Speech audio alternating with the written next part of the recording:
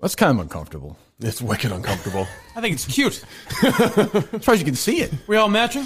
Steve is not. Oh, okay. That's a shame. I am. Mike wears Kirk Minihane merchandise often. Somewhat, yeah. Well, I mean, it's show stuff, which is I'm not. I am wearing show merchandise today, which I never wear. I'm very proud. Well, I was doing it for you. I appreciate that. I got to say, I don't want to start the show off with, but I got a size larger, get a size bigger out there. I'm wearing the gray hoodie, as is Mike today. Yes. Put on the first thing that hit right when it hit my shoulders, rotation, right in the rotation. The sweatshirt's going to be. That's what I would say. It's comfortable. Very comfortable. Very stuff. comfortable.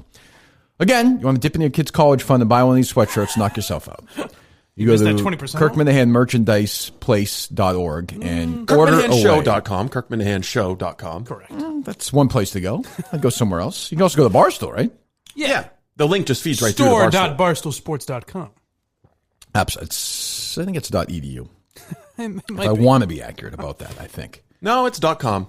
I'm going to have to disagree with you on that one. Well, I own the look domain. it up. Try both, folks. It's definitely KirkMinihaneShow.com. Who owns the domain? I do? I do. Well, I do, right?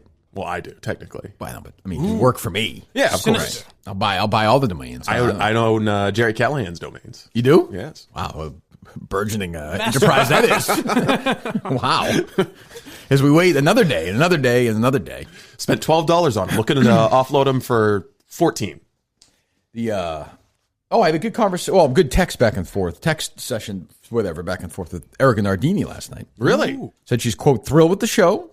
Very happy. Wants me to go, quote, do my thing, which is, some may take as an insult. I don't. Like I'm sort of a performer of some kind. Mm-hmm. Like, one of the Jackson 5. Sure. In New Hampshire. So I don't know what that means. I mean, I know there's a hockey thing going on there. Do you play hockey? I took ice skating lessons as a kid. Hated it. Hated the fuck. I was a basketball. Probably a figure skate lesson, right? No, I should have. With my dancing, it would have been a nice companion piece. You could be an ice dancer. I hated as a kid. I played basketball, so I hated winter stuff. Didn't like skiing. Didn't like ice skating. Didn't like the cold. I had buddies who played high school hockey, and I go to the games. I hated the cold there. Although they got a nice hot chocolate and a pretzel, but still, that's beside the point. I'm not a cold weather guy, but I'm willing to do it I'm willing to take one for the team. Where in New Hampshire is this event taking place? I don't know. They haven't sent me the details yet. Okay. I assume it's not in southern New Hampshire, though. I would guess they not. found a nice rural pond where they can clear it out, and they're going to have several. What do you call them? Rinks if they're on the ice, if they're on the pond. No, you call them. I don't know what you call them. Yeah, you call them ice bowls. Yeah, you call them circumferences. I don't know what. Rinks. Yeah. You say rings? Rinks. Yeah. You're from Maine. I mean, you ever seen hockey? I have, but our high school wasn't big enough to have a hockey team. I understand. No, I understand that may be true, but yet you have seen hockey in your life. I'm quite sure. I've seen hockey, but it's not actually that big in my area of Maine. Again, totally understood. Like, I don't know what's not big in my cricket's not big in, but I've seen it. His area of Maine. Yeah. No, in the 90s, the University of Maine hockey team made it to the Frozen Four. That was a big deal. I think they won national championship when I was younger with the in the 80s. Yeah, with Sean. I forget the coach's name, but that's correct. I'll be damned. There's minor league hockey there, I think. Isn't there? Portland had a team for a while, I believe. Yeah, in southern Maine. There's just not enough money to field hockey teams in northern Maine. But kids play outside, I'm sure, in the winter. Yeah, kind of. There's the private schools will have hockey teams, but sure, there's just not enough money. Right, understood. Anyway, so I don't know what my thing is exactly. I'm guessing cause trouble. Done. I'm going to be doing shit. Lots of interviews with the players and the spectators. When I ask them their questions, they're going to say, "Boy, you look remarkably like Mike Geary, considering you're Kirk Minihane, sitting at home in your house in Lexington, watching television." Oh, that's weird. Kirk Minihane. I remember when they threw a wild at your face. That's strange. I don't know why you want to. Kirk, you really want to have somebody do a slap shot right in your face? Okay, well, fine, good. I thought Kirk Minihane didn't drink. Why is he stumbling all over the place? This is really strange. I thought Kirk was funnier than that. I don't know. Who knew?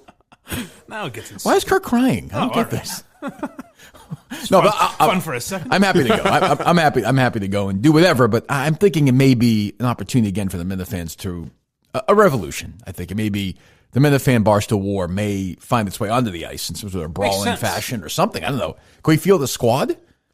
Not us, not the three of us. We put it out there, and there didn't seem to be much interest from the Minifans in putting together a team. They seem like a fit skating bunch. I don't know. I think more likely they're probably going to bring the ice augers from Madawaska and try to have kill somebody, some terrorism on the ice, that'd drilling be great. holes and that's whatnot. fine. Yeah, interesting. Page views, baby. So I don't know who's going, but like I always say, if they ask us to do something, we'll jump and do it. All the hockey players at Barstool are fielding a team together. Okay, I'm sure Erika will be there. She's a hockey player, and I'm sure our buddies, obviously from Spit and Chicklets, will be there. Yes. Yeah, Spit and Chicklets, YP I think plays hockey. Feidelberg plays hockey. They're all together on a team. Feidelberg, he's a blimp. he probably can't skate 5 feet. I don't know. You have to be in some shape to do that. I think he played in high school. That's like 20 years ago. Yeah, maybe. But I mean, he is. Oof. So Barstool's kind of down on my idea for Mike. I thought it would be cool to have a competition where people see how many goals they can score on Mike in a minute. I think they don't like me. With all due respect, it's not that even. I think they don't like you, but I think they're kind of like, let's bring the president on this one. Like we need. Oh, obviously that. We need some SP star power. You could have this in addition to that, right? Yeah, we'll have Mike do something because he's blind. No, Will you be happy? No, they're saying he'll dance for us. They're saying they don't want it. Congratulations. They're saying they don't want it. Barstool has changed. They can't. They can't shoot goals on a blind guy. That's not. Well, that may be a legal issue. That's unsafe for them. Boy, have they changed. Deleting tweets. Can't assault the blind anymore. I know. Well, they can insult me. Assault. Oh, assault. Yes, all right. Yes. They can certainly insult. No, you could call him a blind fat fuck, but you can't throw something at him because he's blind. That's disappointing. That was somebody noted that on Twitter yesterday. I know you know that too. It was funny during the show with Steve and I, like, I don't want to see better. Like, I don't want. No, you see better. No, but yet the risk of it. Like, who wants to see that well? It's just not worth it. I was 500 feet away. I saw that. I could read it just like it was big print. It was great. So great being able to see. There's a 1% chance I could need a different glasses prescription and not see. What's great is we're like, can you imagine worst case scenario, the horror if you lose your sight, become a non-person? Who would go on? Who would choose to live after that? That I don't know. Who would want? Did you find your way here today? Okay, I did. Your Uber guy was all right. He was fine. Have you had repeat? Do you have? So I know nothing about Uber. I mean, I've done it, but do you have repeat Uber drivers here or no? Very rarely. There's just that many, huh? Yeah. In Framingham, I had a couple. Okay, because it was just. I've heard there are probably less drivers out there. And oh, right, coming back, you mean? Yeah. Yeah. But very rarely I get the same one. So people are saying, I'm quick with a 1 star as well. If I don't want. Oh, really? You gave the guy 1 star yesterday? I wouldn't say I'm quick. That seems like a 1-star offense yesterday. But maybe I'm not quick. But if you're rude, or if I said, hey, I'm right up here, would you mind driving? And they're like, they give me a little, then that's a 1 star. For me. Wow. But I didn't say anything. What's your passenger rating? 4.9, I believe. Oh, wow. Pretty good. What's yours, Steve? I think mine's like a 4.87. I don't have the app, so it's all right. Until recently, Chris Curtis would book all my Ubers for me, until 2 months ago. So well, he's a great guy. I don't think he's doing that anymore, and I would only do Uber Black. Oh well, I could see that. Which seemed much nicer. I don't know. I've done that by accident a few times, and it is much nicer. A little leather. They give some mints. They give you some sometimes drinks. they open the door for you. They do open. I like that. They open the door for me. I was leaving Entercom one day when I was still working there. And I was walking out with a young lady, friend of mine, and I guess I ordered Uber Black, or that was the only car available or something.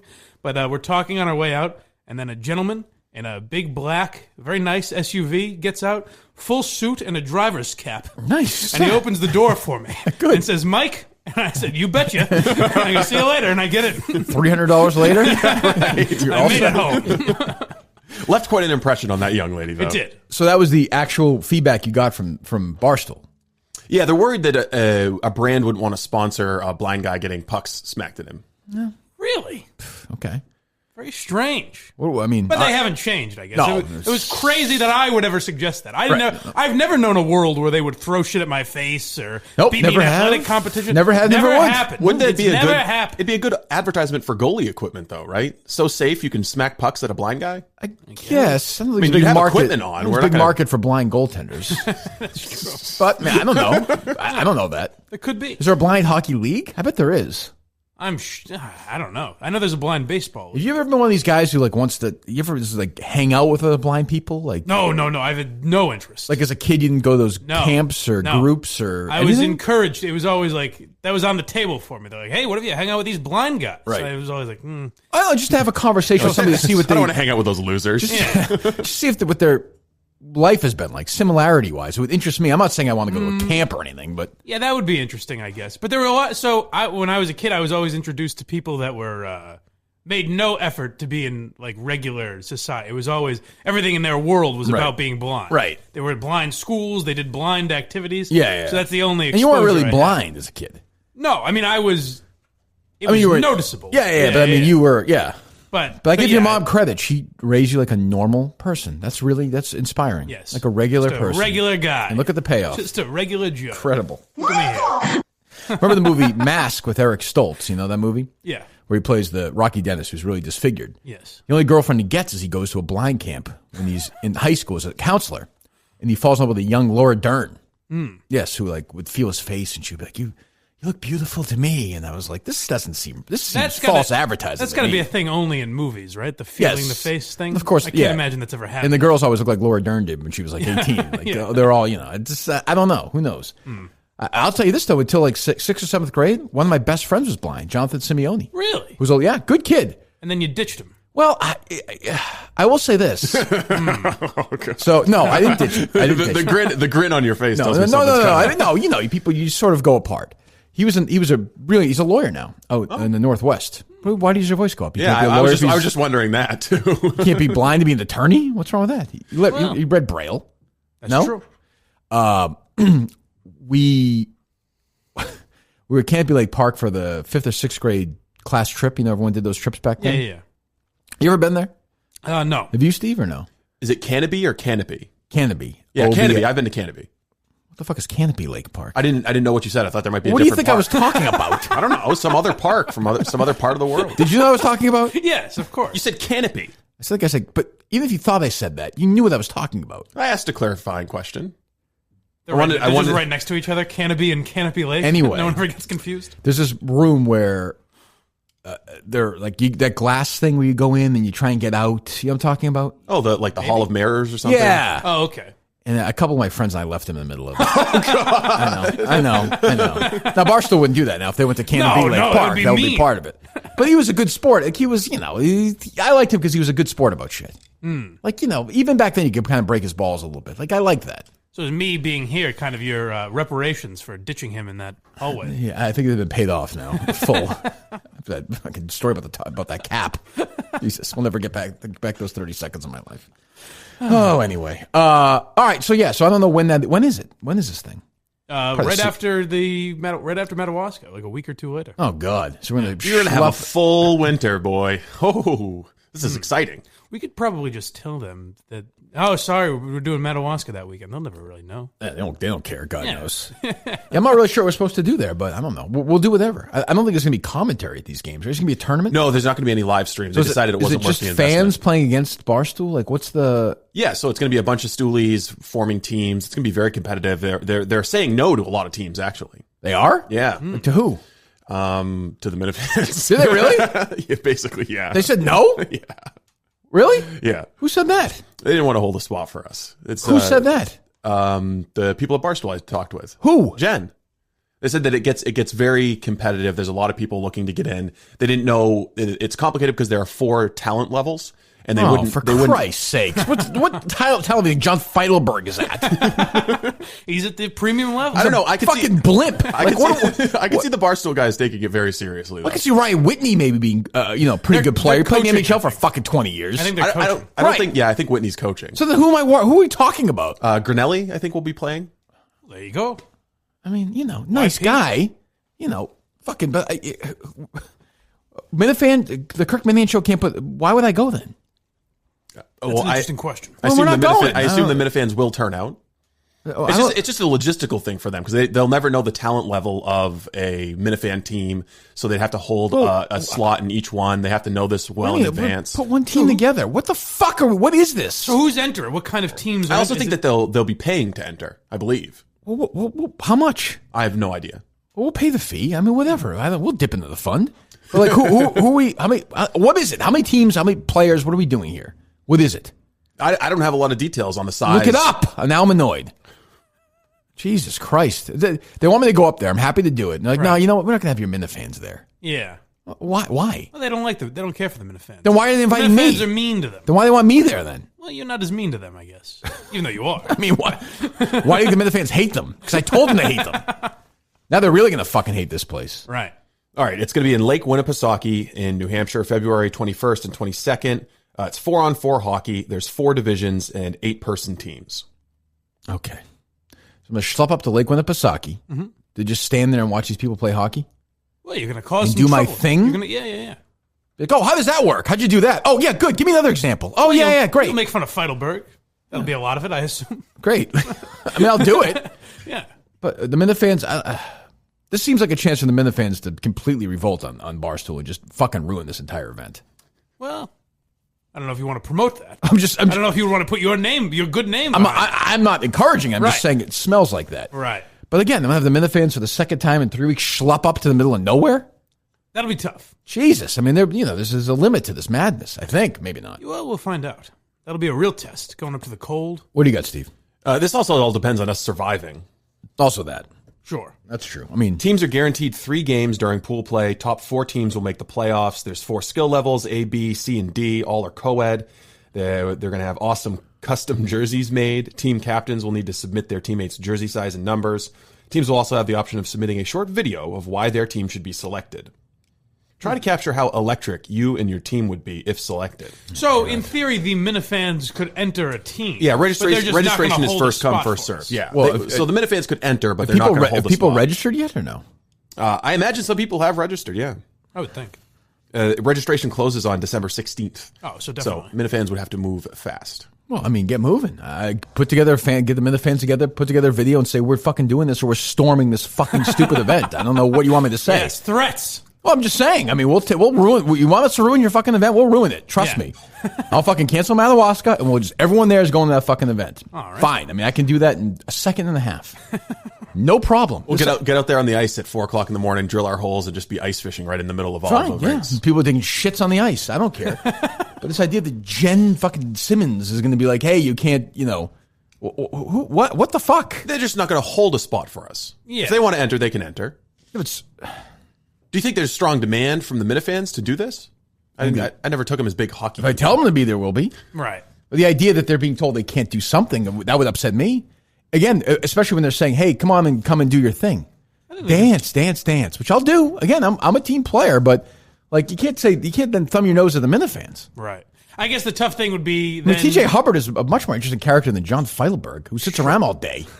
What the fuck does he do? The problem would be then there would have to be a, pardon my take team and why? Well, great, put together a team or whatever. Well, good, put a team together. Right. That seems to me to be a good thing.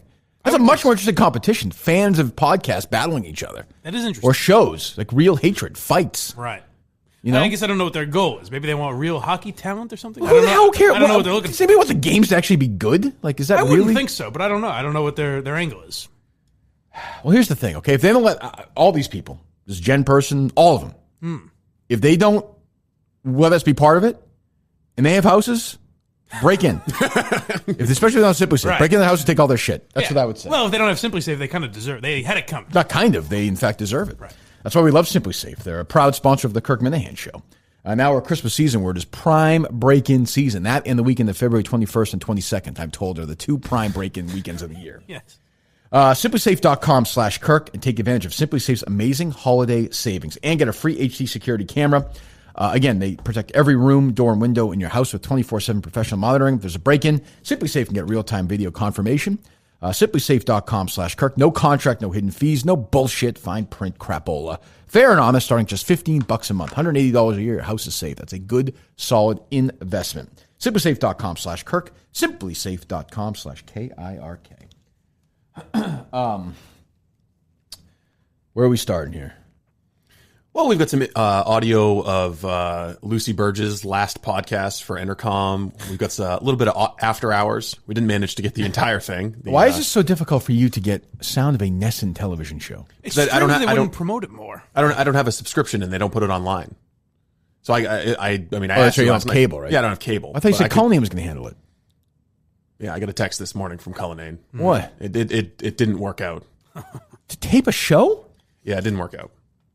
Hold on, I'll read the text. How can you just tape it? Doesn't it seem? That guy's producing a big tennis match tomorrow. I'm not saying I'm capable. God knows I couldn't tape it and send it to you. I wouldn't even know how to fucking do it. I'd do it with my phone on the TV. So I guess he thought he was going to be able to DVR it and then find it online. And he texted me this morning at 6:03, not showing up on Comcast Web. Absurd. It's absurd that you're fucking alive, you idiot. Wait, so Cullinane thought you were asking him to just find it online the next morning? No. He thought he'd be able to DVR it and then find the show on his DVR through the Comcast web portal, which apparently didn't work. They have some on-demand service or no? No, they don't. If you go to the NESN After Hours page, it's just completely empty. And you were battling with these people yesterday. Yes, sure. They weren't happy with you. Did they respond? They weren't. Yeah, happy? they did. Oh, really? Oh, yeah, they got fired back. They clapped back Oh, I hard. didn't see that. They did. Yeah, I almost had to quit Twitter. What did they say? You spelled something wrong or something? What was They it? told me they tweeted out the little bear thing. I don't know how that meme started. I don't even know what that is. But I just found one of their tweets promoting the first ever NESN After Hours, Right. and it had 2 retweets on it. Right. So I retweeted I'm sure it. both retweets were from people on that show. Yes, it's like of an course. EI tweet where it's just all, Yeah, no, they've got a couple of tweets where the only like on it is from the NESN After Hours account. I understand. But then so they clapped back telling me that retweet is in fact one word. Ooh, That's true. it is actually. They are I right. think it was 2 words, you dummy. No, that's how I organized my teddy bear tweet. Did I do the teddy bear meme wrong? I don't even know what that is. What is that? You're annoying me with this. You saw the tweet. I don't know what the teddy bear is though. What does it I have mean? no idea. I was just trying to I have copy to admit, whatever stupid meme they I had. fucking hate these things that are always on. Like, I'm sick of Baby Yoda. Yeah. I'm sick of like the 2019, 10 years later pictures that I saw a couple days ago. These, whatever the fuck it is. Any trends you don't like? Yeah, I don't know why people. What are you doing? Don't have fun. Don't participate in things. Leave me alone with that shit. Are you caught up on The Mandalorian, by the way? I'm not. I'm an episode behind. Chapter 4 Bryce Dallas Howard directed. sucks. Really? Yeah, chapter woman? 4's chapter 4's when it all That's true. went A woman downhill. directed. That's Ron Howard's daughter, though. I mean, Okay, come on. Yeah, Right. yeah. Nepotism. Well, yeah, I saw mixed reviews on that. Yeah. I mean, I don't want to say it's because that's when the women start getting into the acting and the directing, but Oh, is that true? really went downhill. Is Carl Weathers in it? I don't know who Carl Weathers is. Yeah, I'm serious. You're fucking fired. I don't mean to be an asshole. You're fucking fired. That's Should a I Google surprising this? one because it spans He was in Rocky. He's in the most important, not film franchise in okay. history. He's the most I recognize important him. cultural event in the history of the United States of America. I The recognize saga him. of Rocky Balboa. I recognize him. The King of Sting, the recognize Count of Monte Fisto, the one and only Apollo Creed. He's not in chapter 4. You don't know who Carl Weathers is? Well, I know he is looking at him. I didn't know the name though. also Chubbs. It's also Peterson. Chubbs. Yeah, Yeah, I mean, no, I played recognize himself in Arrested Development. Do you know who? That's true. He gets all his refills for free at Burger King. That's right. By the way, that was his idea. He was spitballing with the. He's like, how about I'm just like a super cheapskate? Oh, right. And they're like, That was really funny. Yeah, and they're like, oh, great, go with that. You've never seen Rocky? I have seen Rocky. I just generally don't know. I mean, I can recognize actors, but I don't really That's care a to fucking know Predator. their names. It's Carl Weathers. Yeah, but I don't care to know his name. You don't care to know his name. Talking about Supreme Court justices, Mike said, "How's it ever going to affect my life? How's it ever going to affect my life to know the names of actors? Just dance on a screen and entertain me." doesn't affect your It's life. just It's surprising just that know you it. No, it's just not something I've ever cared to. Okay, do you know who Tom Hanks is? Yeah, I do. Why do you care to know that? Because there's some bigger ones that we've talked about before. Well, you would find it surprising if I didn't know who Tom Hanks was, right? I mean, I understand Tom Hanks is larger on the American cultural scale than is Carl Weathers. Yeah. I mean, I know who Sylvester Stallone is. Okay. Do you know who Talia Shire is? No. Okay. I'm just trying to get an idea of where I'm trying to figure out where the line is of. Oh, it's very, very Well, Stallone, low? Stallone, while he's not as hot as he used to be, is clearly an iconic American film. Yes. You should know Stallone before Clint Eastwood. Carl You Weathers. know who Clint Eastwood is. I do, yes. You know who Gene Hackman is. Yes. Robert Duvall.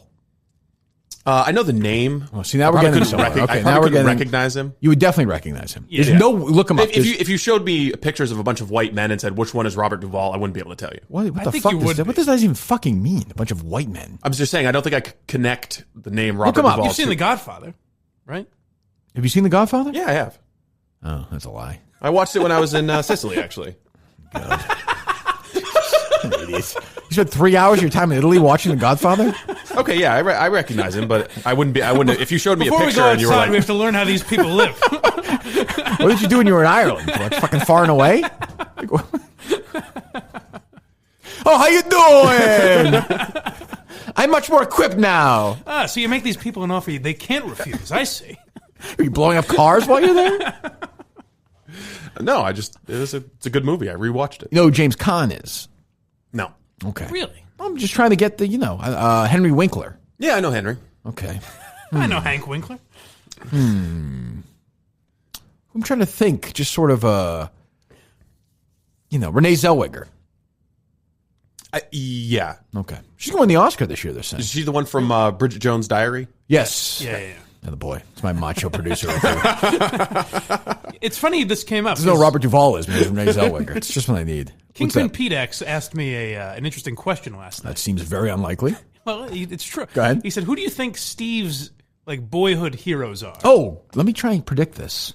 So hold on a second. You and Kingpin Pete were just randomly having a conversation about my boyhood was on heroes? The phone? No, text. We're text buddies. Oh, yeah, you guys. You're just texting back and forth about my boyhood. That's the other one. heroes? That's the other one. That's the other one because I was about to say, okay, boomer. That fucking stupid fucking. Which my daughter said to me the other day. I'm like, what does that even mean? I really hate that. Oh, I'm like, okay, yeah, I get it. I don't pretend to whatever. All right, so Steve's. Let's. So I got to think at that time, a lot of kids' heroes were Jack Dempsey, Babe Ruth. I'm trying to think. Clark Gable, Edward G. Robinson. I'm trying to think who else would be. So, I guess, Roosevelt when he was elected, he was a little old at that, but he was serving, in the war. He's the president, yeah. Although Steve was fighting against Roosevelt in the war, so Hitler obviously would be high on the list. Goebbels. I'm trying to think who. Himmler. Who else would it be? He was more of a Stalin guy, actually. So I'll be honest. So I'm thinking of a young Steve Robinson. Spent some time. Remember, this guy spent a lot of time in Maine. Mm-hmm. He was president when Steve was young, but still president. I'm going to say George H.W. Bush. Okay. Nope. I was going to say, honestly, I couldn't come up with any better names. The Gipper himself, still Reagan and Howie Carr. Not really a big HW guy. But as a kid, even I liked his sock game. Very nice guy. A couple of interactions with him Well, you guys were neighbors, right? We went. We a few dinners out on Walker's Point. We would occasionally golf together. We would occasionally play bridge together. Oh, yes, okay. Yes, right. sure. You ever get grabby with you? He did grab my ass one time in that picture. I was fine with that. But he always seemed like he seemed, who knows, super regular. Like he would go into a restaurant, he would walk in there with his wife. There'd be Secret Service, but I'd see him go up there, pay. Seemed like a nice guy. Did he ever ask you who your favorite magician is? I know the joke. I did not play along with it. No. But he came from a different time. And you can say whatever you want. Legitimate hero. Oh, sure. Legitimate. Yeah. And this is Jerry Callahan's line. I'm stealing it from Jerry. You could argue the most accomplished American who's ever lived. Yeah, I guess so. He kind of did it all. Right behind Trump. Behind Trump, yes. So who was young Mike Geary's hero? I guess I probably had a weird one too. Like Tom Brady would be obvious, but Larry David was one. What about Daredevil? True story, right? Everyone, that comes up every time I do anything physical. They're like, "You ever seen Daredevil?" Why are you terrible movie to be attached to? Why are you clicking? Mine were Larry Bird and Bruce Springsteen. Those are my two heroes for sure. Not even and my dad, as Mike's was as well. I know. Sure, yeah. How about you, Steve? Probably my brother. Who? Ben? Yeah. Really? Maybe Abraham Lincoln. I don't believe him either. Abraham Lincoln, did you say? Yeah. He's a lawyer, made good. Came from a rural place. That's what was so fascinating is we kind of thought it had to be someone that was not alive during his childhood. Well, that's not true. Well, right. I believe Steve's immortal. His sort of speculated childhood. So your brother and Abraham Lincoln. And William Tecumseh Sherman. Well, obviously. William Tecumseh Sherman. Familiarize me with him, please. He was the leader of the leader of the total war strategy against the South. He threw cows down wells, tore up railroad tracks. Why was he a hero? Oh, just brutal, savage shit. Brought the South to their knees. As a kid? Yeah, I always admired the total war strategy. When did you read about him as a kid? I don't think I read about him much as a kid. I don't know. I think you learn about the Civil War in what, 4th, 5th, 6th grade? Yeah, but that seems like a sort of a supporting character. Mm. Yeah, he was, but he was a legendary Civil War general. Right, sure. Where is there some sort of museum or somewhere for him that we could perhaps have an event? There's got to be. You're looking up. There's got to be something somewhere. Oh, God. William. There we go. Fresh off of Panora. William. What is it? William, how do you spell it? Tecumseh. Tecumseh. Oh, Sherman. You're talking about Sherman? Yeah. Okay. Boy, he's a badass looking guy. Yes. He's got a couple of monuments. You can see the fascination. Born in Lancaster, Ohio. Okay. Obscure enough. City population 38,000. Nope. That's a fucking... they could be Olympics there compared to where we're going. I'm not interested in that. Nope. You see.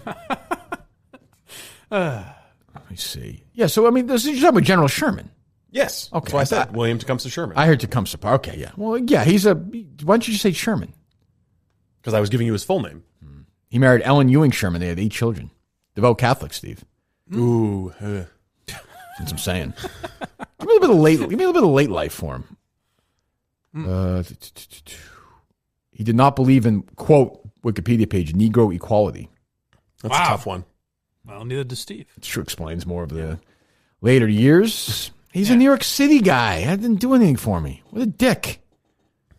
Why don't you move to like Wyoming or something? I admire more the sheer ruthlessness with which he executed General Grant's orders. Died of pneumonia. Didn't they all? Very common cause of death. Yeah. It was like dysentery, pneumonia, Childbirth. cholera. Yes. Yeah. Childbirth was a big one. It's getting a lot safer to have babies these days. That's true. You said it, friend.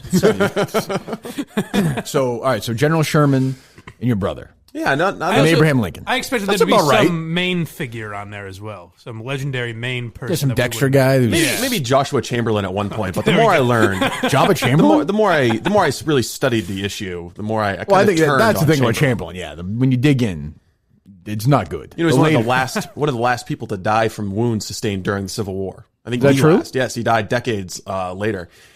At Fredericksburg, he lost his dick. This is why you don't admire him. No, he kind of turned into he was the president of Bowdoin College. He turned into a real douche after he lost his dick. Your former alma mater, yeah. Yes. But no sports people were heroes. I believe that. Yeah. I believe that. I do believe that. Yeah, for me, musically, as a kid, it was very close. Ironically, I was going to mention this yesterday. Like when I was my Uncle Steve, Uncle Steve, my Aunt Sandra's husband, now divorced, but great guy, introduced me to Springsteen. When I was like 9 or 10, right when Born in the USA came out. But I was obsessed with Van Halen at that point because their big record, 1984, came out. So I could have gone, there were two roads. I could have gone right and stuck with Van Halen. Yeah. And been like one of those old fucking Van Halen fans. But thank God I took a left and stuck with Bruce. I think you look down at Van Halen fans. Oh, for sure. Well, I mean, Bruce keeps working and doing stuff and trying. Right. Van Halen is broken up and they're a mess. David Lee Roth sounds fucking awful now. He's a bit of a nut. Yeah, he's crazy. Good radio guy, but just great talent. Yeah. But you know, thank God every day. It's surprising to me that you don't play an instrument because music is such a big part of your life. Did you ever dabble? I played sports as a kid. Dancer, baby. Yeah, I stopped that. Unfortunately, too young. But I played sports as a kid, so there wasn't a lot of that. Secretly having a saxophone hobby or something. No secret saxophone hobby for me. No. I don't think I would have an aptitude for it either. It's like foreign language. I never really got my head around it. There's certain things I don't really like. Playing an instrument seems annoying to me. I don't know. Do you play an instrument, Steve? No, I played the harmonica a little bit, but never really put any time into it. I can see him playing like the banjo. The harmonica is actually a perfect instrument. You're going to bring a harmonica up with the two Madawaska? No, probably not. Oh, come on. I don't even know if I have one, to be honest. By the campfire, wouldn't you want to hear that, That'd be Mike? great. I'm sure with classics? I'm sure TJ Hubbard will take care of us with the guitar. Oh, that's true. That's true. A lot of musically talented Minifans. Speaking of talent, and I look, here's the trick, right? You can't win by diving into this story. You literally, and it's not a big deal, but you literally can't win if I just ask Steve, don't do it yet, if I just ask him to play this Katie Nolan sound. The trick is, like, if you make fun of it, you're then what they're... Well, why would you? Right.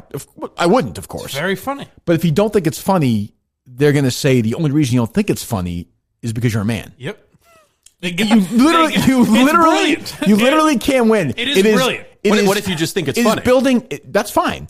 But it's building the Sears Tower of straw man arguments. Yeah. If you listen to this thing.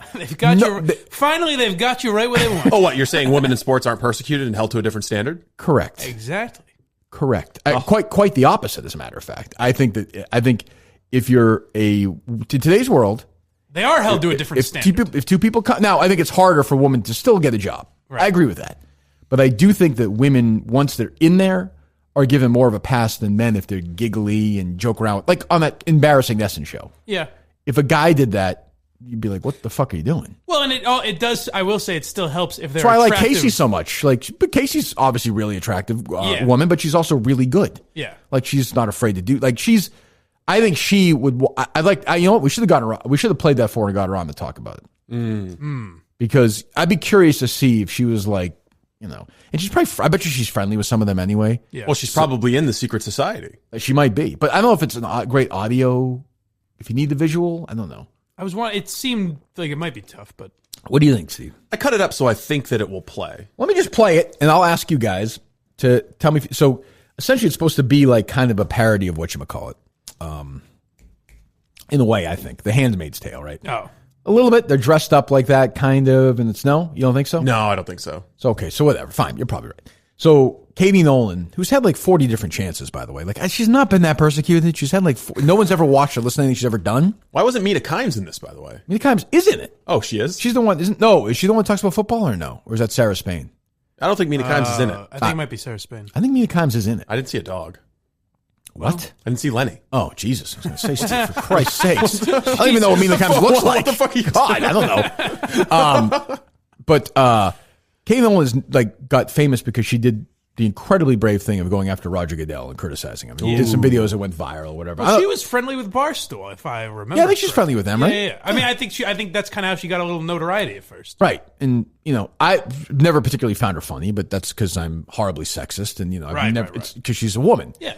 So she does, and I think it's, obviously somewhat of a parody too, but she basically does this thing where I think it's just a bunch of people who are sensitive about things they see on Twitter. Yeah. And so they turn it into a bit, unless you disagree with that. I don't know. Maybe you like Katie Nolan. I find Katie Nolan all right. Yeah. But do you think she's got charming? I don't think she's hilariously funny. Do you think that Katie Nolan, who's had like a bunch of different chances, do you think her sexuality or the fact that she's a female has held her back at all professionally? No. I mean, she's gotten a lot of chances. Yeah. I think nothing's ever really clicked from an audience perspective. And people are like, oh, she's great. I don't know why it doesn't click. It's like yesterday. Same humor level, a guy she's fine. Even a frumpy looking girl might have more trouble. Right. You know what I mean? She's definitely helped by that. Yeah, she's cute and everything, and she seems really nice. Not really anything against her, but people fawn and write these profiles and like, why aren't her ratings higher? Boy, because of this and this and this. Well, she just hasn't clicked. She did some segment we played in the old show a couple of years ago where she went to the Super Bowl and it was just brutally unfunny. And if I did that, people would shit on me forever. Yeah. And, people shit on me now all the time. And I don't know. It's like, it's a weird, what's her name? I don't know anything about sports center anymore. Who's the anchor who's part of this sketch? Champion? Is that her name? Carly? Carrie Champion? And the soccer player, Julia. Carrie Champion is the one that Artie Lang talked about, if I remember right. Yes. I only used in a good place at that time. No, not really. But. Julie Foudy, is that her name? The soccer player? Yeah, I think Foudy is one of them. Yeah, and they all, I don't know. We can play, and it ties into something that I thought was in the news yesterday that is interesting to me also. So we'll play it, and it's supposed to be a parody, and you talk about the comments. You talk about the blue checkmark brigade after. Like, this is the funniest thing I've ever seen. Oh, yeah. Preach. Go ahead. This is the secret society of women in sports media, Katie. We meet weekly to discuss very important matters that are key to our larger mission. What larger mission? Basically, Katie, we all decided it was time to bring you into the fold. It's time. It's time. It is time. Okay, I'm in. To be clear, though, I have been a woman in sports media for kind of a minute. We're aware. Now. Okay. We are aware. Okay, cool. What's the first order of business? Do I sleep my way to the top? First, you must pass initiation. So you say you love the Pats. Name 3 players on the defense. Oh, seriously? Okay. Patrick Chung, Kyle Van Noy, Devin McCourty. What? Let's give her a second chance. Explain to us an infield fly rule. I gotta be honest, I feel like I'm at a sports bar with men. It's when there's runners on first and second or the bases are loaded. It's easily catchable. I feel like this is a mistake. You're out whether or not they catch it. What's happening right now? She doesn't get it. Name 1 pitcher from the 1973 World Series. Okay, I don't know what this is. The old comedy rule of this. 3. I'm a sports fan. Just because I'm a woman, I have to prove this to you. You know me. I'm leaving. Thanks, guys. Wait. No. Don't leave. Congrats, Katie. You're in. It's longer than that, isn't it? The one it's longer than that. I got a bunch of different clips from those. So that's the beginning. That's the setup. The whole idea is she has to be angry that she would have to prove herself. Right. And it's like at the bar, but like again, I don't know. Is it because people on Twitter say you're a woman? You don't know anything about sports? Like, who gives a shit? I don't really understand. And now they move on to the ceremony of burning the bad tweets. But I don't understand. Oh, do they? I didn't see that part. Oh, yeah. They read tweets from people. They read mean tweets and throw them into an oven. And by the way, when they do this, all they're saying is like keep tweeting at us. This affects us. Like it's oddly domestic too. You would think for a ceremony like that they wouldn't be throwing the tweets into an oven, but rather an outdoor fire. And maybe I'm missing it. And I understand that she's trying to be satirical, but where's the humor in it? Well, I don't get the idea that Katie Nolan has to pass a test to be on. She's been on Fox for that's what she's. 5 Well, years. the whole thing is that the experience of being a woman reporter is having people constantly doubt your sports knowledge or your understanding of the game. I guess what I'm saying is, why wouldn't Katie Nolan already know that? She does, but I guess right. But why do they all? I don't know what. I don't get. I don't get the humor in it. I just don't get the. I understand the premise. I'm fully aware of it. Yeah. But I don't think that Katie Nolan knows any more or less about sports than fucking Joe Buck. It doesn't matter to me. It's the idea that there's a secret society of female sports reporters who are long suffering, and they have they share long suffering because people are tweeting things at them. Yeah, well, people are tweeting things at them and asking them if they know members of certain sports teams. Oh my God! they actually get out of bed and go to work every day. They are brave. I mean, but that's the thing. They want to seem like they have a good sense of humor, but you can tell just by doing it. Right. They're sensitive about it. But I mean, so just tell them to fuck off. I don't know what. Not that I'm in that field, but anytime I talk about sports or whatever, people respond. Mike doesn't know anything about sport. You know what I mean? Yeah. I get that too. I know nothing about the Currents. I couldn't tell you. I didn't know Patrick Chung was still in the Patriots. Right. I'm being dead serious. I had no idea. What a struggle. How do you how do you get through that? See, the thing is, it's okay for you to not to know that because you have a penis. But here's the thing, though. She's playing the characters like, well, actually, wait, I know a lot about sports. She wants to tell you that. Who gives a shit? Just do your show. But also, I have no issue with thinking that Katie Nolan knows about sports. She may know more than me. She may know nothing. Who cares? Who gives a fuck? I don't know. And by the way, online. the host of Sports Center, she reads a teleprompter. So maybe she's a huge sports fan, or maybe she knows nothing. Well, exactly. I mean, is it a requirement to be a sports reporter? Well, I think that you have to know a lot about sports. For all I know, Scott Van Pelt doesn't know a fucking thing about baseball. How the hell do I know? Right. I don't know. Stop worrying about the stupid shit. There's a weird thing. Like, obviously, we interact with the Minifans all the time, but the Minifans are a generally pleasant bunch. The idea that you give so much credence to people with 8 followers who call you an asshole on Twitter. I don't even care if you have 80 million followers. But Ignore them. Yeah, right. It's whatever. Of course, I had a 30-minute screaming session with a fucking cartoon character yesterday on my show. So who the fuck am I talking about? That's true. But the hell am I to pass any judgment on anyone? All right, let me hear some more. All right, here's the burning of the bad tweets. Repeat after me. I, Katie Nolan. I, Katie Nolan. Promise to uphold. Promise to uphold. The values of the sisterhood. The values of the sisterhood. No matter the cost. No matter the cost. Praise be to Doris. Praise be to Doris. Sweet. Put on your robe. Okay. What's next? Burn ceremony? What's a burn ceremony? I have the bad tweets of the week. Let us read. Sarah Spain makes my ears bleed. All right, I can't even. Are they doing the mean tweets thing again? This is so sad. I don't stop. It's going to get me mad because I'm going to say something stupid and I just don't even want to deal with it. But what do you? Their sensitivity is bleeding over the segment. It's kind of what you got to deal. If you're going to be a public figure of any kind, you're going to have to deal with mean tweets. But and just I mean, Sarah Spain, somebody doesn't like her. So right. What? Maybe it may not be because you're a woman either. It might just be because they don't think you're good. Well, that's the thing is I'd like to look up. It doesn't have to be, Look up any tweets about Chris. Every Sunday night, just search Chris Collinsworth on Twitter. No, I understand. I understand. I'm not stupid. I understand that the vitriol can be much harsher toward a woman. I get that. Sure. I think that's true. I do think that's true. But also to that, I'd say fucking mute them, block them, and move on. Well, it can be more, people go to a more sexual route. Yeah, somebody's obviously these people are fucking assholes. Yeah. So then they exist, and then life goes on. I mute people all the time. It's fun. It's liberating. Yeah. It's I don't have to deal with that guy anymore. I muted Steve years ago. It's great. Right. I don't even know he's on Twitter anymore. Are you? No. You want to burn your old tweets, Steve? Wouldn't that be fun? Thank God there was no Twitter in 1936 when Durr Robinson was. Boy, was that uncomfortable yesterday. Epstein, Weinstein, aren't they all the same? Oh, my goodness. What's the difference? Jesus. Mike, Bergs, the Mike, Steens. I do think you're funny. I was just laughing when you couldn't see me. That was a good line he had. Saved it for the text chat, but That's true. not for the podcast. Mike says his best on the text chat. He saves it for that. We see he has a very Costanzan quality about him. He does. The walk. All right. You know what? Play the rest. Let me hear some more. All right. Let me get what's next. This is like the end part where they talk about how they scheme. The premise is that they're scheming on how they're going to ruin sports. Right. Because that's what women do. They which, by the way, sports. which in 2019, no one is having that conversation anymore. No one thinks, Jessica Mendoza does the Sunday Night Baseball games. She's bad at it. Yeah. People have just forgotten that she also does it. happens to be a woman. Yeah. She's bad. I also think Alex Rodriguez is bad at it. Oh, really? He's a man. Yes. He's all right. Terrible. Also, I think I have no use for the A-Rod. The whole A-Rod character for me in general is just a bore. Yeah. He does nothing for me. baseball has a lot of problems, and female commentators aren't at the top. Play the sound, Steve. All right, so ladies, just one last thing. What are we doing this week to ruin sports for men?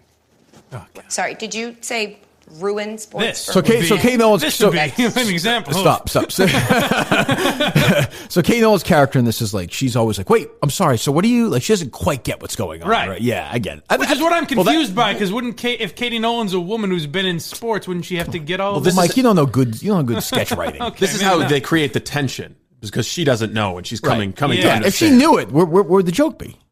She'd already Right. be in the society, and Well, there would be no on, need Mike. for this Well, video. you The joke would be that not all women have to deal with this, because obviously Katie Nolan hasn't had to. Well, she's had 97 chances. I don't know. I mean, I think. So now the thing is that is this what they talk about when the cameras aren't actually on? Like, guys think, who the fuck thinks sports is ruined? Because is it Carly or Carrie? I actually don't know her name. Carrie Champion? Is that her name? Did she host Sports Center? Who the fuck? Linda Cohen hosted it 30 years ago. Gail Gardner hosted it 40 years ago. Right. Who has ever thought that, Susie Colbert hosted it for years? Yeah. Who has ever thought that? Hannah Storm. Who's ever thought that? Ever?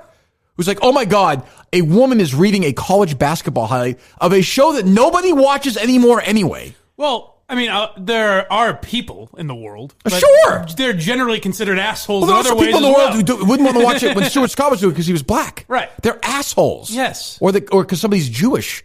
They're producers of my show. Right. That's different. Wait, hang on. Yeah, What? they'll text us uncomfortable things. Oh, sorry. Yes, sorry. But I mean, those people, but there's always going to be a segment of bigoted, closed-minded assholes. Right. Who hate men and women and black people and Asian people and Jewish people But and Twitter whatever. has allowed those people They have a voice to not only have a voice, they are all we think about. Well, we'll get to that in a second. A couple of it, but so And I do that too a little bit. Where like so do I. So do where I. like Mike and the Minifans will have X amount of likes and one dislike, and I'm like, I wonder who disliked that. Like, that's what sticks out in my mind. So usually me. I get focusing on negative. Yeah, it's probably but the idea that and they're doing is like sort of a satire, but there's so much truth rooted in it. There's so much anger that just like what. And I'm not saying all women are angry, but I'm just saying like what are you proving by this? right. You sound kind of triggered. I'm a little triggered. Yeah, these women in sports, man. First of all, I don't think I've ever seen Katie Nolan ever on the. I didn't even know she was on ESPN. I didn't know who she was until you sent me this. Yeah, when I saw who put out the YouTube video, I was like, oh shit, she's still at ESPN, huh? Yeah, I mean, good for her. I don't know. She seems like a nice person. I don't know. I think it's cool that women like that can pretend to be in sports. What we do. Like, I had heard that that's a thing that we do. I just didn't know that we actually did it. Let me explain. It is our only goal in life, as women in sports, is to take this thing that men have loved and destroy it piece by piece. Can I ask, like, how do we do it? Well, in my case, I host Sports Center every day. In my case, Yeah. sometimes when I'm on TV, I don't smile. I talk about football, never even played the game. And I don't cook. What will you do? I feel like there are a lot of guys. But see what I mean? Like, is there a laugh in there? I feel like there are a lot of guys on TV that didn't play football that talk about it. No, that's okay. Don't Well, say that's that. the. I don't know if Trey Wingo was ever suiting up at linebacker. I mean, I don't know. It seems very it's just also not funny. Like it's not. They're playing on something that's. I don't think it was meant to be funny. I think it was just virtue signaling. That's all it is. And there'll be one place in the world that semi criticizes it today. Here, that's it. And everybody else who thinks was totally unfunny will either say it's great or say nothing. And by the way, I'm not fighting this big war, but I'm just like, and you're sort of doing the opposite. You're kind of now shaming the people on Twitter who may have legitimate opinions about your work. Yeah. Now, the guys who think you suck because you're a woman, those guys are assholes. Yeah. Fine. We all agree. Move on. But how about people who think you aren't good at your job because maybe you're not good at your job? Well, they should stay quiet. They It's should not nice to they should say. be silenced. Yeah. So they don't want to be silenced. Well. But they want to silence people who might have legitimate criticism. I'm just trying Well, they because think they're attacking a double standard, but they're actually upholding one. they're creating one. They're saying unkind things, and that shouldn't be allowed. It's hurtful. Yeah. It's hurtful. Simply Safe is not hurtful. No. It's protectful, as a matter of fact. It will save your life. It will save the life of a Minifan. I think it could save somebody's life in Madawaska. I don't know. And more importantly, save your items. That's true. I mean, we have, I don't know if it's more important than life. I think so. Okay. SimplySafe.com/Kirk. Go to it right now. Here's what you get. Every room, door, window in your home, 24/7 professional monitoring. If there is a break-in, here's what SimplySafe is going to do for you. They're going to give real-time video confirmation so police respond up to 3.5 times faster. With SimplySafe, there's no contract, hidden fees, or fine print. Prices are fair and honest, starting at just $15 a month. What did I say there? Or fine. I said fine print in like a weird southern. Did you hear that? Get a little southern twang. You might have Now, let me the tell Civil you War all. on your brain. Here's what you do. Here's what you do now, my friends, okay? We're going to do it right now, okay? You go on down to SimplySafe.com/Kirk. We're going to take care of y'all, okay? We're in Louisiana? Now we take advantage of SimplySafe May holiday and get a free HG. Get, ooh, boy, good golly old mileage. Whoop-de-doop there. And it's in Sudar. That's SimplySafe.com/Kirk. SimplySafe.com/Kirk. SimplySafe.com/KIR. Hey. Get her done. SimplySafe.com. You get her done. SimplySafe.com/Kirk. SimplySafe.com/Kirk. My choice for home security. We'll dive into that. 3 different things. That's the Twitter thing. A. B is one of the great presidential candidates left our little barbecue yesterday, our little party, our barbecue, our show, our event. One less smug laugh I'll have in my life. I'll have to rely on Steve. Smile a little more, too, would be my advice to her. Jesus. The junior senator from the great state of California, correct, Steve? Yes. Kamala Harris. Kamala. Out. Sad. Well, and I saw a lot of stuff on Twitter making this claim, which is amazing to me. Right. Just, again, they're saying America is not ready for a minority or a woman to be president of the United States. The last election, the plurality of votes went to a woman. The previous 2 elections was won by a man who is African American. Well, only half. They need to combine the two. Oh, that's the real issue. Yes. Okay, so let's just say today in Chicago, a 2:00 press conference was held by either Michelle Obama or Oprah Winfrey. Mm-hmm. How do you think they would be standing in the current Democratic polls right away? They'd be shamed out of even running. What position do you think they would have in the polls? I think they might blow past Biden. Numero uno. I don't think you haven't looked at the fine print. They wouldn't be allowed to run. That's true. Yeah. So here's sometimes you just have to come to this conclusion. I thought that she was going to be a better candidate than she was. I did too. She was a lousy candidate. Terrible. A lousy candidate can be black, can be white, can be male, can be female, young, old. It happens all the time. Mm-hmm. We're seeing it, in this Democratic candidate. We saw it. Look, I'll give you a perfect example. There was no better in the way that the world used to work, right? It was kind of somebody's time in the presidential elections. Like, it was, whatever, John Kerry's time. It was, people thought it was, the next guy up, right? Each time. And usually, a lot of times they would win. Nobody thought, I think 3 or 4 years ago, if we were doing this, would say, well, okay, we know that the Republican candidate is probably going to be Jeb Bush. Yeah. He checks all the old school boxes: pedigree, name, money, fundraising. Guess what happened? He was a shitty candidate who got not just exposed, just humiliated, obliterated by Donald Trump. Had $100 million in his super PAC and massive. Couldn't even do a fucking thing with it. Did not. I don't think ever got more than. I think he lasted to South Carolina. Yeah, I think he capped out nationally at like 22% in the polls. And I don't think he ever finished in any of these polls, like the actual ones, Iowa, New Hampshire, South Carolina, ever higher than, say, F7 or 8%. Yeah. A total loser candidate. Male, white, and also a lousy candidate. Kamala Harris, female, not white, lousy candidate. She didn't get her message across. America had no interest in what she was selling. Came off Even as in smug and condescending. Well, that's sexist. I don't agree with that. Even in California, her home state, she's a senator there, and they've elected her before, but for president, they just were like, nah, I think we'll stick with Bernie.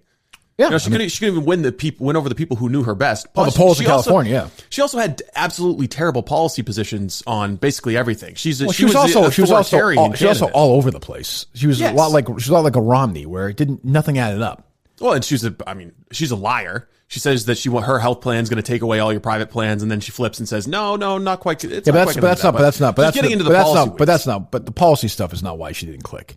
Like it's too early. It's too early right now. Policy doesn't matter that much. Flip flopping and being on either side of a policy issue. But I think policy is why Warren is fading as well. Yeah, but I also think people in this part still, they can still retail stuff where they like the person or they don't like the person this early on.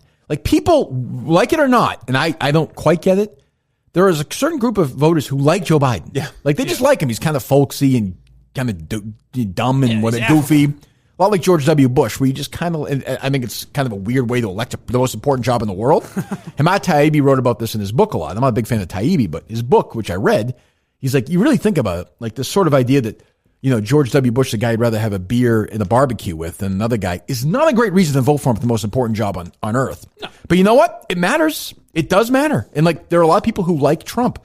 When Trump put out that picture of him on Rocky's body, I fucking laughed. I laughed. When he said bullshit the other night, I laughed. It made me laugh. But, you look at these candidates, and that thing with Tulsi, that was a bad moment for her, for Kamala. Like, it was a bad moment. She looked bad. And did you see what Tulsi did yesterday? Yeah, I did. I thought that was pretty funny. That was funny. I mean, I don't know how long she's going to last either, but it is interesting that Tulsi and Yang have outlasted damn Kamala. Right. I did not see that coming. Something to be said for having no money. As opposed to having a lot of money. Yang's actually raised quite a bit of money. Okay. Yeah. But she really hasn't, though. From what I was reading yesterday. No, she hasn't. She's more of an insurgency. I think she's running for a message, not because she actually thinks she's going to win. But one of my favorite things to read, I love reading books about elections, after elections. I love a good long, I'm going to tell you this right now. Postmortem? Oh, I love because this Kamala Harris candidate, they burned through so much money. It's going to be and people are going to start pointing fingers. It's going to be ugly. What I hated yesterday was people saying, oh, don't take a victory lap around Kamala because there are 24-year-old staffers working on this campaign and now they don't know what they're doing. I mean, then you can do that with anything. That's the fucking risk you take when you go work for a would-be authoritarian. And they're going to go work for somebody else. Exactly. Too. I mean, but I also love this stuff. Where is it? Let me see here. I noticed that there were a lot of people. No, go ahead. There are a lot of people making reference to Kamala not based on her as an individual, but based on her gender and her skin color. Of course, they're not saying, "Oh, she would have been a good president. We're sad to see her go. She had my support." They're saying, "Well, we're sad to see someone who checks these boxes." Well, clearly, you're not familiar with the actress Amber Tamblyn, then. Oh yeah, because I am. I retweeted her yesterday. So, Kamala Harris, thank you for doing so much during your run, especially using a pronoun to describe your candidacy as president, she, her, that make women feel seen. Yeah. That may seem small to us, but some was revolutionary to us. Can't wait to see what you do next. So the most important thing she thought this woman did. And my pronouns are she, her, and hers. She, her, and her? Yeah, woo, pronouns! Cuomo almost died right there. Almost got his career ruined. But that's the most impactful thing this woman did running for president for 6 months was saying her pronouns. That's a little troublesome. Well, it's weird. It shows how not progressive that side is, even though they claim to be, in that the biggest thing to them is race, gender, sexuality, where a big percentage of the country is saying, yeah, we don't really give a shit about that. We don't care what race the person is. We care about what their views are. And that, but only at a surface level, because Kamala Harris's thing, and when she was an attorney in California, was keeping. What? Attorney general? Yeah, no. When she was working in California, she was keeping predominantly young black men in jail for drug offenses. Right. So she's like the worst possible person when it comes to the status of African American men in California. Well, here's the thing, and they don't give a shit about that. Here's what she should have done, though.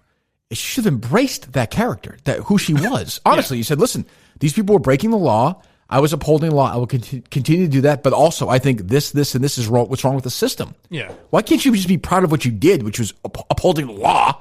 Like, as opposed to running away. You never win. That's why Romney could not win. He could not be president. That's why Charlie Baker will never win outside Massachusetts. Once you have a record, you got to fucking own it, because unless you're Donald Trump, then it doesn't matter. Well, he also didn't have like an official political record. Right. But do you think that Trump was spending a lot of time doing polls and focus groups to see how he should, what position he should have on any given issue? No, he's just shooting. I'm sure somebody might have. He just ignored them. Some people will tell him like, "Hey, these are the things conservatives actually care about." Now, some people just aren't capable of doing what he did, though. They're just not. Like, they're just not capable. They need info and numbers, and you're seeing it. Like Trump's candidacy has had no effect on anybody in the Democrat, other than hating him. Nobody said, you know what? There are interesting things about what he did. We should steal from that. Yeah. Nobody's done that. They've all kind of tried to be like crazy on Twitter, but not really. And it's like, it could be that they saw the Republicans in 2016 trying to imitate Trump, like when Marco Rubio was trying to do it. Melted down. Yeah, exactly. Well, they had to figure out a way. That can be just as inauthentic. If Jeb Bush walked out and started saying, "Hey, fuck you, Trump, let's fight." Yeah, but he tried though a couple of times. Remember, he was like, exactly. "Yeah, you insulted my wife," and it's just lame. It's like a garment, an ill-fitting garment. You know, it is like an ill-fitting garment, right? Garment. Yes. But there has to be someone on that side that's capable of not insulting people the way Trump does, but doing some of the shit that he's able to do. I guess, but being good on Twitter. Have you seen whatever. them? I mean, they're all on Twitter. They're terrible. Yeah. Like Elizabeth's pretty good. Elizabeth Warren trying to be like Trump was when she tried to have that beer with her husband. Oh, God. It was so uncomfortable. I thought it was very natural. So uncomfortable. I'm going to get me a beer. Yeah. That's how me and my girlfriend. She's like, here's my sweetie pie. Like the guy she hasn't seen like 6 years rolls in. Well, at least she's still in there, so there's still some person of color representation. That's true. Well, Yang and Cory Booker, baby. And my guy Booker. Oh, yes. Well, I kind of I can't help it. I know they're all losers. I mean, it's a fucking bunch. I hate to sound like Trump is a bunch of losers. Yeah. I mean, Booker is smart. He's very smart. I think the funniest thing about him to me is T-Bone, his imaginary friend. That's a little strange. That's a weird. But that's just a weird. Do you know this one, Mike? I don't. When he was mayor of Newark, he would always tell these stories. He would always tell these stories about his imaginary friend T-Bone, who was a drug dealer. Oh, and T-Bone was like his connection to the people on the street, and they did a deep investigation, and no one could find T-Bone. That would ruin some candidates if they were on the right, but if you're on the left, you can continue to run your imaginary friends. No big issue at all. Are Corn Pop and T-Bone friendly? Corn Pop, T-Bone, and Smugsy all hanging out. Good. Ooh, man, the follow for that was rough. Well, Ooh, people are not fans, but hey, that's life. Good luck with everything. Good riddance. Did you read the blog post I wrote for Barstool? I did not. Oh. Was it good? I was trying to explain the how that interview came into being. Did you think I was going to read this? No, I thought... You seemed disappointed when I said no. I thought maybe. I read it. It was really good. Maybe Pop was going to read this one. I laughed a lot. I laughed. It was really good. You're really good. Thanks, Kirk. No problem. His glove and his ball. And you ran into somebody else yesterday? I certainly did. I don't understand this. It was but you probably having dinner with them. Is my guess. Strange. It was very brief. Where was this? I went over your second date with AJ in your apartment. No. I went over to an establishment I frequent a lot. I usually go there for lunch. Mm-hmm. Decided to go there for dinner. Which place is this? It's Eagles Deli in Brighton. Okay. So now all the nuts know where I go. They won't bother you. It's fine. But I headed over there for dinner, and then on the way out, there's a convenience store right in the corner. Uh-huh. So I went in and grabbed a water and a Twix. Twix? That's right. Well, Twix ice cream bar. One of the greatest treats you'll ever have. God. That's right. I don't think you should be eating that. Well, hey, I did. All right. It's a tremendous treat. Jesus. And as I go in to grab a Twix ice cream bar. What does fat bastard say? I eat because I'm unhappy. I'm unhappy because I eat. It's a vicious circle. Yeah. It is. It is a vicious circle. I just picture Mike on it. By the way, a nice, a warm night. I mean, a night where you should grab a Twix ice cream bar just to cool down. It's a tremendous treat. I just picture Mike in his Uber after that. Do you walk or is it Uber after? You by yourself with Alba? Who? All covered in chocolate and shame. By myself. You had dinner by yourself? Yeah. And you walked over and got your Twix bar? I had dinner by myself too. Yeah. So anyways, we're getting bogged down in the details. Sure, we don't want to get into that. I walk in, and there's a gentleman. I'm trying to get into the freezer there. Yeah. There's a gentleman kind of standing there, and I find that odd. Mike goes, I've smelled that before. She's a blast of red. The guy he gets out of my way, and I don't think anything of it. And then I walk over to wait in the line, and someone comes up to me and goes, thought it'd be awkward if I didn't say anything. It's Rich Keller. How you doing? Oh, jeez. And I go, hey, man, how's it going? Right. We had a pleasant enough chat. Okay. But that was pretty much it. He was very civil. Okay, there's no show, nothing. No, not at all. Good. Didn't mention anything. You didn't slip anything into your drink? No. Your Twix, though? And then it almost made me, the only suspicious thing about it was that it happened on the day of Smugsy. Yes. And is he thinking, this is my treat? Well, somebody tweeted me that he made a video about her. Did he? Yes. Really? So the whole thing seems a little too coincidental. All for me. too, yes. Yeah, I thought the same thing. Oh, I'm alarmed now. Yeah. Well, you just ignore it and move on. Like, that's How all. would he know? The one time I go there for dinner. I mean, come on. Well, He's probably been staking you out. Mm. I'm guessing you're probably not the best at spotting a tail. No, I'm not. No, you're probably easy to find. Probably too. be really easy to Yes. follow you Yeah. around, Only go learn 5 your places, habits and yeah. patterns. What'd you have for dinner at Eagles Deli? Just a chicken sandwich. Just what do you mean? Just a chicken, grilled chicken, or No, crispy chicken. okay, some fries? Yeah, little fries. Okay, and a nice Twixie bar to. Is there a prop? Yeah, Was the there tall water. How many proper fries amount you of get? French fries? A very appropriate amount of French good. fries I found. Good. Yes. Good. Don't skimp at Eagles Deli. Heard from the whistleblower, the Red Robin whistleblower, by the way. Not very happy with Mike. Really? Yes, Why is that? because you outed him. You burned your sources just like that. I would say if that's from a, I gotta say I didn't think of that. That's not a bad point by him though. That could have been a good guy to have. That's true. I don't know. I guess I did. I mean, out just of think. it. I mean, this is a I guy. was This is a guy trying who to was confirm. This is a guy who has right. a Robinson relationship. He's like right. you could get all the dirt. He's right. I guess I was more afraid of That guy's probably dead now. By getting the way. getting some misinformation. It Ooh, seems suspicious to me you thought you were that gonna just get- a guy would be like, I had lunch with Steve, so I wanted to confirm. Which But I there's should also have- a chance that Steve's should not have done on the air. Steve's lying to you right now. Like, That's don't. true also. He's a mastermind. Right. Don't forget that. That's true. It's a DC sleuth you're I'll talking check. about. I'll mend the fence with my guy. I mean, Won't even say his name now. I'm afraid. how come he didn't come on with us yesterday? He was working. Oh, is he working now? Probably, yeah. Okay, let's call him for a third time in 24 hours. Go ahead. Let's see if we can get the bottom of this. The great elusive guests of all time. Some people hope for, whoever. Yeah. we get this guy on. I mean, it's not far off from the other people we try to get. Wouldn't you rather talk to this guy than fucking Tom Cruise, though, honestly? Like, Yeah. really? After like 5 minutes? Yeah. Well, there's a few things you got as Tom Cruise, I guess. Sure, he wouldn't answer them, but yeah. Yeah. What's his name? Ben. Well, there you go again, burning your source. We could call him Deep Throat. Well, it's been said now. It's out there. You call Steve? Yeah, sorry, I gotta hook up the phone. It's fine. How is it ringing and then not ringing? Oh, hold on, Steve. While you call him. Go ahead, call him. There we go.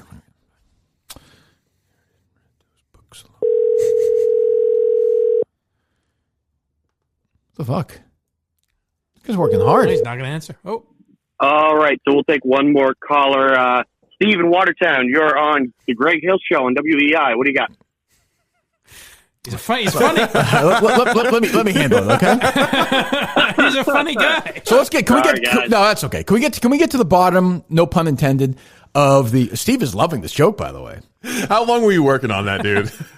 No, I was actually dude, doing it Yeah, yesterday, but hey, dude, what's going on, dude? Hey, dude. Hey, dude, take the flip flops off. You're at work, man. What the fuck are you doing, dude?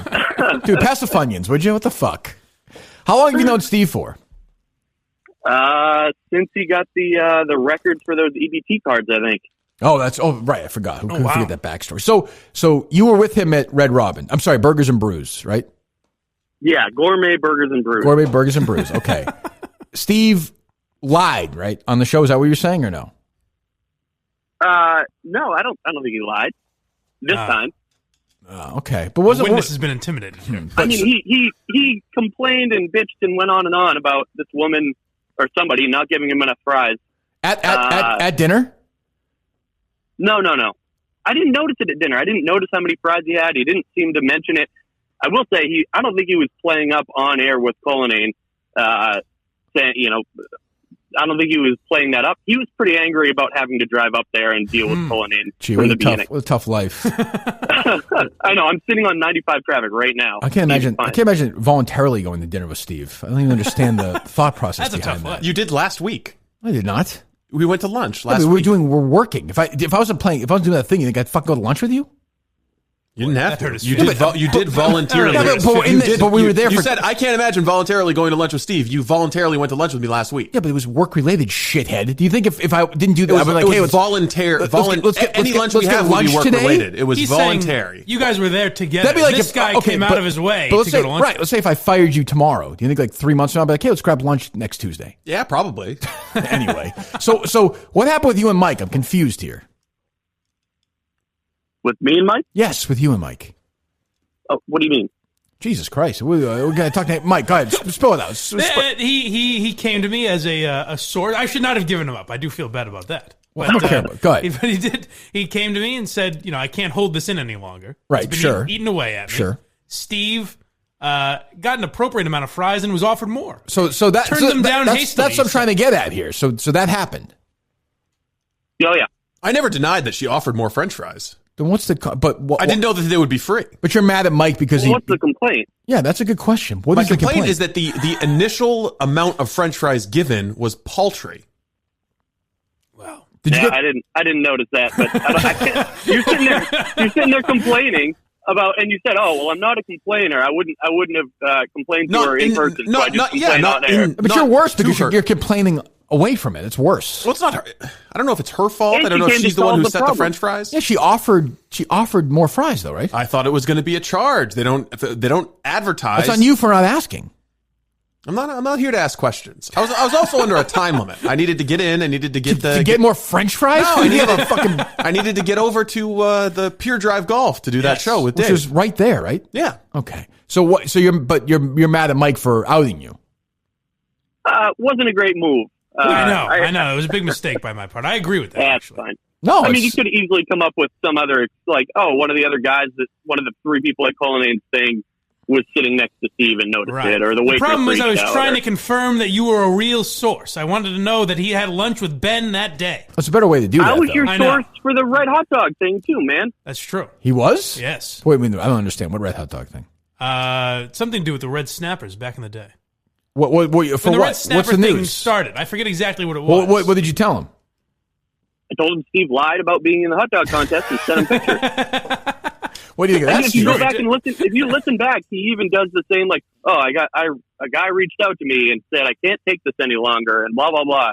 Didn't throw my name out there then, and this time, same old act, Thought he was going along with it. I don't like this. So you think Steve was lying about that too? He absolutely was not in a hot dog contest. This is a friend of yours, Steve. This is a guy you break fries with. I didn't even know him at the time, the first hot dog eating contest. So he has bad information about this. I wouldn't trust any information he provides going forward. I'm confused. Is this your brother-in-law's brother-in-law?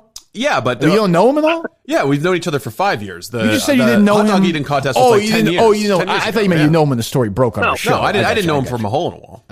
Okay, I got you. This red hot dog, the Dexter, Maine hot dog competition or whatever didn't even start until like 2016. Total lie. We almost even. It was that Wild West days. I can't believe we're having to relitigate the hot dog eating contest. No need. We all know you're lying. Harlan Ackerson said that I finished second. No. Yes, he did. The only eyewitness. Steve, when we asked you said it was between like 1988 and 2014. The only witness to the hot dog eating contest says and confirms that I was telling the truth. The only and you guys just conveniently fucking ignore that. No, he's not. Harlan Ackerson has consistently we're going to find out if you don't win fucking 3 games tomorrow. We're going to find out all the truth and all the lies. So, that's true. And then we may bring a nice big audience into the studio to watch that too, if they want. What do you think of that? I like it. What do you think of that, fucking Ben? I think that's a great decision. Great. Hey, is Harlan going to be in Madawaska? Is Harlan going to be in Madawaska? No, I don't think so. Oh, no, yeah, no. He won't be able to make it that day. He can provide all this information. Yeah, it wouldn't work. Strange how that works. Nobody could contact him. Right. And Kirk's wondering why I'm not loyal to this, like, Soviet Union robot. Yeah. Yeah, it's a good question. Even his allies aren't really his allies. When's the next song coming out? I don't know. We'll have to check with the other guy. All right. Go to work. Goodbye. All right. Thanks, Ben. There you go. See?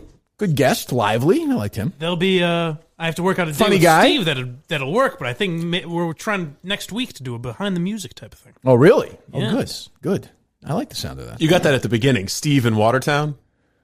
Yes. No. That's pretty funny. Is that you? Yeah, I think so. Oh. He was funny. It's like he was the host. Don't break his balls. He was trying. Jesus. It was all right. He fucking is down on you, Steve. Jesus. I know. This is a friend of yours? No. He's my... had dinner with him the other night. My brother's brother-in-law's brother. But you could be friends with him. We've grown closer because he's a big fan of yours. We talk more. We talk more than we ever have because he's a fan of yours. Oh, interesting. You're bringing the family together. So he's really more of a Minifan than Why we could bring him in for it. He said some life. We could have him replace Mike one day. Yeah, he was all right. I liked him. He could maybe do some music. I sold him out. I would understand that. That was not good. That was a bad job by you. Very, very bad. Very poor. All right. Milton's was so impressed, overwhelmed with the response from the Minifans and Min-Cells to the Black Friday promotion. They decided to continue this special 20% off your total purchase promotion for Cyber Monday week. Don't miss the opportunity to fill your winter and holiday party needs. I mean, that's the key. A holiday party, sure, but just all winter too. The promotion will end on this Sunday, December the 8th. Here's what you do. Miltons.com/Kirk, K-I-R-K, for all the offer details. We know all the brands, Tommy Bahama, Vineyard Vines, Ralph Lauren, Kenneth Cole, Johnny O's. The experts in Miltons, and they are experts, so put it all together for you and add the accessories right down to the socks, help give it a look all your own. So again, if you're a Minifan and you're looking to get some clothes at a great price, help out a great company and great people and a great show, Miltons.com/Kirk is where you go online, or you go to the stores. South Shore Plaza in Braintree, Chestnut Hill Square, Chestnut Hill. Just present 20% off your local total purchase coupon for the Miltons.com/Kirk page at checkout, or just go and say you're here for the Kirk Minihane Show. I'm sure they'll take care of you.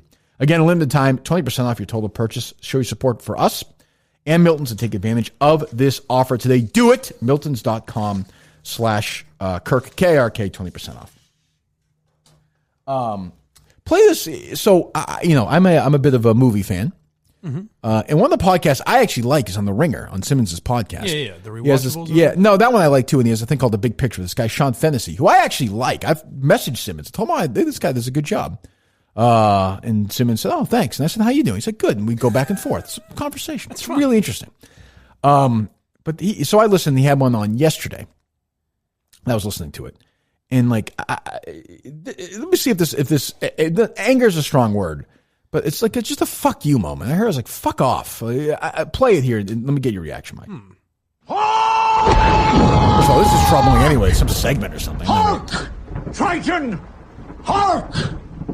This is going to feature a quick but vital opinion about movies. And here is my quick and vital opinion about movies. The Irishman is not too long. Okay. And I just hold on. So it's a guy, Sean Fennessy, and a woman named, I think, Amanda Dobbins. Okay. As I've said before, the name of the show should be I Agree With That. When I listened yesterday, they did Golden Globe predictions or whatever, and they talked about movies, and they said that I agree with that. I would say 75 times. Well, I thought about that yesterday when I first heard this, but then when I looked back at our discussion of The Irishman, I was like, well, yeah, we all kind of agreed that it was too long. But they literally agree on everything. Is it one person always saying I agree with that, or are they agreeing with each other? It's this group thing. They did this thing the episode before. They brought in somebody else too, and the three of them did their top 10 movies of the decade so far. I think we brought it up the other day. All three of them had the same number one movie, The Social Network, which seems impossible to me that three human beings would be. That seems a little strange. It almost seems impossible that they would all think of that, even. That's what I mean. I guess they're doing their research. But. No, but it's more like, I think that's sort of again, back to the theme of the day, everyone's going to be like, boy, that's a thoughtful one. Yeah. Boy, that's a good, solid, nobody has an issue with that. Good. You're a smart movie person. And this guy, Sean Fennessy, who I like most of the time, proceeds to lecture us for, can you imagine if Kirk was like, hey, here's my quick and vital opinion about The Irishman. It's already a douchey way of... no shit. But I'm willing to listen to his explanation. And by the way, good. But do you have the part where he basically gets into how long is this cut? The whole thing's about 3 minutes, but I've got just the tail end where he kind of the most sneering. When they snap at Twitter and all that stuff, and the people on Twitter who that comes up. But play it all, because this nothing annoys me more than when somebody purports to be an expert on something that everybody's really an expert on. Everybody knows in my life basically knows shit about books or movies or TV and music, and all of us have an opinion on it. I don't think my opinion. I happen to think mine is.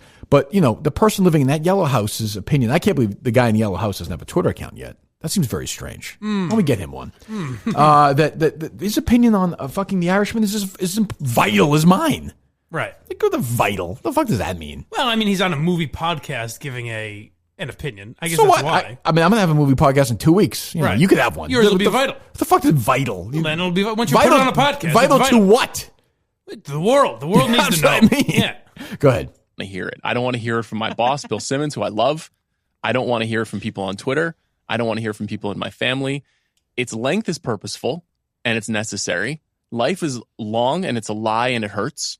And that is essential to understanding the movie.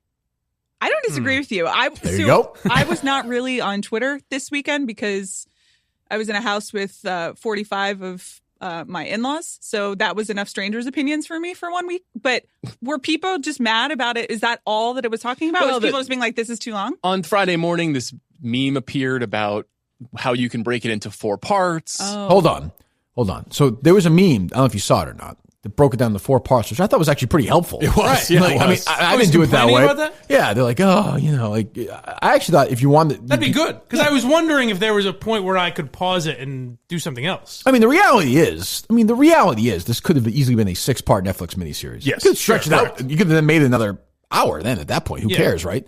It could have been 6 50-minute episodes. Or it could be a 3.5-hour movie. I don't really give a fuck. But you could have done it that way, and it wouldn't be any better or worse if they did it that way. No, it's just, I think the idea of, especially now with everyone's attention spans being nothing, sitting through a movie for 3.5 hours is a long fucking time. But you understand, life is long, dark, and it's a lot. It's hard. Life is long, and we live in this long, strange journey. I get it. So can we make a movie as 11 hours then? I mean, I don't know. I mean, I suppose that's true, but the highest grossing movie of 2019 by far, my guess is the Avengers Endgame. Is that the last one? Yes. Probably, yeah. I'm guessing that wasn't an hour and 25 minutes, right? Like 2:40? Yeah, I think so. Right. So, I mean, people are able to do that. 2:40. Yeah, but it's still a fucking long movie. Yeah. I mean, that's not like that's 2 hours and 40 minutes. Yeah. That's a long movie. Very long. So for people who have an attention span anymore, well, that movie made $1 billion. Oh, I see what you're saying. Yeah, So, I mean, if people want to watch it, I think that won't matter. I don't know. Every week, the highest rated show on television is a 3-hour and 15-minute show. Every week. Right. It's a football game. Yeah, so I mean, people will sit there. It just seems like a long time. Oh, I agree. I get the complaint, is all I'm saying. Sure. Like, I got that too, where I was like, I think you could have told this story in 2 hours, and people were like, another guy saying the movie is too long. 2 hours might be. 2 hours might be fucking movie. 2 hours might be a lot to cut. It's 3.5 hours. But could it have been 2:35, 2:40? Sure, definitely. Is it the enlightened film critic view that you just have to trust in Scorsese? Well, we'll get to that in a faith second. This some kind annoys of me. artistic vision. But like, did I need to be reminded? I was talking to a buddy of mine last night, Riley. All right. And he was saying, do we need to see another scene where like his daughter and he weren't connecting? Like she, that I had no use for. We did 15 times in that movie. Like we get it. She didn't like him and Pesci, but she liked Pacino. Like we've now Marty. We got it. Can we not show it again and again and again and again? And I saw people yesterday. This story popped up the day before. People were giving Scorsese shit for giving Anna Paquin 7 lines. What do you want her to have in that movie? Right. In my opinion, she shouldn't have been in it at all. I think she should have been the star. A woman should have killed Hoffa. Great. Fantastic. Have a woman kill Hoffa. I mean, like, it's a story directed by a man about really 3 men. Yeah. And by the way, and their wives are sort of supporting characters. It's a Scorsese movie. The guy's 80 fucking years old. Like, what do you want? You want Anna Paquin to have like a 20-minute monologue in the middle of it? Well, yeah, there are people that don't trust Scorsese's vision. They don't know the journey that he's taking. Right. Yeah, I mean, he's not a great filmmaker or anything. Anna Paquin, I found that an awesome quote. She's like, I auditioned for the role. I knew what it was. I was thrilled to work with the greatest director or whatever of all time, and Robert De Niro and Al Pacino. That's the other and thing. Joe Pesci. That's the other thing is when shit comes out like that, it's like they think that Tarantino or Scorsese are tricking these women into the role. Like, no, you're going to be the star. Yes, come on. Like Scorsese's movies historically, basically, have been male dominated. Right. He's a man. Those stories interest him. What would you like him to do? I mean, change the story. Yeah, I mean, like I would like. You want it to be? He needs to adapt everything about his life in order to ensure full Twitter applause, equality between the sexes. I mean, Anna Paquin, it's I mean, I don't know if I'm her. That's what I mean. Sure, she has like 6 lines or whatever, but she's working for Scorsese, De Niro. Is there scenes where she's in with Al Pacino and Robert De Niro and Joe Pesci? I always think it was a fucking Scorsese movie. It's such a shame. I always thought that Henry Hill was born male because I think that character as a woman would be such a better movie. They should remake it with a woman. I always think so. Then why don't they do that? Yeah, have a female director remake it with an all-female cast. But then even like the idea of saying good ladies, Jessica Hoffa, yeah, good ladies, yeah, with Henrietta Hill and Louise Conway and whatever DeSimone, whatever the hell Tommy's name was. Yeah, that'll work, and have Henrietta Hill's husband be a Jewish guy, and then have that whole thing go. Yeah. I'd watch that, sure. I mean, good. Yeah, why not? I mean, it's just Christ. But even back to what the guy from The Ringer is saying, like trust. It's like I do trust Scorsese. I believe there's a reason. The movie's 3.5 hours long. Well, no, yeah, good. But it got boring for me in certain parts. Well, good because you'll want to respond to what he says later on because that almost fits in more. There was a lot of conversation about here's what I would cut, or we don't need this scene or that scene. Listen to this. Ready? You don't know more about movies than Martin Scorsese. Yeah, you don't. Bad. Person on Twitter, you don't know what should be cut. You think the person hasn't thought about what should be cut and not cut in the movie? You think Netflix is like, yeah, do whatever you want, whatever, make the movie 6 De Niro hours. Using his walker. Stop. Yeah, I was going to say, did he see the De Niro fight scene? First of all, and this guy is good. I actually like this guy normally. He's good, and I just disagree with him on it. Whatever. Like, fuck you. Like now we're at a point where we can't criticize. Like, what are you doing? All you do is blow every movie that comes out? Yeah. You never criticize anything? You never criticize a TV show, a meal, a fucking song? Don't you think the directors of those movies thought about whatever you don't like? Yes, I do. And I think they made a mistake. Yeah. Like, that's fucking nuts. I mean, that scene, I'll give you another scene that made no sense in The fucking Irishman. It wasn't funny. The payoff was weird.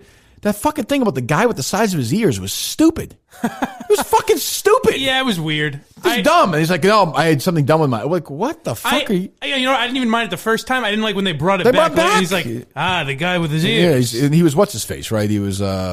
he tied into the testimony somehow, right? Yeah.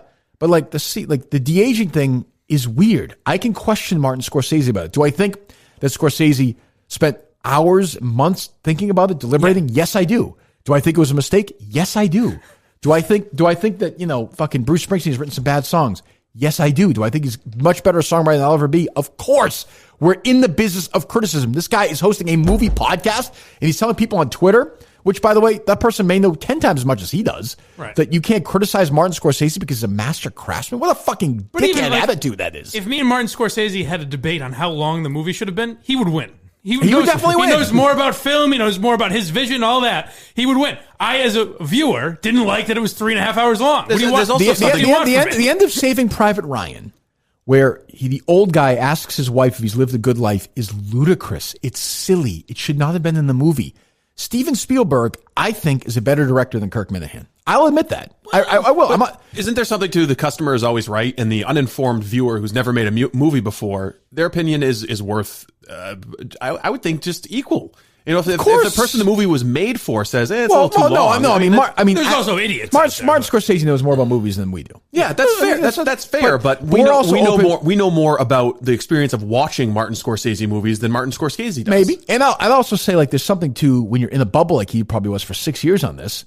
Maybe when you come out for air, you don't realize how silly it looks. And like, how many people in his life will tell him this looks 0.0.0. And by the way, when this fantasy guy says, what do you think, Netflix lets Scorsese make the movie as long as he wants? Yes, definitely. Yes, they do. Yeah. They definitely do. He has final cut, no question. If he wanted to make it 12 hours. You know why I know that? Because the movie's 3.5 hours. And he's Martin Scorsese. And Netflix is like, this is a big prestige chance for them. Well, and no doubt. If Spielberg announced tomorrow he's making a war movie for Netflix is not going to be like, you know what, Steve, here's the deal. 2 hours to get the fuck out of this office. Well, not only that, when Jim Jeffries makes a comedy special an hour and a half, Netflix says, make it however long you want. Of course. So I think when Martin Scorsese says he wants to make a movie long, that's fine. Make a mob epic with De Niro and Pacino. I think they're probably like, you know what, Martin, this feels like an hour 15 to me. Like, let's keep it. By the way, and it's not like the length of it matters at all on Netflix. It's like here. It doesn't matter. Yeah, you can pause it and... Yeah, or you can watch it, right? You can watch it. It doesn't matter. You're not trying to fit some TV time slot. But I hate hate Twitter guy. Don't criticize somebody. Like, what? So you've never criticized anybody before? Like, they know what they're doing. Word like that. There's a script. They've got a vision for a movie. Every decision is precise. It's taken years to make this movie. That's it. Well, then what's the point of the podcast? And by the way, some of those are mistakes. Like, I guarantee you, a movie, the fucking Cannonball Run 2, they might have taken 2 years to put together. It was terrible. Like, I don't know what you want me to, like, not every movie is perfect. And part of the fun and the joy and the passion of movies is criticism of it. It's just fun to talk about it. Well, no, if the director is happy with how a movie came out, then it's good.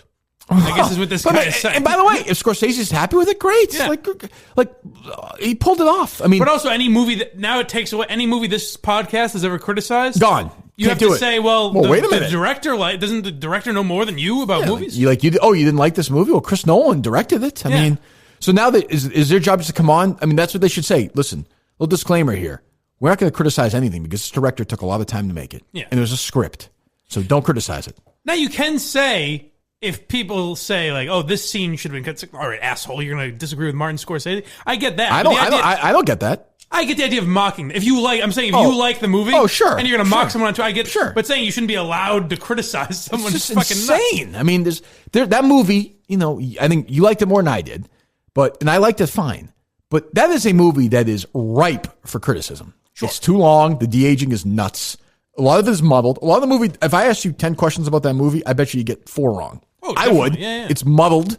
It's confusing. Now, There's parts about it feels like a Scorsese movie. I like it. The music is always in the Scorsese movies awesome. Yeah, the performances are the good. The main character was narrating. Like, You get all the hits, and I love it. And you get these little side characters. It felt like you were in a Scorsese world. I liked it. I had a great time with it. But it is open to, as by the way, is like you didn't like Midnight Run yesterday. No. Okay, so you didn't like it. I liked it. That's okay. Like I'm not going to say to you, hey, Martin Brest, the director of that. They worked really hard on George that. Gallo, who wrote the script, boy, he worked on it for 3 years. Yeah. How dare you criticize it? It's like you're going to your kid's play or something. You know what I mean? Like Kate was in a play, right. so it's like, hey, they worked hard. I'm not going to criticize the actual the writing of it or the directing of it. And like I said, I keep prefacing it. I like this guy. I was subscribed to his podcast, but I mean, you got to admit this gets douchier and douchier, Steve. No, it does. Pieces of opinion. One, idiots on Twitter are wrong, which is true, and I think is probably that's going to be the main feature of this segment every week. But I love can't it. wait for that. It's great reminding people of that, and then also that 3.5 hours is a good runtime for a movie. I agree with you. Thank you. It's not a good runtime if the movie is about a Little League baseball game. I mean, you don't know. I feel fairly confident. Oh, wait, good. Hold on. It is honestly, actually a good point. It's actually a really good point by her. Yeah. What if Scorsese was directing? I mean, what if there's a Little League movie that's actually set in a small town where there's corruption or something's going Danny on? Almonte story. Yeah, no, or it's just it's part of a larger narrative story where it's this massive story. Yeah. Why is that not worth 3.5 hours? Because Martin Scorsese. Why are you criticizing that potential movie idea? Why would you do that? So somebody's writing that script right now. She was kidding, but she's right. She's right, and she was quick to say she agreed with it, though. Of course, which is seems like I agree with that. Kind of the theme. Runtime. If it's the most talented people of their generation convening one final time to make something about the totality of life.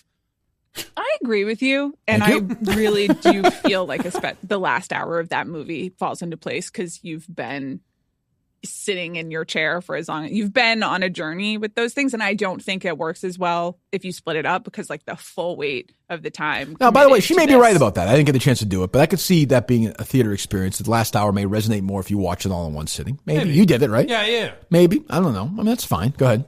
Just commenting.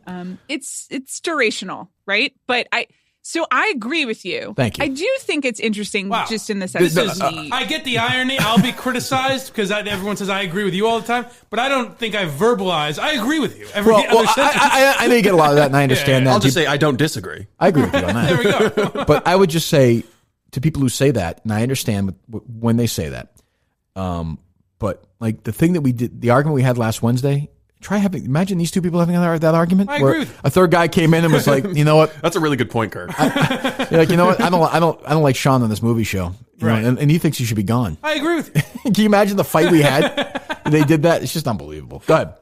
From the moment we saw it, we're like, are people going to watch a 3.5 hour movie on Netflix? And how will they watch it? And will that change how people respond to it? They watch 18 consecutive hours of the British baking show. I agree with you. Thank you. I don't. No, of course I don't either. Hold on. No, we're playing right straight through this. I mean, this is what Simmons, I guess, wants. I said you think I was kidding in the past? I said the Ringer should be called I agree with you. That's what every podcast is like on the Ring. Oh, I agree with you. We don't want to fight here. This isn't the place of fighting. See, I just assumed you meant everyone agree. It's groupthink. No. But they're actually verbalizing. I agree with you. I agree. Well, it's more her, really. Yeah. Like, and I hate to say it. I actually think she's the weak part of the show. I'm just saying that. I'm just saying that.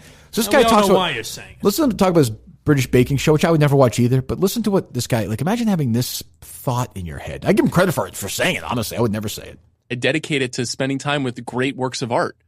I agree with you. It is interesting. We wondered this, and it seems like people. That was it. He said people watch the British Bake Show. I'd rather spend my time dedicated to the great works of art. I mean, like he's touring the Louvre or something. Yeah. I mean, well, there's also a thing. People like to relax. I don't, but people like to relax and watch a fucking Hallmark movie or British Bake. Not me. I get it. That's not the way I am. I like the great works of art. But some people like to watch that. I think mostly women. I think statistically, right? Yeah. Great British Bake Off? Yes. I would think so, yeah. And Hallmark movies and whatever. But guys like to, the male or whatever, female, they like to watch a fucking football game. Or they like to watch wrestling. Or who cares? That is pretty sexist stuff. I said men or women, as a matter of fact. Okay, No. All Sexist right. you thought that. Phew. It's interesting your thought goes that I know. way. Bad of me. Some people like... It's still a cis-normative approach. That's true. Thank you. Is that a compliment? No, that was just a... Toward Mike, you mean? No, you guys you're cis-normative in your thinking. Cis-normative. Correct. But I think people like to watch escapism once in a while. Like, I like to watch Sylvester Stallone movies. I'm pretty aware it's not a great filmmaking piece of work. And there's just something too, like, it's not comparable what they're talking. Like, I could much easier sit down and watch an episode of The Sopranos and say, let me watch another one. Then let me watch another one. And equal 3-4 hours. Right. Rather than being like, okay, now I'm going to sit down and watch this 3.5 The hour other thing movie. that this guy isn't is like people watch those British Bake Off shows or whatever while they're doing other shit. Right. Like they're fucking. That's true. A lot of people are two screens. Right. Or they're scrolling through Twitter while they're reading shows something on. or they're doing work or whatever. And like they're not, I understand the first time you watch The Irishman, you're not going to do that. Right. You're going to sit there. And by the way, The Irishman, I don't think lends itself to great repeat viewing. I don't see myself Parts watching. would. That's the thing is, I think it'd be almost a better cable movie. But Yes, the I irony agree. is it won't be on cable. Right. Like The Wolf of Wall Street to me is much more rewatchable. It just has more moments of kind of, It's like at some point in the future, some father's going to be introducing their kid to Scorsese movies. The Irishman's not going to be high up on the list. No. No, you would start him with Goodfellas, obviously. for sure. And then I agree with you on that. And then I don't disagree. And then you go whichever way you want. You want to go Raging Bull. You want to go Taxi Driver. You want to go Mean Streets. You want to go Wolf of Wall Street. Even for it's kind of this wild, fun time. I'd say if you did the list of Scorsese movies, closer to the bottom than the top for sure. And that's by the way, that just shows what a great filmmaker he is. I mean, that's because it's a pretty good movie. It won the National Board of Review Best Picture yesterday. It'll be which is a nominated precursor. for sure. Oh, it's going to For an probably. I Oscar. think it's going to win. Yeah. Best Picture. Well, which De is- Niro's also got the anti-Trump stuff going for him if he wants to win an Oscar. That's true. I guess, but I mean, who the fuck doesn't? Who's running? You think any of those people are, That's true. And I guess The Departed, which I don't like, but That's one of my favorites. he won Best Director for it. It's a fucking horrible movie, but that's fine. It won Best Picture too, didn't it? Yes, it did. Yeah. Terrible.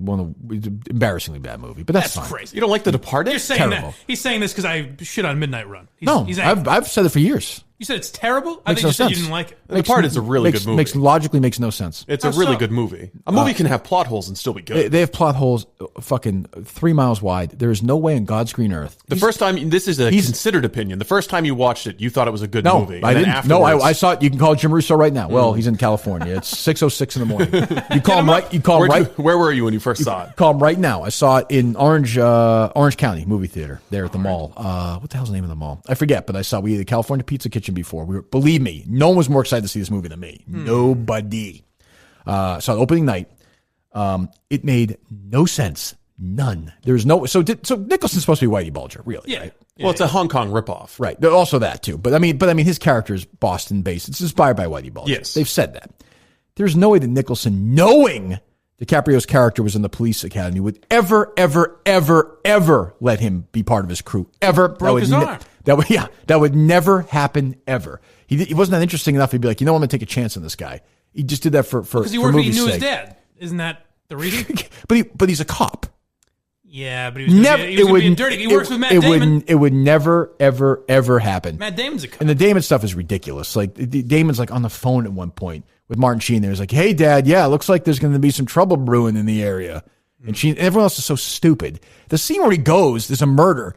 Damon goes and like erases the video is so stupid. That would never fucking happen. It's so dumb. And the the therapist with both guys is so stupid. The dumb love triangle is embarrassing.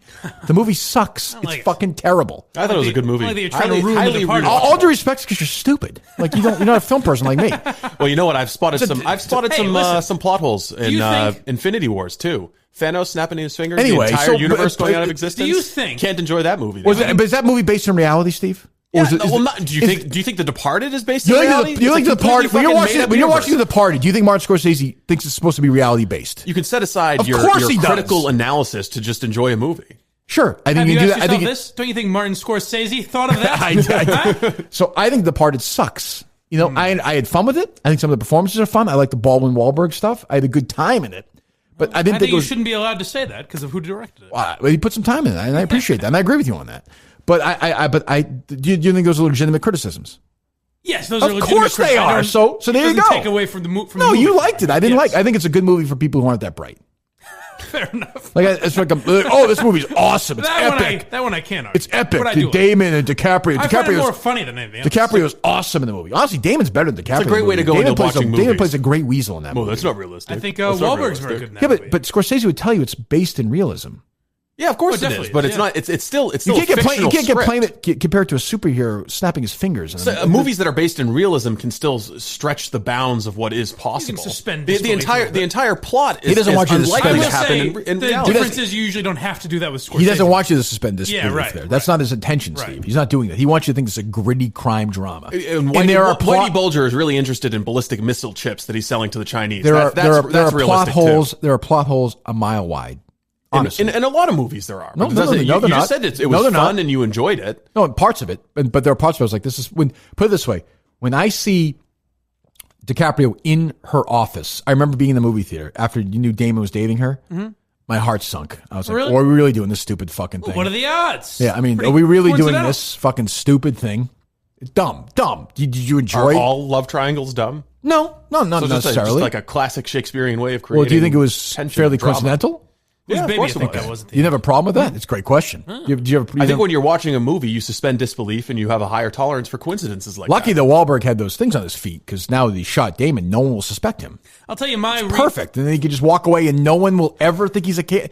Who killed this guy? I have no idea. Well, I mean, ties to the mob underworld. There's no footprints anywhere. I guess we're safe. Lots of people in the mob world die and you never know. True. My logic is, and maybe you could say it's because I'm of lower intelligence, I always sum it up with, well, they wouldn't be making a movie if that didn't happen like that, you know? That's a good point. I agree. It's a good point. I would say The Departed, I would give it a D+. Wow. That is scorching harsh. hot. Oh, you got to remember, like, I am judging this as a guy who loves Scorsese, by the Scorsese standard. Sure. You know, if it's by the whatever standard, it might be a little higher, but I was disappointed. I thought Nicholson was terrible in it, too. The Departed comes on, you're flipping around, it's on TNT. No? Really? Moving on. Very surprised by that. Moving on. Nicholson was awful. I can even see not liking it. I can't see hating it. I'm surprised by it. I'm surprised you didn't find any parts of it funny or anything. I did. No, I like the Baldwin stuff and with Wahlberg. I like that stuff. What did you think of Black Mass? Yeah. See, Black Mass I thought sucked. Familiar. Yeah, I thought it sucked too. I thought Depp was not great. Just blah. I thought the TV movie. That's when I was probably too overhyped. But I was like really excited to see it. Didn't do anything for me. Yeah. So seeing the movie where Damon is literally texting Nicholson like through his pants and like it's just so like what the fuck is going on here? Like tense. Like turn off your phones. Think you might get caught. And then they turn off their phones. No, there's still one phone on it. That's right. And Damon's like, I can't believe they turned off their phones there. And they're like, well, what? I don't think his accent was that bad. Everyone criticized the accents in that movie. Like the whole part, like horrendous. The coincidences that you're seeing that accent is horrendous. You're right. It's very another bad, thing. Yeah. Awful. I think that the I guess the stretch of the scheme holding together is what creates tension within the movie. So it's always just like one. Sure, but to me, if it's not apart. plausible, then it ruins everything. It is plausible. I think it is plausible. No, a criminal. It is plausible. A criminal leader. Unlikely, yes. A criminal leader would be like, you know what? Like I like this guy, but you know what? I just can't risk it. It's not worth the risk. Yeah, because Whitey Bulger character would never work with law enforcement. Yeah, but that's different than having him in your circle. There were a lot of former law enforcement. Yeah, but there were a lot of do you think Nicholson's character? On the take? Do you think if Nicholson's character knew that DiCaprio was with the cops, he'd be okay with that? No, but of course not. Yeah, but I mean, just saying that he's in law enforcement or went to the police academy, washed out, doesn't mean that he is. That's different than bringing him in your inner circle and telling him your secrets. He thought he could and having him be your little. The Nicholson character could corrupt anybody through money. No, that was the entire thing. No, didn't work. All right, get back to this douchebag here. Viewing Scorsese experience as a temple as we might might have the same argument. They did. Jesus. And I both understand that and think that they're all wrong. And also that you should never talk about in public about things you don't know anything about. So stop editing. Perfect. But listen to what he says. Hold on, Mike. How to edit. This has been Hark. Oh, sorry. He said perfectly said. Yeah, he said perfectly said. God. So, if you didn't like the movie, shut the fuck up. So I shouldn't say a thing about The Departed. Do not go outside with that opinion. So I shouldn't say that about The Departed then. No, master filmmaker, as good a cast as you'll ever get in your life. Yeah. So I should keep my mouth shut. I was offended. I was surprised you said not female representation for me, but that's, it was when my you started saying that, I was like, are we in Kirk's house? Why is he so comfortable? I shouldn't say, I would never say it in public. Right. I mean, this is my studio. I'm not going to say it in public. Of course not. Can you imagine having that attitude about movies? Like, we just had a good debate in The Departed, whether you like it or not. We all expressed our opinion and moved on. Like, imagine being like, you know what? Please get that trash out of here. I mean, why are you not spending your time looking at Renoir and the other great works of art? Why are you watching television? If you're not an artist or an art history student, can you have an opinion about great art? No, I guess not. You certainly can't criticize it. Well, it's even like saying now you should Harry should appreciate Citizen Kane. Yes. You know what I mean? It doesn't make any fucking sense. Like sometimes generationally things doesn't add up. You can doesn't criticize work. things that are masterpieces. Sure. Is what I'm trying to say. I guess, but I mean, they host a movie podcast, and they're like, you don't criticize anything. Just keep it quiet. Keep it, under your hat. Now, is it hypocritical? Are there movies they criticize? No, they're definitely pro everything a lot, Yeah. but they talk about the business of it more, which I find interesting. But I heard that. I think I texted you right Yes, away. I was like, stopping my tracks. I was like, what the fuck is this? Who thinks like that? I don't know. We have the cheese here today. Look under your desk, Kirky. Oh wow! Oh. There's a big old bag of cheese under there. That. My goodness! Jesus Christ! Listen to this. Hunks of cheese right there. That is a heavy bag of cheese. For you at home, Kirk just pantomime throwing cheese at Mike. Look at all this cheese. Jesus. This is all from Smith's Country Cheese? It is. Get my glasses You on. can throw me some. Huh? You can throw some at me if you'd like. I'm not going to throw you Take it. cheese at you. What kind of cheese is this here? Oh, so they do give you the They let you know where best there's supposed to be room room temperature. temperature, They've already chilled, cheese. maybe warmed up a little if it's a brie. Ooh, look at that. Jesus, this is really good. I'm going to eat a piece of cheese while I do this read, Steve. If you don't mind. I like that. That's how I open this. Do we have any You scissors? want me to get you scissors? That'd be nice, thank you. Well, Smith's Country Cheese, by the way, has been a hit. Boy, have I noticed on social media. Yeah. Boy, howdy, geez. People are into this. Thank you, Steve. Steve, I'm going to cut my fucking hand off. Scissors? Just give me a knife. Like a real knife. How do you hand it to you? Handle first? You just threw it at me. Oh, look at this. Look at this knife. NRA, National Rifle Association. Badass, brother. God, what a douche. Why would you just give me a pair of scissors? Because the knife was handier. No, it's Here's not. a knife as if I'll need one. No, I mean the knife was closer to me. I don't know where. More the scissors annoying are. now. It was either the knife or a little razor blade. He could rip it with his teeth. Hey, Mike, Kirk's cutting the cheese. Oh, that's good stuff. This guy is funny. Give me the Robinson laugh for that joke. Let's see this. Which one are you eating? I don't know. Where is it? Oh, here it is. Just fresh farmer's cheese, traditional. Very good. Oh, that is good. That is really good. I gotta say. So, what can I do with this particular circle of cheese? Where am I going to put this? I think that kind of cheese would be good if you cut it up and put it in a salad. I was thinking that, as a matter of fact. Also good on a pizza. tomato. There are some of them that could be good in a sandwich. There's a Havarti in there that could be good if you sliced it and put it in a sandwich. A little dill cheese here. You know, I previously have been a little bit of a cheese purist, not wanting the dill or the chili Herb peppers garlic? in it, but some very good flavored cheeses. Yeah, I'm looking at this right now. Ooh, the cheddar, I like that. What do we got here? Looks like there's a cheddar and a smoked cheddar. Yeah, I saw that. What do we got here? Oh, bacon. So what is that? That's more of a spread. So you could put that on a bagel or bread or crackers or something like that. It's you have to have a range of textures of cheeses, a range of firmnesses when you're putting out a cheese plate. I like this. So there's a position where the people are getting sent to them all the time here. Yes. I ordered two Was that? I ordered 2 boxes yesterday. The knife. I was considering. Okay. Well, family owned, operated for 30 years. We love Smith's Country Cheese. I saw them very active on social media. Now you can follow them on Twitter. I followed them yesterday or retweeted them. I don't know what the account is. We'll tweet that out. If you use the code Kirk, get 10% off all gift boxes. And this is a perfect time of the year to do it. Good, smart marriage of brand and podcast right here for the people for the next couple of weeks. You get all the cheese you want, whether you're having a nice holiday party, you want to send it to people all over the country, by the way. They'll do it. You go to smithscountrycheese.com. smithscountrycheese.com. Are they happy so far, Steve, with the partnership? They're very happy. Good. Good. I'm thrilled to hear that. smithscountrycheese.com. Click on the shop tab to order your custom gift boxes and send the gift of real artisan cheese this holiday season. And use my code KIRK. 10% off all gift boxes. KIRK, all gift boxes. Smith's Country Cheese. Get it done. It is good. I enjoyed that. In the spirit of just criticizing that other podcast for agreeing, when you're like, are they happy with us so far? Nah, they're fucking depressed. Well, you never know. Farmer Smith just fucking shot himself. They're fed up. It's a little strong. I'm just saying I'm happy to do more. I'm a team guy. I know, Steve. It's a nice cheese joke. What was that? I said they're getting fed up with us. I heard it. I heard it all too well.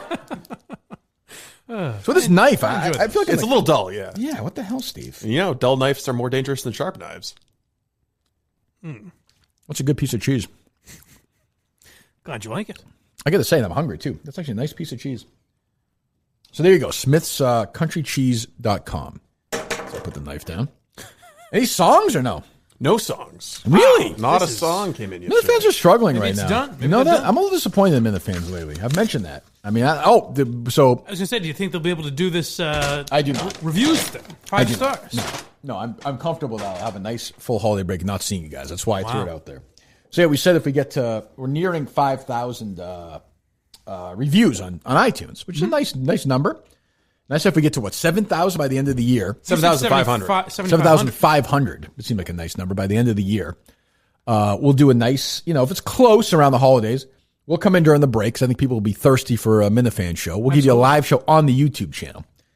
Of course, Mike after is like, boy, it's a good idea. I like it a lot. It's like, why? He's like, because that'll actually help. It won't hurt the download totals. I'm like, oh, no shit. Boy, I never would have thought of that. Thanks, Mike. I know. Thanks, Mike. I knew if we were having that in person, you two would have looked at each other smugly. But What's I wanted up, to Steve? throw it out there. 4 reviews came in yesterday after we tweeted that out. Is that true? That's embarrassing. 4 reviews, yeah. That's embarrassing. I mean, forget it. Fuck off then. We're good. 4? Oh, man. That's rough. I'm telling you, the Minifans are fat and happy. They're getting their 3-hour shows every day. They've gotten rid of their enemies, and they think everything's great. Right. And, just dance for us. That is unbelievable. A couple of good reviews, though. Can't get enough. Makes me laugh harder than Ronald Reagan. R.I.P. Meemaw Geary. I don't read any of them. Fuck off. If they're not going to leave, we better have 200 reviews today. Here's a 3-star review. I was a big fan for a while, but Steve Zacks gets old. Can't listen to him anymore. Okay, you can read that one. That's fine. I don't have a problem with that. Those my favorite are the people that legit. Obviously, the 5 stars are like, oh, it's great, I love it.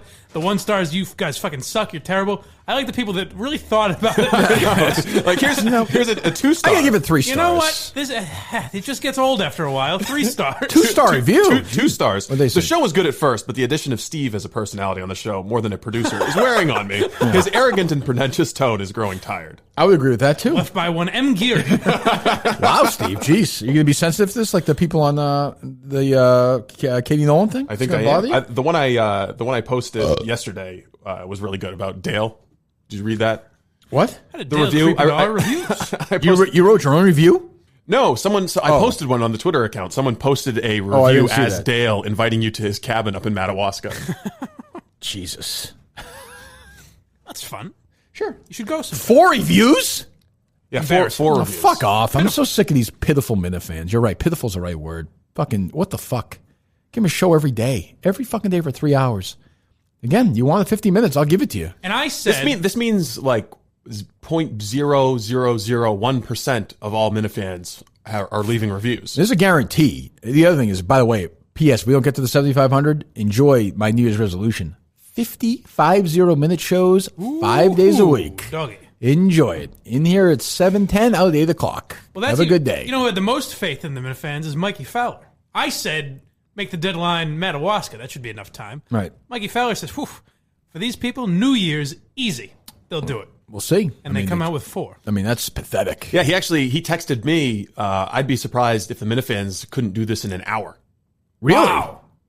Boy, that is, now you should feel ashamed. All right, put me on Instagram live right now. That's Let's great go. shame. We're going live on Instagram. All right. I think it's time to challenge these fucking Minifans. 30 minutes later? The hell do I do this? Here you go. Click. Oh, God. The first thing I see on Instagram is one of these stupid fucking questions from Ask the Internet or whatever. All I ever see when I open up Instagram is Brandy Love sucking a dick. Nothing wrong with that. Nothing wrong with that. Not at all. I'd rather everything be hot in my life or cold in my life. I don't know. Oh, cold, definitely. Shut up. What's your answer? I don't know. Did you Answer the Internet or no? No, I told him I couldn't do it. No. I would suck at that. I would be like, and that'd be perfect. I don't know that you would. I think you'd have some funny answers. No, I don't have anything funny to say. I'm done. I'm retired being funny. Until I get more. So what am I doing here? Oh, God. Now I just click on the button and I have Conan's fucking messages with all the fans. Boy, it might be fun to read those. Have you ever seen those or no? No, it was up to me. I don't know. No, nothing. Nothing really. Oh, it's... What the fuck is this? What's the matter? Oh, nothing. You get Will, the fucking... The intern? Sending out messages to fucking Dr. Drew, asking him to go... What the fuck is this? Who told him to do this? So, who's Dr. Drew? Dr. Drew is a... He's the guy who did the show Corolla. He's Dr. Drew's... He's like a famous physician. Oh, the one... Didn't he have an HLN show or something? Who told him to do anything? This guy, Will. I didn't tell him to reach out to Dr. Good Drew. afternoon. My name is Will, and I'm an intern for the Kirk Minihane Show presented by Barstool Sports. We're Currently looking for appearances for Kirk to make on other shows and podcasts to grow listenership. Wait a minute. You texted me about this the other day. Yeah, I texted him. I sent to the interns a list of podcasts that Mike thought would be good for you to go on and said find their contact information. I think he might have taken the extra step. He's talked openly about his struggles with mental health as a tremendous story to tell. His listeners are extremely engaged and loyal when his appearance on whatever his show is would be mutually beneficial. If you have any interested questions, please let me know as soon as you get a chance. Thank you. What the fuck is this? What the fuck is this? I think Will's trying to take some initiative to get you booked on a different show. I think because I asked him to find... Who the fuck wants to do that? Who does want to do that? I think because I asked him to find the contact information for and then check with me and see if I want to go. I'm going to go on Dr. Drew's podcast because Will the intern says I should? We're currently looking? Well, you can understand that if he's trying to... No. I don't. I'm not kidding. I don't understand. If he's trying to book... What does WE''RE mean to you? What does that mean? It's the third person plural pronoun. For what? For this show. For you. Representing you. No. What do those two... What is that? What is that replacing? Which two words? That's your one group. We are. We are. Where is Will part of we? Well, he is our intern. Okay, he's not my intern. Where's he part of? He's telling Dr. Drew that I'm looking to grow a listenership and I have my mental health. What the fuck is he fucking talking about? He didn't run the pitches past me, but I think he thought that he was taking an extra step of initiative because I'd asked to get together a list of the contacts so that I could reach out to some of the podcasts. I mean, it doesn't end. He's doing this to everybody. Ari Schiffer? Ari Schiffer. He stuck to my list, I guess. What the fuck? Yeah, I asked him to get the contact information, so I think he took it just a step farther. Fire him. Really? Yes. All right. Oh, man. I mean, why wouldn't that? Why? Because he's showing initiative. Well, great. So did Kelleher. Like, what? I mean, what? I mean, he had license to because he was not for me. He didn't. Well, I told him to find a list of the contact information for these people. Told him to go beg these people to go on their podcast like we're fucking losers. No, I did not tell him to do that. I told him to get contact information for some of them. Was that what happened? No, he decided to take it a step further. He's showing initiative. No, he didn't listen to you.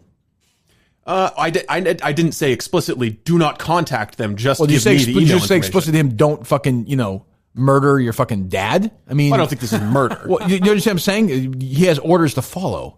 Begging to go on Dr. Drew's podcast, which I have no interest in doing. Why? I don't understand. Who the fuck does he think he is to say? Who's he to say would do my time? That's my time. Yeah, I mean, that's me. It's kind of like fishing. He's got a number of lines in the water waiting for something to bite. He reaches out to a number of these podcast shows that we thought that might be a good crossover appearance for you. One of them says yes, and it works out. And you have a fun time. Promotes the show. Put him on. Call him. Oh, boy. Fire him right now on the air. Call him. Poor bastard. Your next shithead. Fucking what call did I do? You just exist.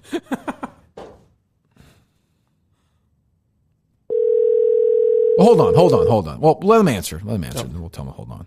Call him off the air and tell him he's coming on. You have an issue with this? Me? I find it extremely odd that he would do that. Thank you. I don't think it's a great look. Do you agree with me? I agree with that. Thank you. That's all I wanted to hear. Yes. Although I would say it's not. I don't think it's a fireable offense. I think he was. Well, I don't care what you think about that, but I mean, why am I asking you? Why am I asking your goddamn opinion on this anyway? Well, you asked. You're right. You're correct. You are answering. He probably should have asked me before he went out and made contacts representing himself. Right, call him. Shut up, Steve. Call him. Especially if he's doing it from the show. Get him in here. I'll stab him to fucking death with this dull knife.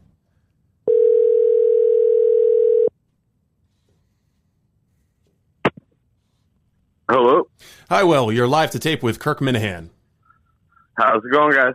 What do you? I want to fucking fire you so bad right now and ruin your life and make sure you never fucking work again. Wait, what did I do? Why are you contacting these things I just read on the air on Instagram? Why are you begging Dr. Drew for me to go on? Like, the fuck are you doing? Wait, I thought I was asked to do that. I thought I asked you to come up with a list, and I will say he did say something about having reached out to them. But who's lying? Steve's lying right now. Why didn't you say this to me 90 seconds ago, Steve? No, I'm telling you right now. He did. Well, but right now is not the point. You fucking idiot. I thought 90 seconds ago. I had thought he'd submitted something on a contact form. I didn't know about the Instagram stuff. Hold on. What did Steve tell you? In the email, he sent a list of people to contact to get a hold Dr. of. Drew on that list? Yeah. Steve, you said you didn't know he was. Yeah, Dr. Drew is on this because I just copied and pasted the list that Mike had sent me. Steve asked me. The fuck you put Dr. Drew on the list? Steve asked me for a list of podcasts you would be good on, and I said that I'd be good at any podcast. You say all of them, but I don't want to. I agree with that. I don't care what. I don't care about your opinion, Will. What are you doing begging Dr. Drew? Well, maybe this isn't the you issue. You know what? You're fine. You're spared. Goodbye. You're fine. You can live. Appreciate it. Thank you. Goodbye. This is a Steve issue, as always. So, this bumbling fucking idiot. I'll read you the email I sent to him. I said, we're looking to get Kirk booked on some other podcasts, but I need to get good contact information for the bookers. So I asked for contact information. I didn't ask for...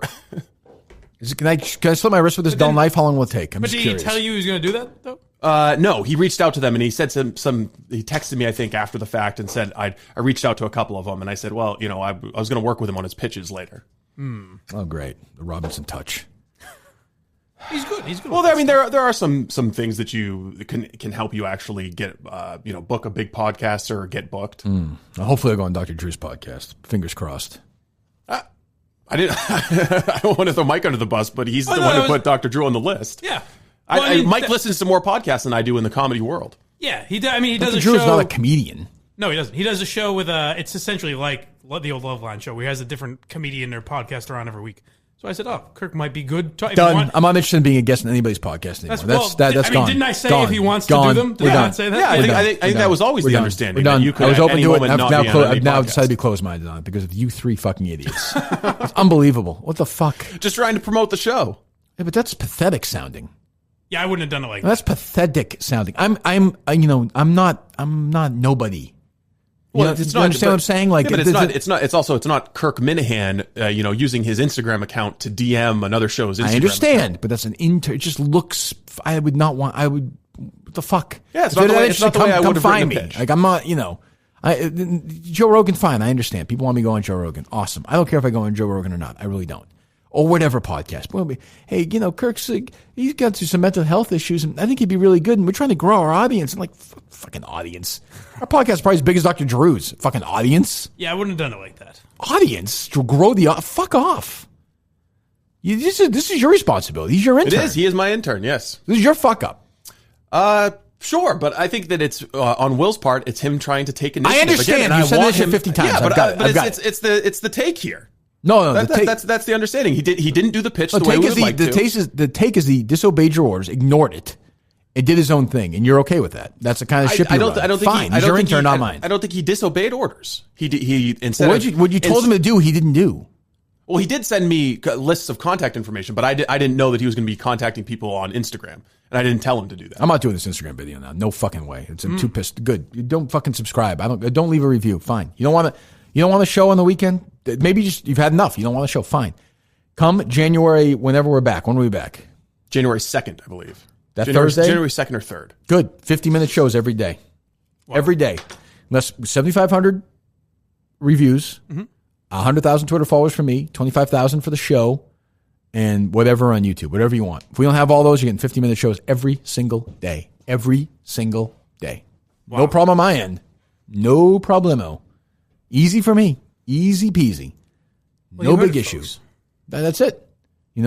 So I don't know. Maybe they're lackadaisical now that I think indisputably they're fat and happy. I did get a couple of messages of people asking how they go about leaving a review. So it's really tricky. We should probably put up an explainer. Why? Leave them. If these Minifans are so crazy, Nardini last night's like, these fans are the craziest fans or the greatest fans. No, they're not. Whoa. No, replace them all tomorrow. Now you're changing your tune on them? That's a love-hate relationship. They've been lackadaisical. They're good, but they've been fat and happy lately. Yeah. They're all in their little happy Discord mood, talking about whatever their fucking stupid jobs. And, start getting to work, assholes. Start getting to work, or I'll be gone. I'll fucking be out of here, and then good luck. Good luck. That's my two favorite words from Steve Robinson. Still taping. Don't worry about those anymore. It's going to be fucking 5050 every single day. So fuck off. That's what I would say. Honestly. No loyalty. Not a lot. Exactly. Troll Sock Cyber Monday deal. 30% off. Minifans, get to work, would you please, my good friends? 30% off everything in the store until midnight tonight. Well, that's a Monday deal, you idiot. Cyber Monday deal. I'm reading a copy for. No, the copy is continuing. Yeah, but the Cyber Monday deals get extended. It doesn't say that here. That's not what it says. It's not the copy. I'm just telling you the copy is inaccurate. Oh, well, the Cyber Monday deal has been extended at Troll Socks. Great. It's still the same percentage off with coupon code BM Sucks. Good. BM Sucks. You get an additional 20% off. Get your Minihane socks, Blind Mike socks, Brandy Love socks, Trump socks, Tom Brady socks, Murchison socks, Smugsy socks, Kelleher socks. They're all available there. Go get them. Game of Thrones socks and more. The best stocking stuffers you could ever get, and you are benefiting the Kirk Minihane Show. Go to trollsocks.com. Use that code BM Sucks for additional 20% off. They're already 30% off Cyber Monday deal. Go to trollsocks.com and use the code BM Sucks. There you go. By the way, I had lunch yesterday. Let me mention real quick the Ryan Baldera benefit week at Buffalo Wild Wings in Burlington. All right. 100% of the proceeds for the meal or burgers or beers will go towards supporting the education of Hunter Baldera, Ryan's infant son. I was there yesterday. I went with Kate for lunch. We had a great lunch there yesterday. Food was awesome. Scott Neary was actually there. People were place was, it was a snowy day, but a lot of people were there, and I think they were there. Big reason why, obviously, to eat and to help out Hunter Baldera. So that's a great thing to have going all week long, 100%. And we'll announce our tomorrow. I think we'll announce our bid. Correct? Okay. Yeah, we're all ready to announce whatever you want. We'll do it tomorrow. And, given these Minifans, we'll raise $40 for the foundation. That's great. Wonderful. You don't think they'll come up with the quiche? I do not. It's unfortunate. It's what they are. It's a good cause. It's a great cause. Yes. I was happy to be part of it yesterday. I love it. I thought we had something else. Well, we've got a little bit of after hours audio. We've also got give me Lucy's last podcast.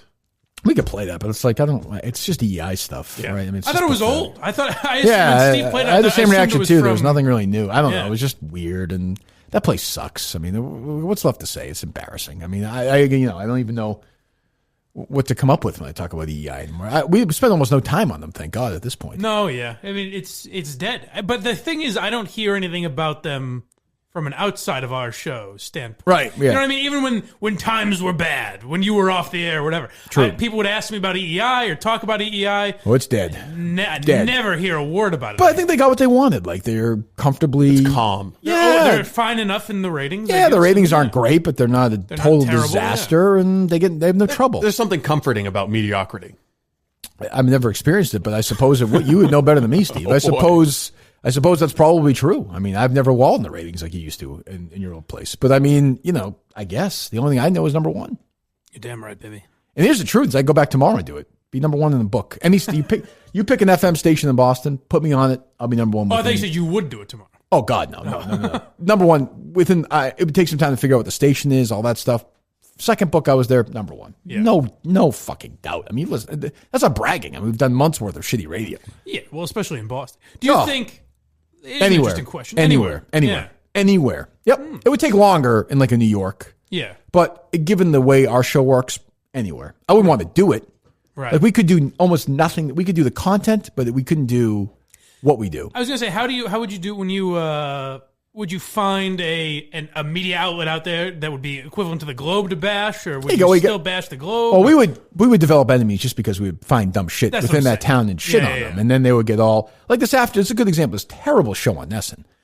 We touched on yesterday. It's the worst fucking show I've ever seen in my life. It's my favorite show because it's so bad. But you'll find that if you go to. Oh, I mean, you didn't like the Gordon Hayward glow up?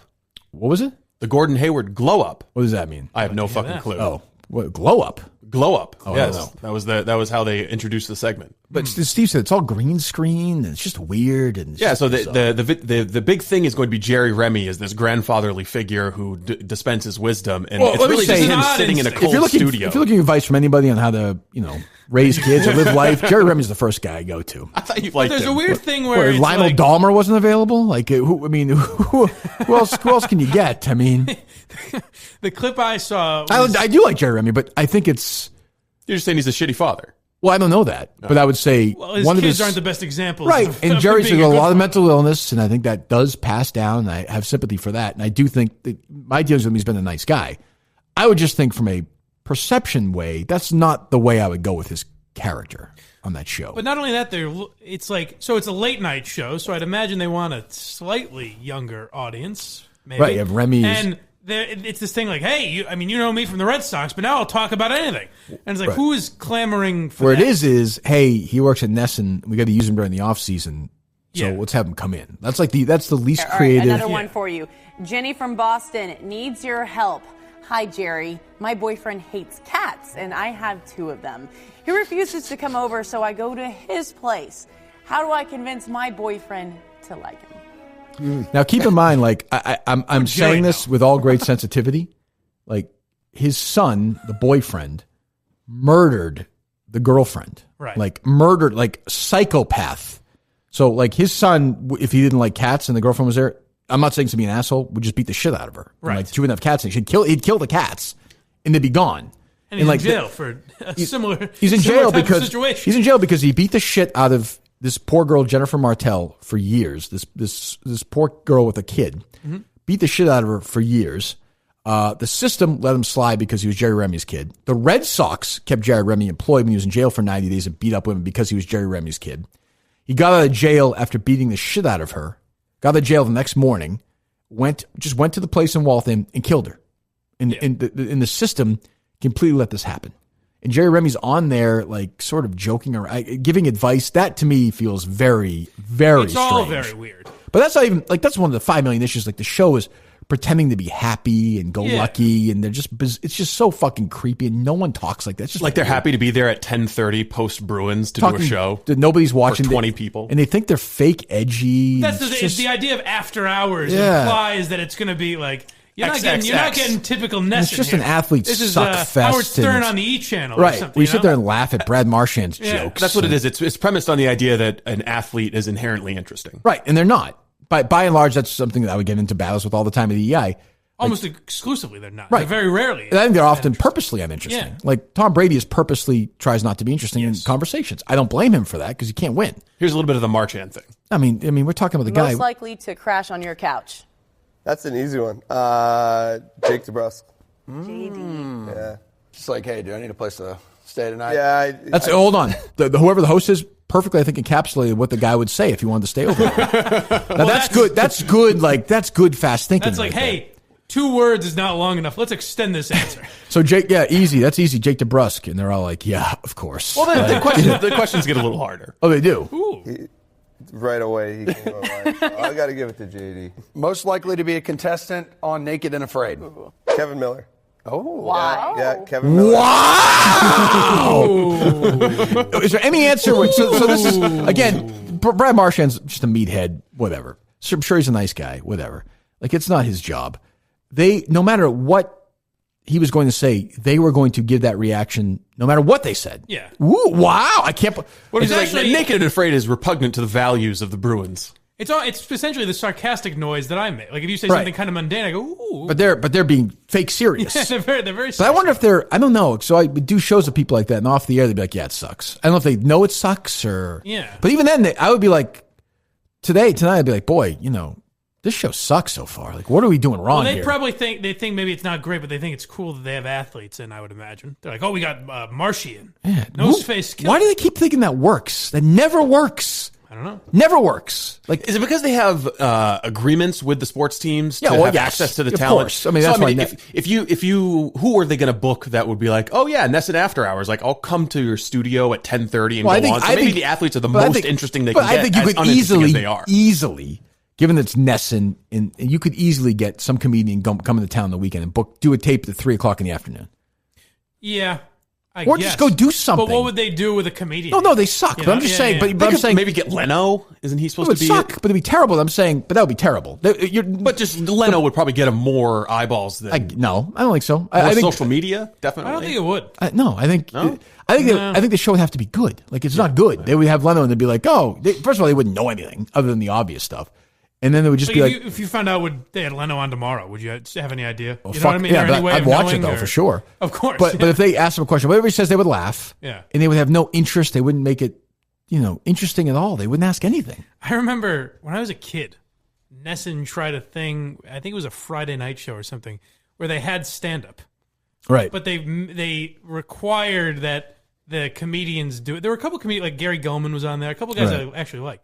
But it was like, they made them talk about sports. Yeah, it's just weird. It didn't make it because none of these guys have material about sports. Yeah, not like Fitzy. I was saying, I was going to say, literally about to say, Fitzy would be perfect on that show, and they would laugh at his jokes, and it's nice. Yeah, he'd be great. But my thing is always, who wants to watch this? Yeah. No, but now they're going to have players on, and it's safe, and they won't get any trouble, and players are great, and Red Sox are great, and Bruins are great, and everything's great, but nobody believes that. So why are you watching it? Even if they wanted to do a more mildly entertaining, and it's kind of an insult to the guy, but also something NESN should do. It's like Jerry Thornton would be good for something like that. You know what I mean? Where it's like he's safe, but also kind of funny, and you know, he's corporate approved, and but he would work, but like he's better than that, much better than that. Yeah, I mean, but that's what I'm saying. Give Jerry Thornton and Rear Admiral a shit. If you want to do NESN after hours, of course they would never give it to them. But they would never do that. No, of course not. They would have no interest in doing that. Yeah. That's actually, now that I'm thinking, if you want to do NESN after hours and make it slightly edgier than your usual programming, that's what they should do. Jerry Thornton and Rear Admiral. Sure, it'd be better. Yeah. Guy can do anything. He's like without clothes on. Yeah, he's built. So hold on. So they think they're being edgy because they said the word naked. Yeah. Like that's like we're going really far here. Like hang on. Can you imagine? He's a hockey player, right? He's naked. He's naked because in the locker room he's occasionally naked. A nude man. Yeah, Marchand. That is funny. Imagine Marchand was like, he just does like he's naked all the time, and like if I'm sitting around, like he'll put his dick in my mouth. He always asks like, me to jerk him off. Yeah, I blew him one time. He came all over my face, and everybody laughed about it. It was so fucking funny, and all of them like, whoa, what? Favorite pizza topping? Favorite Jim Carrey movie? Yeah. Listen to that laugh. He'd have a lot of women followers. Okay. Most likely to win the lottery but lose the ticket. Jake. Jake. Totally. Jake. Totally. That is Jake. Totally. He's the answer to every question. Yeah, funny story about this with Jake and that memory losing. Like he had to babysit his nephew one time for a weekend and lost him, and he actually died. They found his body like 3 weeks later. Oh. Yeah. So that's why I think if you got the ticket, you'd lose it. Yeah, I guess we're actually doing a fundraiser that remains. Like, I mean, this kid. Vacation destination. I mean, this kid was really brutally murdered. Please move on from this. Really brutally murdered and assaulted. And like, they found his body parts all over Canada. They haven't found his left hand yet. They're still looking for it. Well, speaking of which, what was your favorite kids movie growing up? They're just reading through Mike's high school yearbook now. Most likely to fall down the stairs. That's basically what it is. Martian just had this great introspective moment, though. Just like, he came in and was basically like, like Jerry Maguire's like, fuck it. I'm shooting my way out of town today. All right, here's a little Gordon Hayward. Oh, good. And a quick Google search, I'll find Gordon from back in Butler days, man. Yeah. So let's talk about the glow up.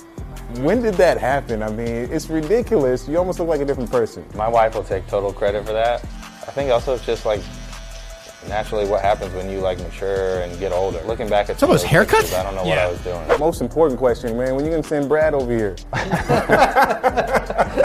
What the fuck? Who is this person interviewing? What does that mean? I have no idea. This is just the promo that they put out. What the fuck? Who is, again, like, I understand why they do it because it's safe. Who is going to watch that? Yeah. And again, keep in mind, this isn't me picking through to try and find the I stupidest understand. shit. It's what they're telling you to watch. Yes, this is they're taking the most intriguing parts of the show and saying, hey, this is what you're going to get. That's almost better than us combing through the entire show. Great if it was like, honestly, like my wife, I'm almost like a slave to her. Like, she really beats me. Like, she makes me wear my hair. Like, I want out. Can you please help me get out? Please. Yeah. Oh, well. Jeez. So about to glow I up bet here. Brad Stevens runs a tight ship as well. Yeah, hot or cold? What would you like? Are you a meatball sub guy? If they're smart, you want a promotion, bring me on there, baby. I'll go on there for a show. That's what I told him yesterday. Fuck yeah. Are you crazy? I don't think they'd want me on. No. I mean, would you rather watch a John Henry reality show? Like, watch him walk around in the morning? Would you? Like him and Linda, like, talking? You wouldn't watch that for an episode? I don't know. Do they talk? No, that's true. Probably not. But, I mean, goes in the But dark yeah, room. it is.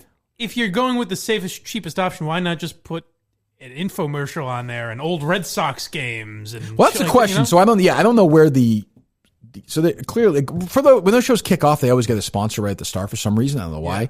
But who's going to be watching that? Now, NESN has turned over their shows so many times over the years that I don't even know. Like, this will just be gone in 2 months, and they'll just move on. They've got to be spending a decent amount of money on it. Yeah. Because to pull off a broadcast like that, you've got a lot of support personnel. Well, just the idea that they're spending any money. Like, when you could. Spending $1 on that If is you want to be insane. safe and boring, put on an old Red Sox game.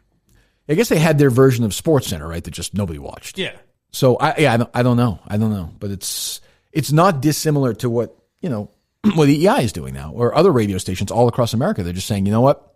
Fuck it. Like, we're not dealing with any controversy. People will listen because not everyone has their phone set up to their car or wants to use their data. The radio's just there. So correct. People will listen. Yeah, why deal with any trouble? Especially in this society now where people are trying to get you in trouble.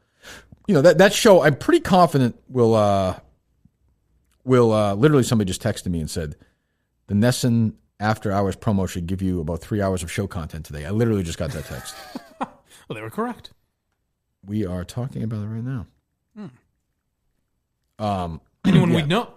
I don't think so. I'll check and see if they put out a new one. How well you know John Henry, but Ooh, that'd be great. They've got Haim Bloom talking about Who? Mookie Betts. Chaim, what's his name? Oh, the new GM? Yeah. Chaim Bloom? Yes. He's a devout. I don't think he's your favorite GM, Steve. I'll just say that. Good. Mookie Betts, I think is his name. What's his future looking like right now in Boston? Well, I mean, you're talking about, as you said, one How of the do you great say his name? players in the Chaim? game. I thought it was Kine. I think it is Chaim. Yeah. Chaim, yeah. So that's him at the beginning. The guy asked the question being like, Mookie, I think I know that Mookie Betts. Like he's being funny. That's a joke right there. Yeah. That's good. Multiple MVPs. Actually, no, one MVP. This is him who's like, you know what? I got to ask the tough questions here, so just get ready. I'm going to ask you about Mookie Betts' situation. Mookie Betts, I think is his name. What's his future looking like right now in Boston?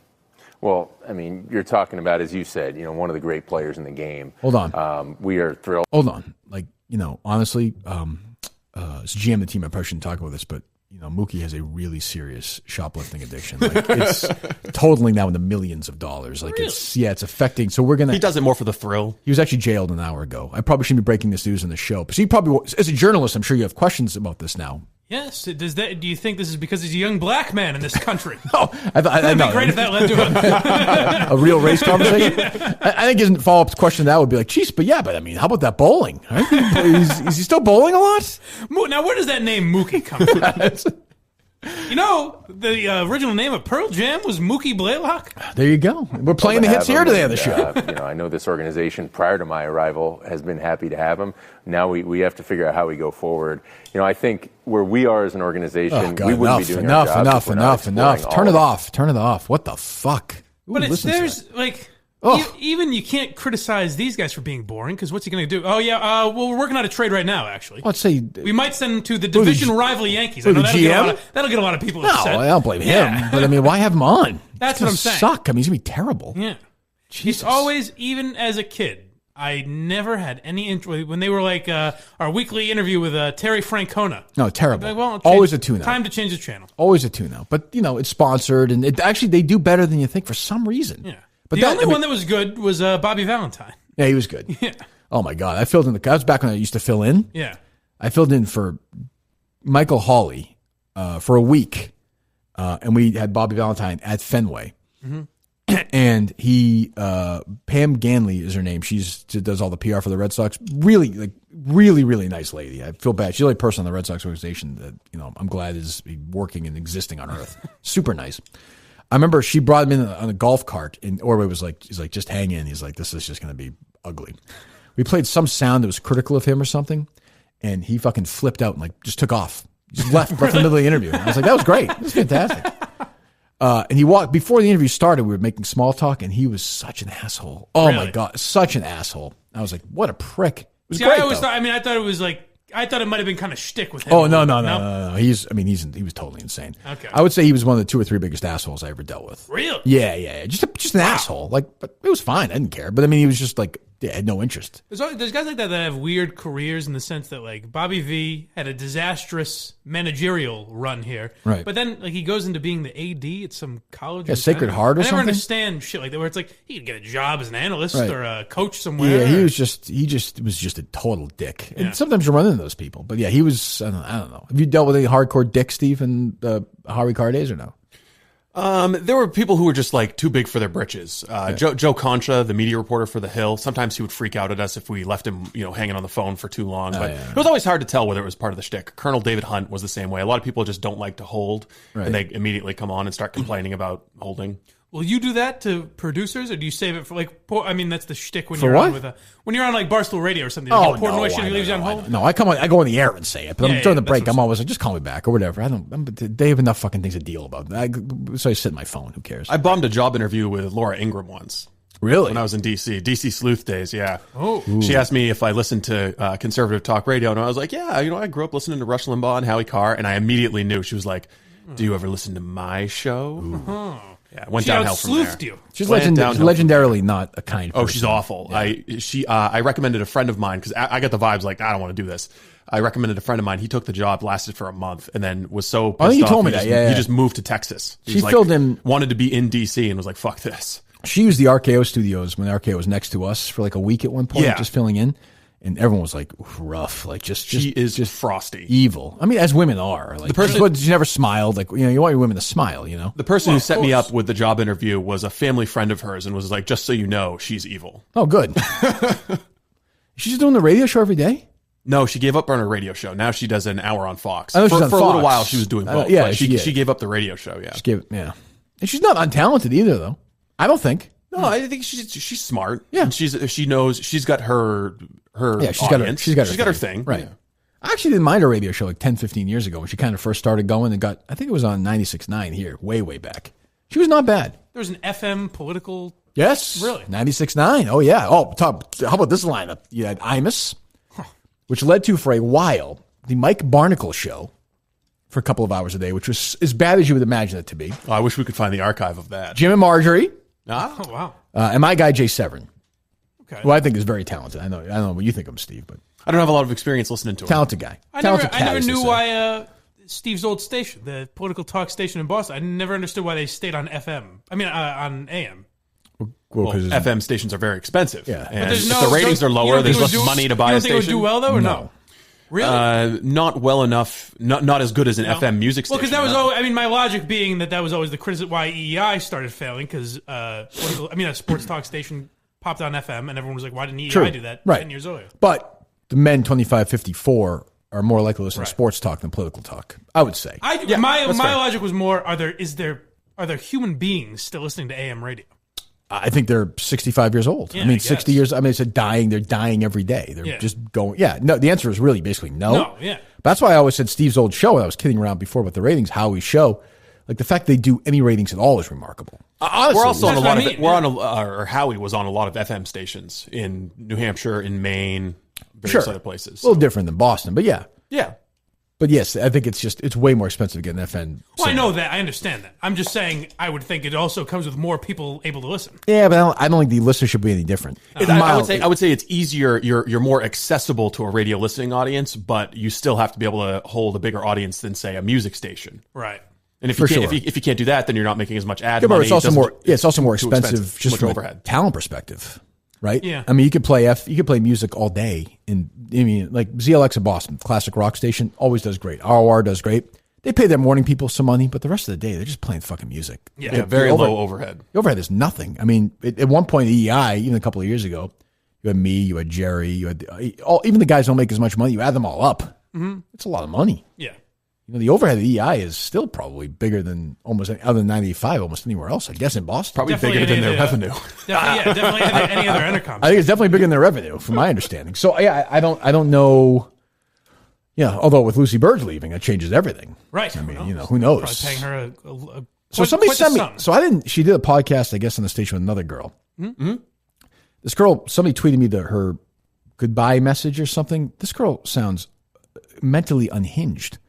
Like, I don't understand what's going on with that place. Who are these people at this place I used to work at? What if I feel 20 years removed from that station now? Wait, what did you heard her here sound mentally unhinged? I don't know if I heard that one. She said like her goodbye video to Lucy on Twitter. Oh, the other girl. Yeah, she sounded like just nuts. I'm like, what is going on here? Well, they were partners. But that sounded like to me. So I listened to 2 minutes of it. Steve sent me something. I listened to another part where she talked about somebody I forget, and it sounds like a really bad G-rated version of Daddy. Good weekend. Like, it just sounds like, hey, we're two girls who are going to be outrageous, but it's like we're going to be WEI's version of edgy. Yeah, we say like boobs or something. Yeah. It's just so fucking bad. I mean, it's awful. They'll curse a little bit. Everything in that station is fucking awful. Yeah. Every fucking thing at that station is. Although I do like Glenn and Christian, though I have to admit, I still like those guys. Of course. But I mean, it's the fucking place. Oh my god, goodbye, fucking goodbye. Completely irrelevant now. It seems weird. Yeah, I don't know. The sports hub must be licking their chops. I guess. I can't believe how much they just dominate now. Ugh. I would think. Wild. Steve, what else? You don't want to play any of the audio we were just talking about? Well, sure. I think some of the Minifans, the EEI Minifans, will appreciate the way Lucy says goodbye to Curtis. Oh, she talks about him? Oh, the thing you sent me? Yeah. Oh, sure, I guess. I mean, don't you think it's kind of weird that she's like, he didn't even have to. He just came over and started helping me when I was an intern. Yeah. Oh, really? Oh, that's interesting. That is, It was that is odd. strange. I thought it was audio from like April or something. No, this was their. I know, this is yeah. like There's the no final acknowledgement of going away. anything? Nope. No. That's weird. All right, yeah, go ahead. Curtis.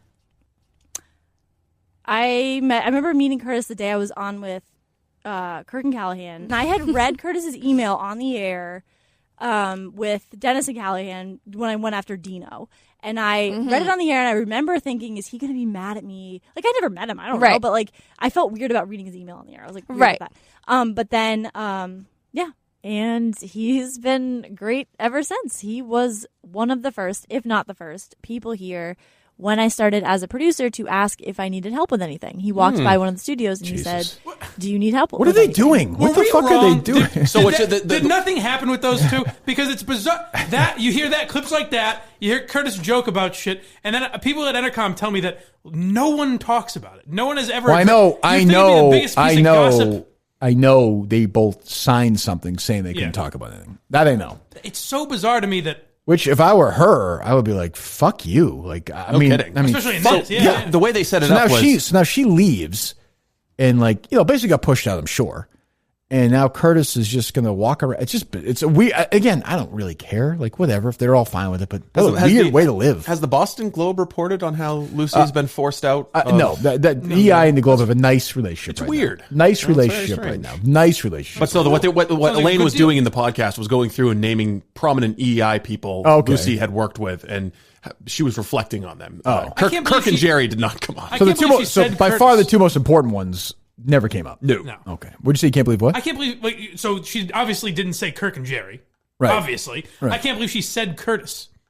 That is you know what I mean? That I is can't strange. believe that came up. That is so strange. Like that. Do you want to do a speed round, or how do we want to do these?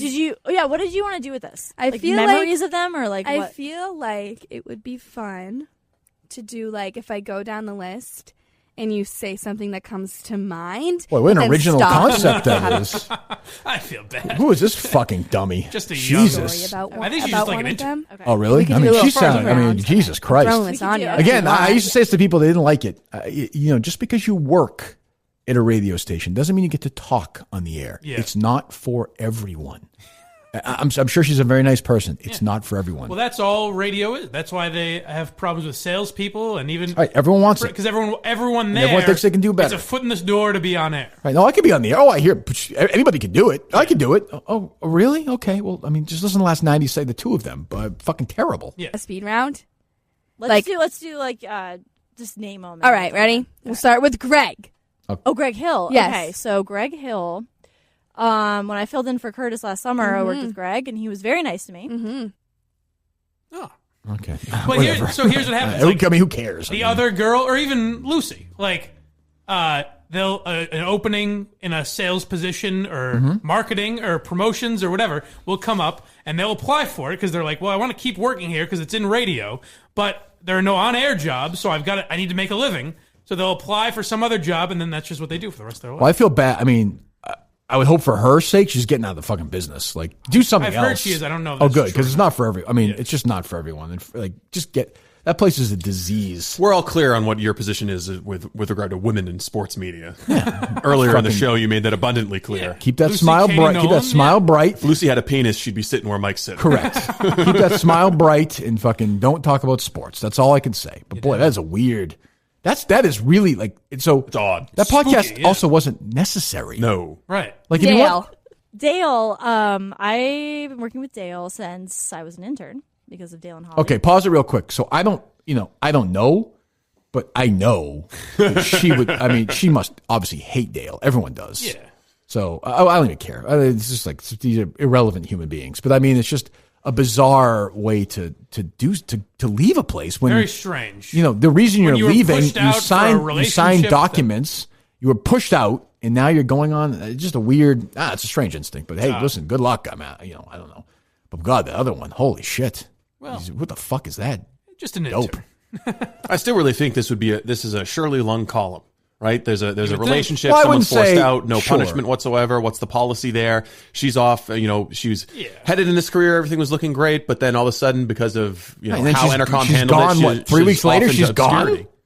And I would even say, I was about to say, it doesn't look like there's any actual harassment or anything, but that's never stopped him before. Well, first of all, who knows? Well, it's a clear power imbalance is the thing. There doesn't necessarily have to be harassment. And for all we know, and for all we know, there are other interns who have fallen. I don't know. And when has this ever stopped Shirley from sticking her nose into other people's business? Right, Yeah, but what you're missing is that people, cowards like Mark Hannon and Joe Zarbano and people at EEI struck a deal with the Globe. Yes. Basically, there's no document, but hey, he's gone. Yeah, a handshake. And he's agreement. gone. So, we're gonna leave each other alone now, and you do your thing and we do ours. Believe me, no more reporting on what you here's the deal. EEI, you can keep harassing female underlings. Globe, you keep doing that. You keep harassing female underlings. Neither one of us will mention it. It's peacetime. Harass away. Because a nice deal. Because that was really the Globe's biggest issue. Honestly, It wasn't even Cullen. It was that one after McGrory.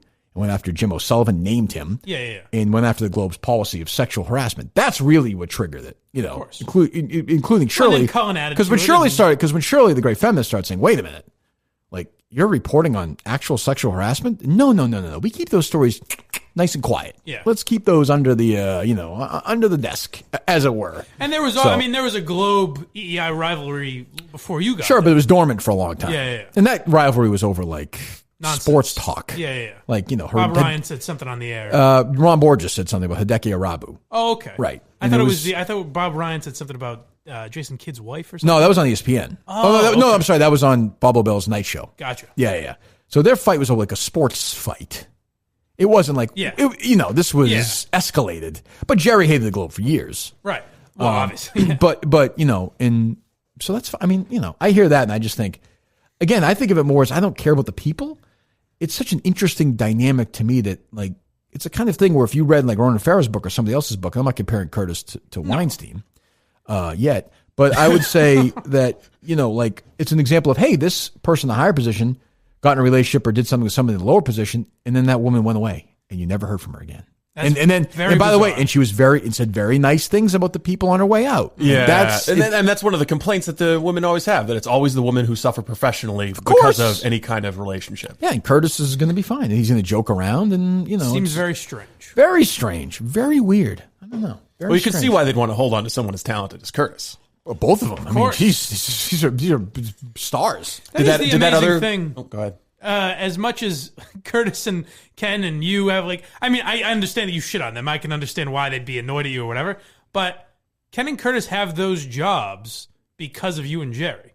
They're looked at in that building as these people that know radio. They know how to put together a number one morning show. If they were essentially just board ops that you guys made full-time producers. Of course. And I mean, again, I haven't talked about EI much lately, but whenever somebody sends me, which is rare, they're just doing their version of what they were on my show. I created that whole thing. I mean, I'm not proud of it even really, but I'm just saying that's what they have become. But it's odd. I guess what I'm saying is it's odd not to be thankful. What are you going to do? As much as Portnoy ripped me apart, I'll always be thankful that he hired me and made me an intern. I think Chris and Ken are thankful, but I think they're in I don't have any use for them. Right. Curtis, I think Ken's just a soulless pussy. I hate him. Right. But Curtis, I have some sympathy for because I think he actually knows he's working on a shitty show, position. and he's it's just whatever. Right. Well, they also in some way have to do the same thing that you've done, which is break ties and move on. Sure. Their own lives, yeah. What are you going to do? Sit around every day and be like, hey, I'm thankful to Kirk. For That's what? fair. I mean, they and Jerry. I mean, they didn't text you on Thanksgiving. They did not. No, I don't have a relationship with, other than talking to Mutt every once in a while, I have no relationship with anybody there. Because, what's the point at this? What the fuck are you going to do? It's over. I feel like I've been gone there for 10 years, not a year. 10 years. Did that other story in the Globe by Shirley do anything for you?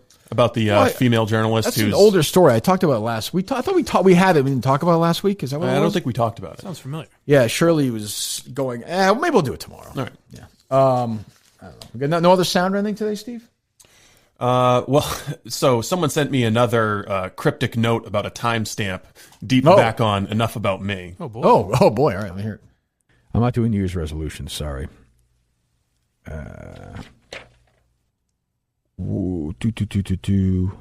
That is funny. But the funnier, I was completely by myself right there. Though. The funnier thing to me, though, is that they're going so far back to Enough About Me, combing through these episodes. Well, some Minifans are passionate, some are dormant. That's a good Minifan right there. It won't be as funny as that. You're not as musical. Is Colleen ready for tomorrow? Tomorrow? No. No? The answer is no? I think it's an educated guess. Steve? He's a whirlwind. Have you talked to him? What time is he arriving there? You know what? I'll change my answer. Yeah, I think he's ready. I think it'll be fine. But I don't think mentally he's ready. I don't think he thinks he's ready. He's not. You know what I mean? I think it'll all go fine. But I don't think I Cullinane don't. is. No? No. All right, maybe not. Do you, Steve? I think we'll have a video product. Right. Yeah, it'll be 6 seconds, and it'll be black and white, and, it'll be all over the place. Hey, but good sure. news. I got the last serve. So we know who won, kind of. Have you been talking to him? Yeah, I talked to him a little bit yesterday about trying to get some of the audio for After Hours because he's a subscriber. Yeah, but no. I don't mean in general, idiot. I mean about the tennis match. Yeah, Jesus, I just asked why don't you tell me more about your basic conversations with him? Yeah, I talked about dinner the other night. It was actually pretty good.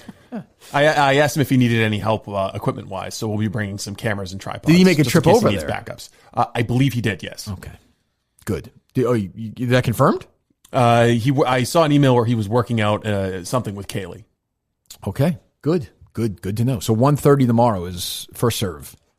A little warm up before. How are you feeling?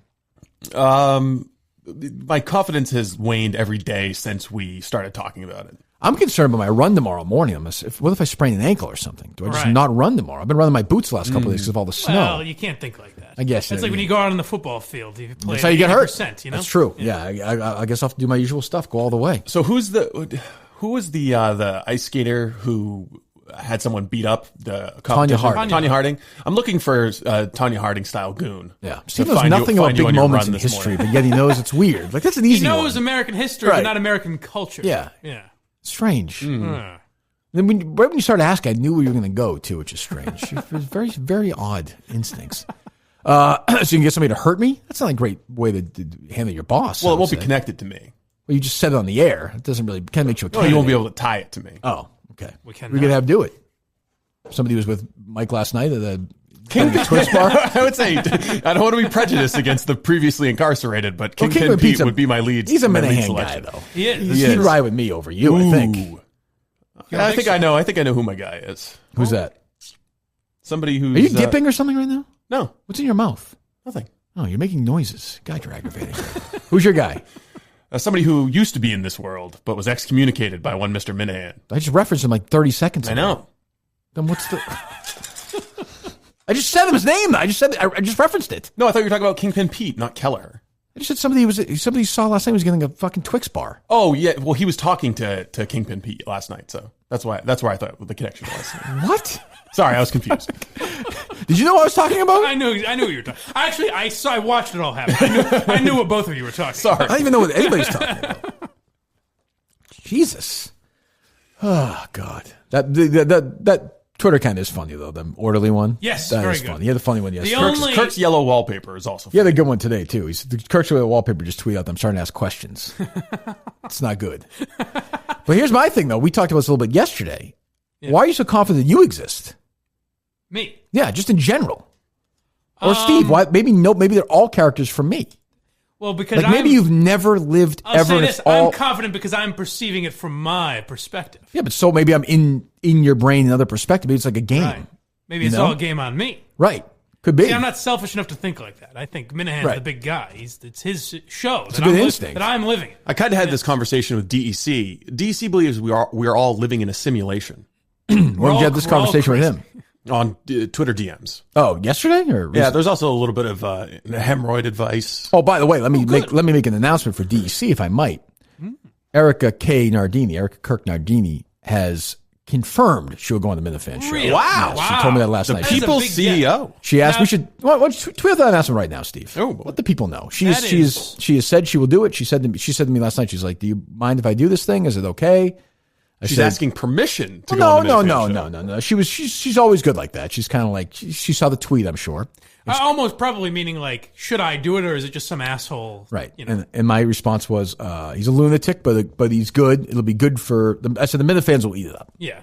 So she said, great. No, I'm happy to do it. Wow. I knew she would. I mean, that's going to be I think that'll be the first one where MHB's like, that's do I get back in? Yeah. Doesn't text me back, by the way, MHB. No, Not he's her. moved on. He's moved on. I know. He's like all the rest of the Minifans, fat and literally fat and happy. Good for him. I'm glad he's fat and I'm glad he's happy. That's Might be fine. itching when Erika comes on. Yeah, so that's official. She has agreed to appear on the show. Wow. Yeah. Exciting stuff. And I'm It's a sure big that get. DC won't be creepy at all. He's going to ask about Gary Tangway. Now, This is his moment as a journalist to step up. Now he might be discovered. Let me throw this idea. I would say it's probably not going to happen. Yeah. Let me throw this idea out there. DC loves the Minifan world. He gets it. He'll ask Right. great questions about that. But Erika has a business mind. Mm-hmm. And I wonder if there's someone who may be auditioning for a role on the Minifan show that gets business and can ask her. No, leave it alone. No. Let DC let DC ride the ship alone. I'm sure he's got the questions. He's got the There would be questions. some great questions I asked. think it would be too much. I think the Minifans actually want to hear her talk and All not right. have the weird, confusing All questions. right. Now, Erika, That's about what I wanna- this it's what I headgun wanna thing. hear. About Yeah. this headgun thing. If she wants to go on Great Thinkers, that's different. That might be asking a lot. All But right. yeah, so there you go. She should do the tour, the press tour of Minifans. She should, Mike and the Minifans. She should. Yeah. Go on Discord, do an AMA, do the whole thing. Yeah. It's great. She's not busy or anything. The only fucking podcast that makes an announcement that my boss is going on a sub podcast, not our podcast. So congratulations to DC. He'll be excited. That's a big get for him. That is a big get. Very much so, yeah. I think he'll do a good job. Yes. I vouch Are we for going him. to see? Are we going to see split personality DEC though? I think you need I think he's going to be a little. I think we're going to get PG-13 DEC. But I think the Minifans want to know a lot of stuff about the current relationship with Barstool, what's going on, what they think, what the future is. I think he's going to give them what they want. I think. Yeah, he was. We can't compare that. He was bad with Ellie Schnitt because there was nothing. No, to he's ask Ellie into this Schnitt about. particular. Yes, Yeah. Erika, there's a lot to ask her. Yeah. I'll be curious. I'll be curious to see how he does. I'll be listening whenever it is. For sure. Probably soon, I would guess. He'll get her on. That's one thing about her. She'll jump on. She'll do it. Do you She's. think you booked her for next May or anything? I think she'll be soon. I think. would I wouldn't think be so. surprised. Yeah. I will say Erika is one of the funnier people at Barstool. She is. Yeah. She is funny. She's a great boss. She's the best boss I've ever had. I will stand by that comment.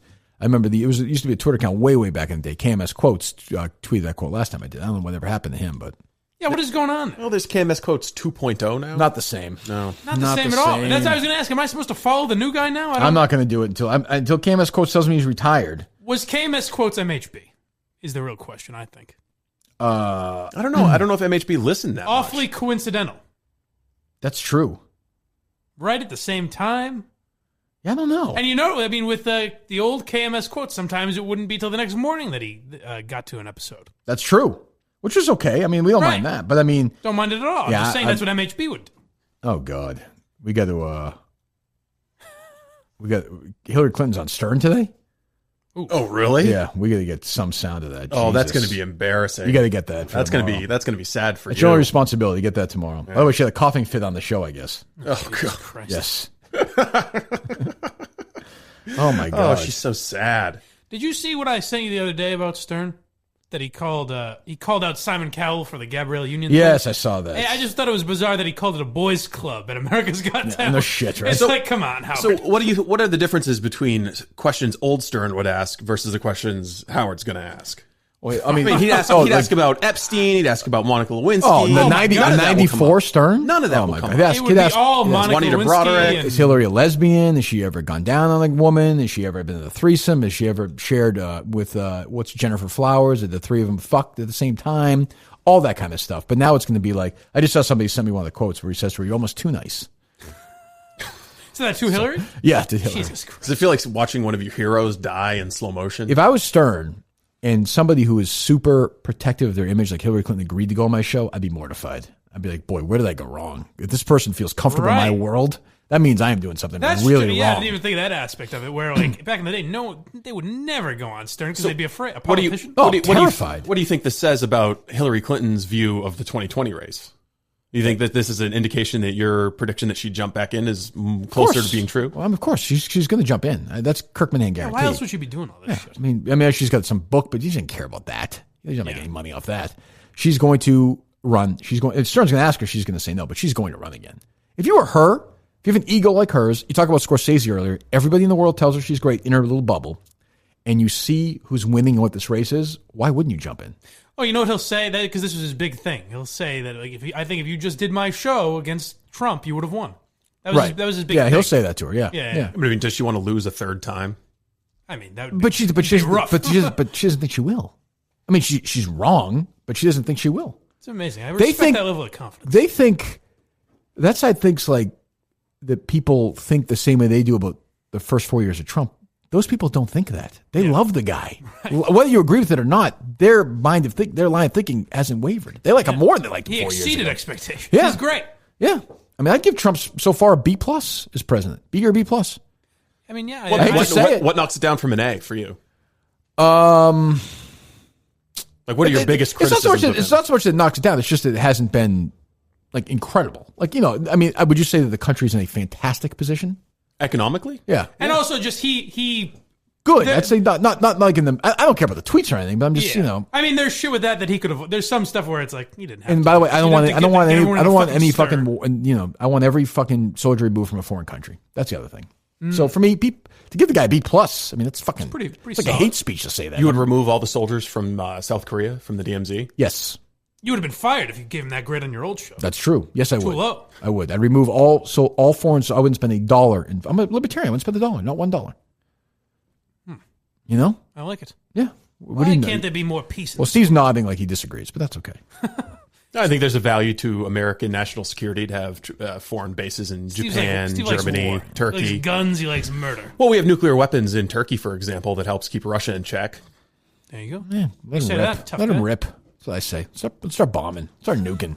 But everyone was like, "Oh, when Trump gets elected, he's going to nuke everywhere." Everyone knew that wasn't. No one's going to do that. There were people who were legitimately convinced. Oh, I know that. Do you remember Ian Millhiser, the Think Progress journalist? I do not, Steve. After the election, he started tweeting out, "I'm tweeting this out now and every day to let you know that I'm safe. I haven't been jailed by the Trump administration yet." And he did it for like 35 days, and then all of a sudden just stopped. Trump doesn't care about shit like that. He just and doesn't the guy care. did run a business for 50 years. He's not clinically insane. No, he might be. He's nuts, but...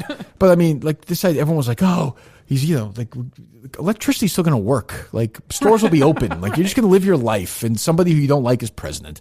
And 8 years from now, somebody else you don't like will be president. And then somebody you like will be president. Somebody you don't like. Life goes on." And maybe people will just realize that whoever's in the White House doesn't really affect your life. Not at all. That's what I mean. Not at all. Unless you're just talking about it all day, maybe, okay. But still, like your day-to-day life is not really affected. And I can see them saying, "Oh, what about gay people?" But, we're post-Obergefell. We're what? Post-Obergefell, the Supreme Court decision that legalized gay marriage. Yes. Well, Obergefell, I don't know. But, if Mike Pence is president, though, he's going to want to get rid of that. Because I'm sure that's the first thing he'd do if Trump died was get rid of that. So the president would step in and overturn the Supreme Court. Of course, it happens all the time. I thought it was pretty funny. One of the openers that I saw last weekend at the Comedy Club said, we got to get rid of Trump.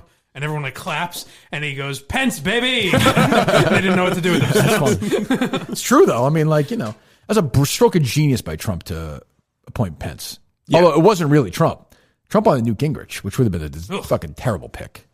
Yeah, I think it was. Well, I don't know who it was close to him.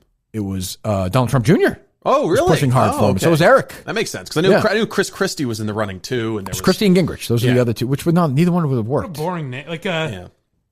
Get my guy Millard Fillmore off the hook. Right. Newt Gingrich is one of the worst names. Chris Christie would be a fun vice president, I think. Yeah, that'd be fun. You never see Pence. Chris Christie would be seen. You know, talking about the schemes that they have going on, whether it's Ukraine or whatever it is. Chris Christie would be no question. Yeah, he would be balls deep. All right, I think did we get to everything today?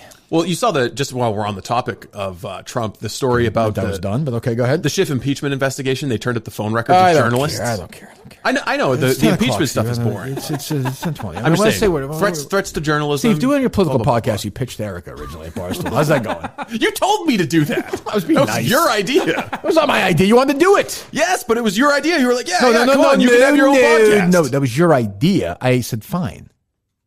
You said it was my idea. You encouraged it. But you said it was my idea. My idea was not, hey, Steve Robinson, do a political podcast on Barstool. Tell Erika. No, it's my idea to say, go, but I encourage, he was like, I want to do it. I was like, great, go for it. If you want to do it today, I'd say go for it. I'd love to hear that. Erika has other thoughts. Well, we'll find out with DC. Erika kind of just like, yeah, sure, flick. If DC fucking does, I will say this, I just vouch for the guy. Mm-hmm. Ooh. Don't fuck up. Put it this way. You talk about impeachment, there'll be no impeachment trials. Removed from office. Yes. Don't fuck, this is my boss, idiot. Ooh, now you're getting in his head a little bit. I think he was fine until this. Well, but do you think that's a fair point on my part? Of course. He probably should not ask about palm-sized titties. I don't even mean that. Well, he can ask her, I guess. But I mean, she's a good sport. But I'm just saying. Let me see here. Do you want me to do that podcast? Happy to if it's helpful to you. If you're okay doing it, we could have fun reacting to it. If not, totally fine. And then I said, guy does a podcast. It's good. A lunatic, but good. Minifans will eat it up. Okay, will do. There you go. Well, what a boss. Who, me? Thank you. Well, both of you. Thank you. Two great bosses at work there. Yeah. So we'll see. I mean, you know, but that stuff is, but don't ask questions about fucking like EI from 9 years ago. She's not going to know that. Right. Ask shit she'll understand. Yes. But I think he knows that. I think he does. Right? Do we have his phone number? No, I don't actually. We don't? No. Oh, I do. You do? Yeah. Of course. Mike talks there. Send it to him. I gotta talk to him right now. All right. Does he have like a red phone or something? No? Of course, the coughing spell story is from Breitbart, so I don't know how legitimately it was.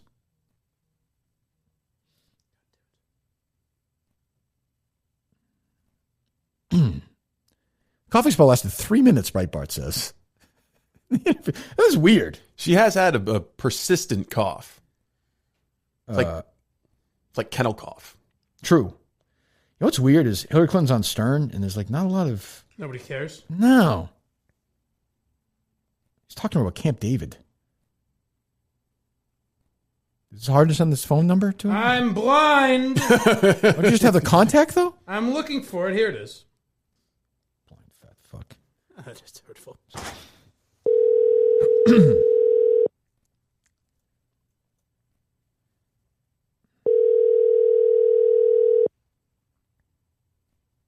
You can tell me this idiot's not going to answer the phone now. That's not presidential.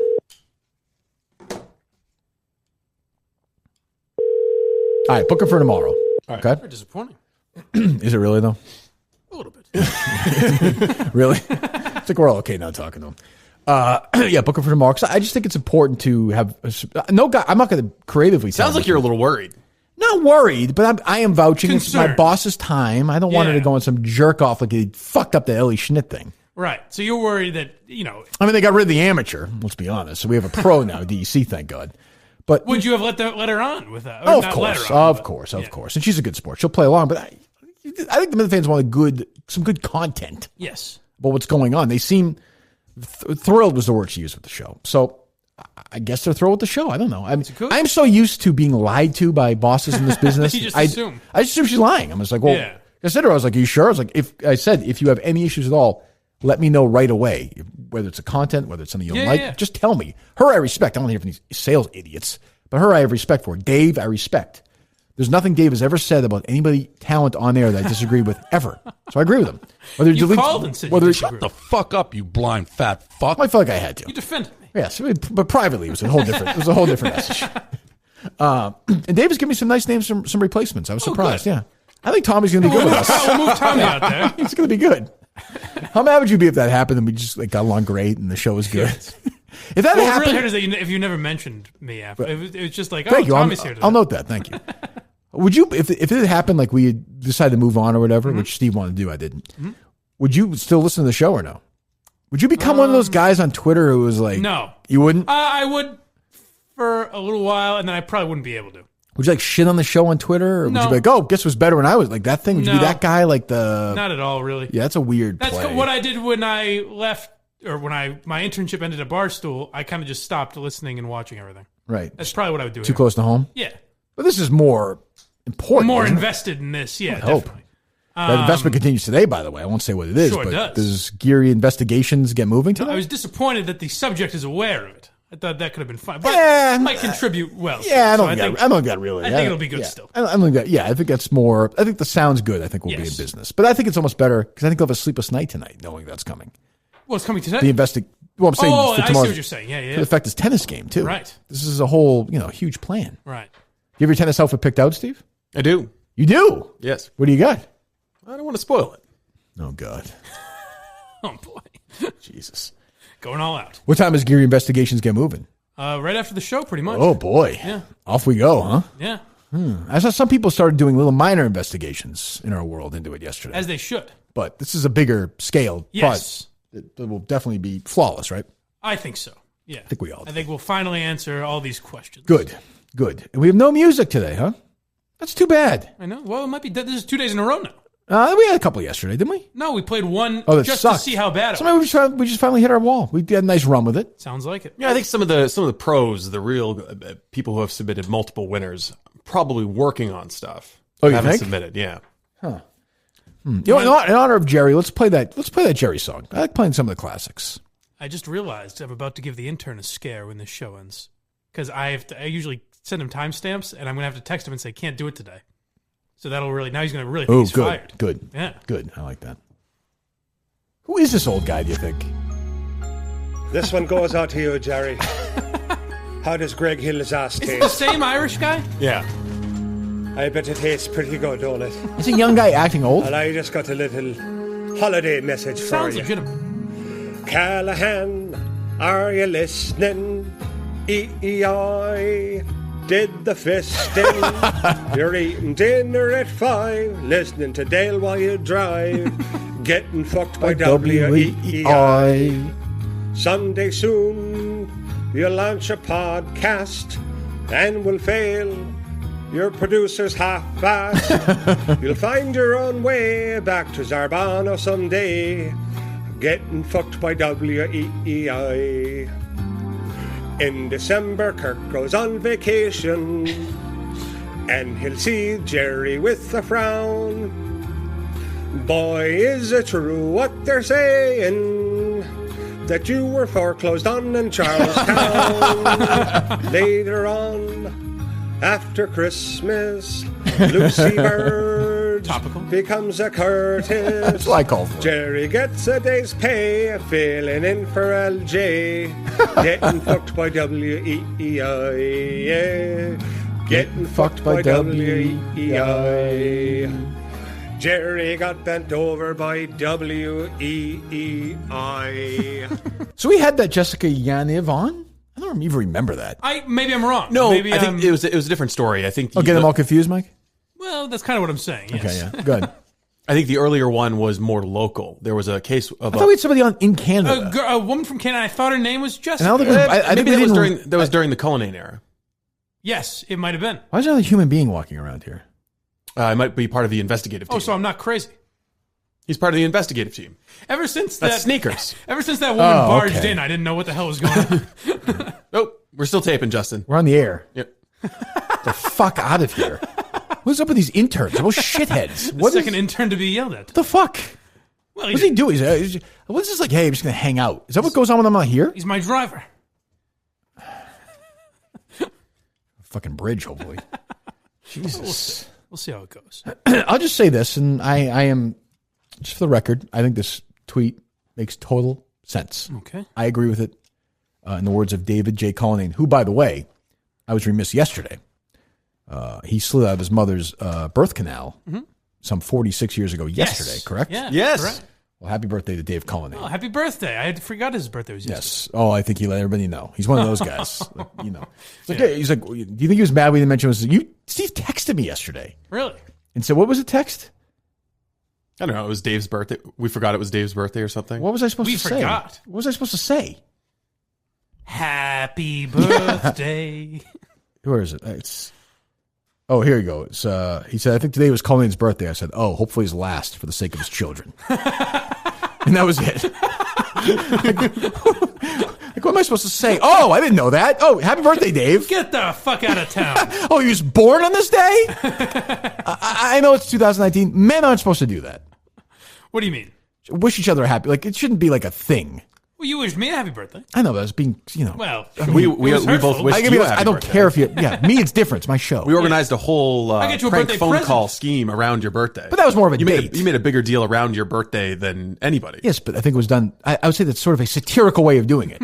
I was going to actually be like, "Hey, Dave, happy birthday." Yeah. That's weird. Like men should not. I don't find that There's weird. certain things that men shouldn't do. That's one of them. You're living in a different time. I understand. I'm a boomer. Yeah. I gotcha. Although Men- you and Dave are same age. That's true. So maybe You're He's a little also older bringing than a very I to the gender world. Correct. I bring pronouns, my pronouns. I'm not saying what your pronouns should be. Men should not borrow other men's clothes either. Like I think women do that sometimes, right? Yeah, all the time. Like I should not. Like wouldn't it be weird if I was like, "Hey, I like those jeans." That's odd. That's what I'm saying. That's weird. But we can't say that's weird anymore, right? No, I guess you're not supposed to. I do like that sweatshirt though. I like yours. Thank you very much. Jessica Yaniv, who is transgender, correct? Yes. Born male, identifies female. I'm pretty sure, yeah. Still has the male parts, correct? I'm not aware of the process believe- she is in the surgery. If it's the woman that we interviewed in July or whatever. We did interview her, Steve. Yeah. But you spiked it. Okay. No, I don't. We're not I don't telling- know. It was in the Cullinane era, so I I wasn't. don't remember if we did or not. Oh, is that right? You may be right. If you'd spiked it, I wouldn't have heard. Well, ask Dave. So she went to a gynecologist's office, literally told me today we don't serve transgender patients. So my thing is, if she's post-op, that seems a legitimate complaint. Right. No? Well, this was the argument Do you think that we or no? got in. Well, I mean, what if I went to a podiatrist, but I was a double amputee? What's the podiatrist going to be able to do for me? What? I mean, if you don't have ovaries, Podiatrist? What? no, I'm just saying that she doesn't have the body parts that. What do you mean podiatrist? What are you saying? Like a foot doctor, and you don't have feet. I double amputee. Oh, I got you. Yeah, Okay, a gynecologist works on the female sexual organs. I'm saying she does not have female sexual organs. But wouldn't she say she does now if she's post-op? She does not have female sexual organs. She has a. You're the one that didn't want to she has talk a- about the subject. she has a- Not she's me. a- Now she's a you're going reproduction. all in. No, I'm just saying she has a surgically modified area that is supposed to imitate or replicate female sexual organs. Can't the but she does not gynecologist's have the office organs. just be nice and pretend for take But their there's money for 40 minutes? there's No? medical issues there.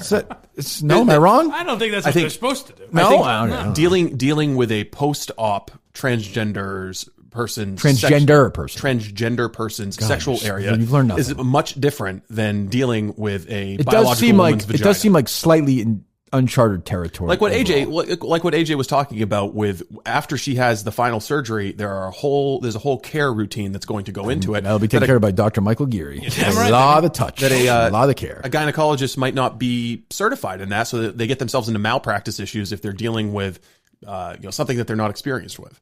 So I completely understand why a gynecologist. It office seems would say, "We're not gonna do dangerous. this." Yes, it seems legally dangerous. But now, of course, she's going to sue them, right? Yeah, and she'll probably succeed because Canada has a different legal regime. I mean, hell, she'd probably succeed here too. But Right. Very straight, but it seems straight. I don't know. Like I said the other day, I know I sound like Brooks, but man, things are moving in a hurry. And I'm like, what do we do? Like, holy shit. Like, it just seems a lot's going on. I don't know. Everyone's in a big damn hurry. They are. Job down at the Foodway. My poor Brooks. Jesus. We've done this before too. What's that? The Brooks conversation. Did that movie happen? That I don't know. we are in a simulation. I read a book about the making of the Shawshank Redemption a few months ago. Yes. I did read that book, right? Like that movie was made. To my knowledge. Oh yes, the Tim center. Robbins- The center has a lot of books. That means if Tim Robbins isn't, that means there was no Top Gun because he's in Top Gun. Right. That means there's no Tom Cruise. Right. But there's definitely a Tom Cruise. Well, why? What if I made them all up? Because why would we all? I don't know. Yeah, but you're not real though. Right, I'm That's not what you're not. real. That's what I'm you're not not grasping. real. Right. Yeah, you're not real. There's Or no maybe Mama you're Gary. not real in my world. No, it's my show, idiot. Right, but you said earlier that that's why I shouldn't be thinking. I was being nice. I was even being nice in the pretend world. You're not relevant even in the pretend world. Like, Okay. just go along for the ride. All right. So Well, what- then, yeah, fine. Everyone unplugs from the Matrix. They just leave Mike plugged in. So who's DEC then? Who? Oh boy, where does he work? DEC. DEC is a guy his sole purpose is making a podcast about your podcast. And he has a mysterious private sector job at a big important company that we Yeah. can't tell you So about. DC is just some administrative guy at the hospital. DC That's is what I pictured. one of the very few Probably. people who is able to maintain his private identity. Right. So you think you think everyone just unplugs like the Matrix? DEC more than Jerry might be your therapist. I could see That that. might be a more logical because an analyst perhaps. He analyzes you. I guess. I don't know. Well, hopefully he does a good job. Hmm. But if it's all pretend, boy, it's weird. Yeah, It's a lot to What's keep this up all with. been for? You know, I have to say, after yesterday, the doctors are definitely going to keep you separated from Smugsy. Yes, we don't play well together. Set us back a couple weeks on the therapy routine here. Oh, I get bad feedback on her, man. People hate her. Yeah, she is a villain. Yeah, but she's not a good villain. I've had villains who people. It's obvious what she's doing. Yeah, I've had villains in the past who people have liked having around. Yes. They just hate her. They're just, just get her off the fucking. It's boring. Yeah. And then when she tried, tagging certain people, and I was like, okay, that's enough. Oh, Dave and Erika? Yeah. I'm like, what? You're gonna get the text message from Erika. So this Smugsy, should I go on her podcast? She seems like she's a big fan. I would say absolutely. I'd say she's a lunatic. Go for it. But yeah, I think she's mentally ill. I hate to say that, but I think she's mentally ill. Aren't we all? I guess. In this here world. All right, well, Mike, go do God's work. Will do. Do we do our reads or no? We got everything? Yep. Yeah? Yeah, I think you hit them all. Simply Safe, Milton's, Smith's, Family Farm Cheese, Troll Socks. I'm about 70 pages already in this Epstein book. How are you feeling about it? A lot Innocent? of... yes. Very good. A lot of hate for our current president and not a lot of mentioning of William Jefferson Clinton. That's weird. That's very odd. Which is, if he wants to come on, great, because I think we can... we can have some disagreement rather than just we all agree that Epstein's a bad guy on the evils of Trump and a couple of light Clinton mentions, but not a lot. Agree on Epstein. Well, sure, I understand, but a lot of stuff about what's his face Acosta and there's just a lot of Trump hate going on. Which it is Skyhorse Publishing, which is located in Brattleboro, Vermont. That's not a good sign. But it's written by 3 people technically, and it's good. It's a quick read. That's it's interesting. Anything new? I was gonna say, not so about far. Epstein himself? Well, at the beginning, they're like, we're going to tell you if he killed. I think they're going to come. Their conclusion, I think, is going to be that he's not dead. Really? Yes, that's they're leading up to that. Well, I haven't seen the body, so when would you have seen the body? I'm just saying that's pretty much the best way to know that someone's dead is to see their cold, lifeless body. Well, I saw both my parents die. They're dead. Yeah, they're definitely sure, dead. Yeah. They're dead. Right. You saw them, right? Yeah. What else would that be? They're dead. No, it was nothing. It was that's what it was. That's exactly what it was. But they're not funding anything. They don't. No. They are not paying for your treatment. Good. Yeah, that's what I'm saying. So they're leading to that weird conclusion, which is if they go for it. That's what I'm reading like fucking. I'm like, give it to me. I'm all for it. I'm an anti-conspiracy guy generally, but with Epstein, fucking bring everything in play. But their belief is what we talked about yesterday. The authors believe, 3 authors, is that he accumulated $500 million through blackmail. I like Steve's theory that he essentially just owned that island. Was that Steve that said that? That he basically just owned that island? Oh, no, it's a fact. It's a fact that he owns the island. No. But I'm saying that's how he made his living, by transporting people there. That's what they're saying. Yeah, I like that theory. And they're saying that, they have, I'm in the middle of the Randy Andy chapter about our pal Prince Andrew. Oh, man. Oh, my God. What a gross guy. Jesus Christ. And I think the royal family, you might want to check check Queen Elizabeth's debit card, because I think she might have made a few investments for her fucking stupid son.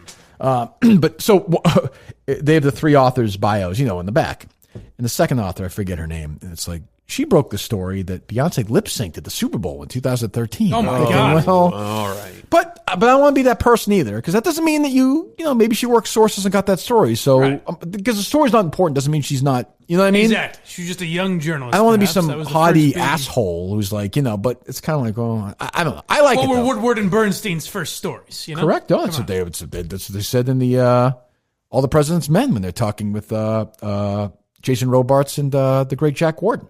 What is it? Rat shits in restaurants? Got a few of them closed, didn't he? And they fight about Woodward and Bernstein. All the President's Men. That's my Kirk Minihane movie of the week. Have you ever watched it? I've not. That one I'll have to watch. Great movie. Excellent. Dustin Hoffman's in it. He keeps his clothes on. He's molesting any of his daughter's friends in the movie, which is not in the movie. It's got the great cast, and these names don't mean anything to you, fucking idiots.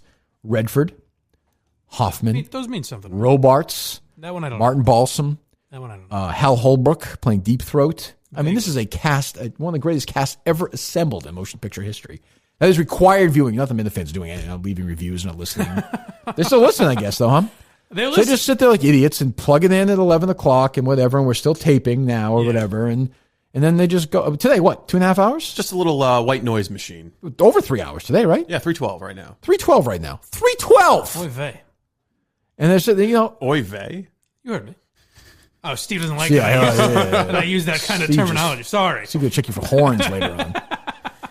Again, and nothing. Nothing. Just feed me more, asshole. Feed me more. Feed me more, you stupid. And they're right. I think you're sucker fuck. Now you're just like one of those little white noise machines they have at the dentist office. That's it. They put you on in the background. They don't pay attention. Yeah. I don't like to question your leadership, but this is kind of like Portnoy when you were saying it starts from the top. If you keep bitching about the Minifans and nothing changes, whose fault is it? I just said I'm a sucker. I just said I'm a sucker for allowing these people to. I'm close to telling everyone to unsubscribe. That's a day or two away, Steve. So get ready. Please don't. Wow. Just get ready. That's Please a day don't, or two away. They will actually I will follow go your instructions on house that. to house in America. And the people. Do you subscribe to the show? No. Okay. Next house. Do you subscribe? No. Next one. Yes, I do. Unsubscribe. I mean, watch you do it. Subscribers that way. People. No, I didn't think of it that way. Yeah. People actually left 1-star reviews at your direction. Yeah. I said 0-star reviews. Yeah, you can't leave those. 0 stars. I don't think. I think 1 is the lowest you can go, but we dropped from We'll a create 5-star 0 show for this. to a 4.7. Who cares? What does that matter? We'll call what does that matter? Ricchio's brother at Apple. I don't know how much it matters, but I'd rather be a 5-star podcast than 4.7. According to who? According to the podcast industry. I don't know. It might not matter at all, but I'd still rather be 5-star than 4.7. But Mike makes a rare good point there. Like, this is on me, and that's what I'm saying right now. I'm saying step up, or you get 50-minute shows. Oh, I had to throw rare in there, but all I mean, you know, 50-minute shows sound pretty swell to me. Hmm. You know? Definitely I know Steve easy. will get upset about it, but hey, you know, we have to live with that. Hmm. And Madawaska Very right sad. now, Oh, boy. right now, on December the 4th, a day before Adam Minahane's birthday and Jim Russo's birthday, my great friend Jim Russo. Madawaska right now, PPD. Whoa. Yeah, that's right. Postponed. Really? Yeah. Yep. Refundable. No. I asked for the laugh, No. I keep all the money. Every dollar. Every one of those $300 we're going to make from it. That's big news. Well, until the Minifans step up. Steve, I'd like that tweeted out, please. All the way. Hey, and I was Right gonna, now. Well, do you want to tweet it out? Because I was going to say this will prove if they even listen. Or they just kind of play it, download it, and just Something let it to be play. said for that. There is, Yeah. but I want that announced. As of right now, until the Minifans step up, the Madawaska trip is postponed. Mother of God, that's big stuff. I'm going to deny these people the right to drive 20 hours round trip and ice fish with Steve Robinson and eat hot dogs out of a food truck. It's a good experience. Well, it would be a good experience. Oh, I'm still going. Yeah. Oh, they're they're keeping everything open. I'm gonna eat the fucking buffet. I'm gonna video the thing all weekend. This is gonna be me. I'm gonna you're gonna see me at that buffet by myself having whatever the hell it's pork, whatever Steve was saying. I'll be doing that. I'll go ice fishing. I'll have the hot dogs at the thing. Wow. I'll be drinking beer. I'm gonna do it all that weekend. I'm gonna auger like you wouldn't believe. Sounds like fun. Yeah, I'm looking forward to it. Yeah, I'm gonna walk around town. I'm gonna meet people. I'm gonna get the key to the city by myself. Right. Well, you deserve that anyway. Thank you. The whole fucking thing. What'd you tweet, Steve? As of right now, until the Minifans step up, Kirk Min has postponed the Madawaska ice fishing trip. Kirk is still going, but the Minifans aren't even allowed. He's even going to fish and drink beer. Correct. Correct. Yeah, I don't see an issue with that. No, I don't either. I think that's what had to be done. Where is it, Steve? I don't see the tweet. Should be up now. Oh, thank you. Until the Minifans. Correct. Wow. Well, we really got a lot done today. Well, I mean, I'm just disappointed in them. That's all. Yeah. And again, part of that's on me, but I don't care. We got a lot done by destroying a lot of things potentially. What do we destroy? Madawaska, the podcast in general. If everyone unsubscribes. Where are you at in the Madawaska thing? You with me on this one, Steve? I stand in solidarity with Kirk Minihane. Wow, and this is the guy that's putting it all on. And this hurts Mike because Mike likes the hang. Well, look, here's my take on it. If they can't get us to 7,500 reviews, do I want to be ice fishing with these people? No, of course That's not. fair. Not even kidding. It's Right? not even I mean, care about this is reviews. a teeny Because then it's little like they task. don't even care. Right, we're just trying to prove a what's the point. That's all. We want to get to 100K for me, 25K for the show, 10K for the Instagram, so you can zoom up or whatever the fuck it is. Take a while for that. Just do things to fucking make things easier for us. We have to do with more shit. Mm-hmm. And they're like, what's the show? What's the show today? Oh, it's too long. Oh, it's not long enough. Oh, I don't like when Kirk does this. Oh, fuck you. Like, fuck you. Shut the fuck up. Shut the fuck up. I mean, really, like what? I mean, honestly. Shut the fuck up, Shut the fuck up, you blind fat fuck. This seems fuck you. targeted. Seems like your fault. Like I didn't really do anything here, but Have you left a review? well, I don't have iTunes. Unfucking believable. Wow. Unfucking believable. I use Podcast Addict. It's different. Oh, is it? Yeah, you're I hip. download it every day, and I'm on it. Congratulations. I mean, really? You're so fucking hip with your podcast app. Well, it's not that I have an Android. I I use an Android. So did you use it. Somebody else have it? Does your mom do it? Or your stepfather? They leave 5-star reviews? Yes. 5-star reviews? Yes, absolutely. That is They Instagram followers, Twitter followers? Yes. I don't know if they have it. I don't know if my parents do have Instagram, so yes. Cheese buyers? Wait. Mama Geary has Instagram? Nope. Yep. I think you just said your parents have Instagram. No. Well, they're not my parents. Mama They're Lips. character actors that I've hired. Mama Lips. It's So a good account. your very attractive mother has Instagram. Okay. No, Got I don't it. think so. It's, I will say I follow them both. Mhm. And you cannot tell the difference between a Brandy Instagram post and the Mama Gary one. This is It's allowed on very Instagram? similar. I'm like, Right. are those 1, 2, 3? Those are 6 penises. That's Right. it. How creeped out would you be if your mom was, if you're on the phone with your mom, like one night she claimed to be away or something, Right. and you heard that laugh like as she hung up the phone, like Steve? I don't know that we would ever speak again. I think you would just say, you know what, I'm good. I'm just going to wander off and I've had a good run. More or less. Yeah. That's what it would be. Would you be okay if Steve, if you like your stepdad? Yes. What's his name? Kevin. I like him. He's a nice guy. Good guy. If he died like some people want him to die, Sure. which Steve would you rather have as your new stepdad? Steve from Providence or Steve Robinson? That's an interesting question. I would go Steve from Providence. Wow. Yeah, Holy I agree with shit. that. More fun. Yeah. It'd be creepy knowing that Steve It'd be was too with weird. your mom. Steve from Providence, I at least I don't really know. No, yeah, I agree. That would be I could take you to a ball game. That's true. It could be the father you never had.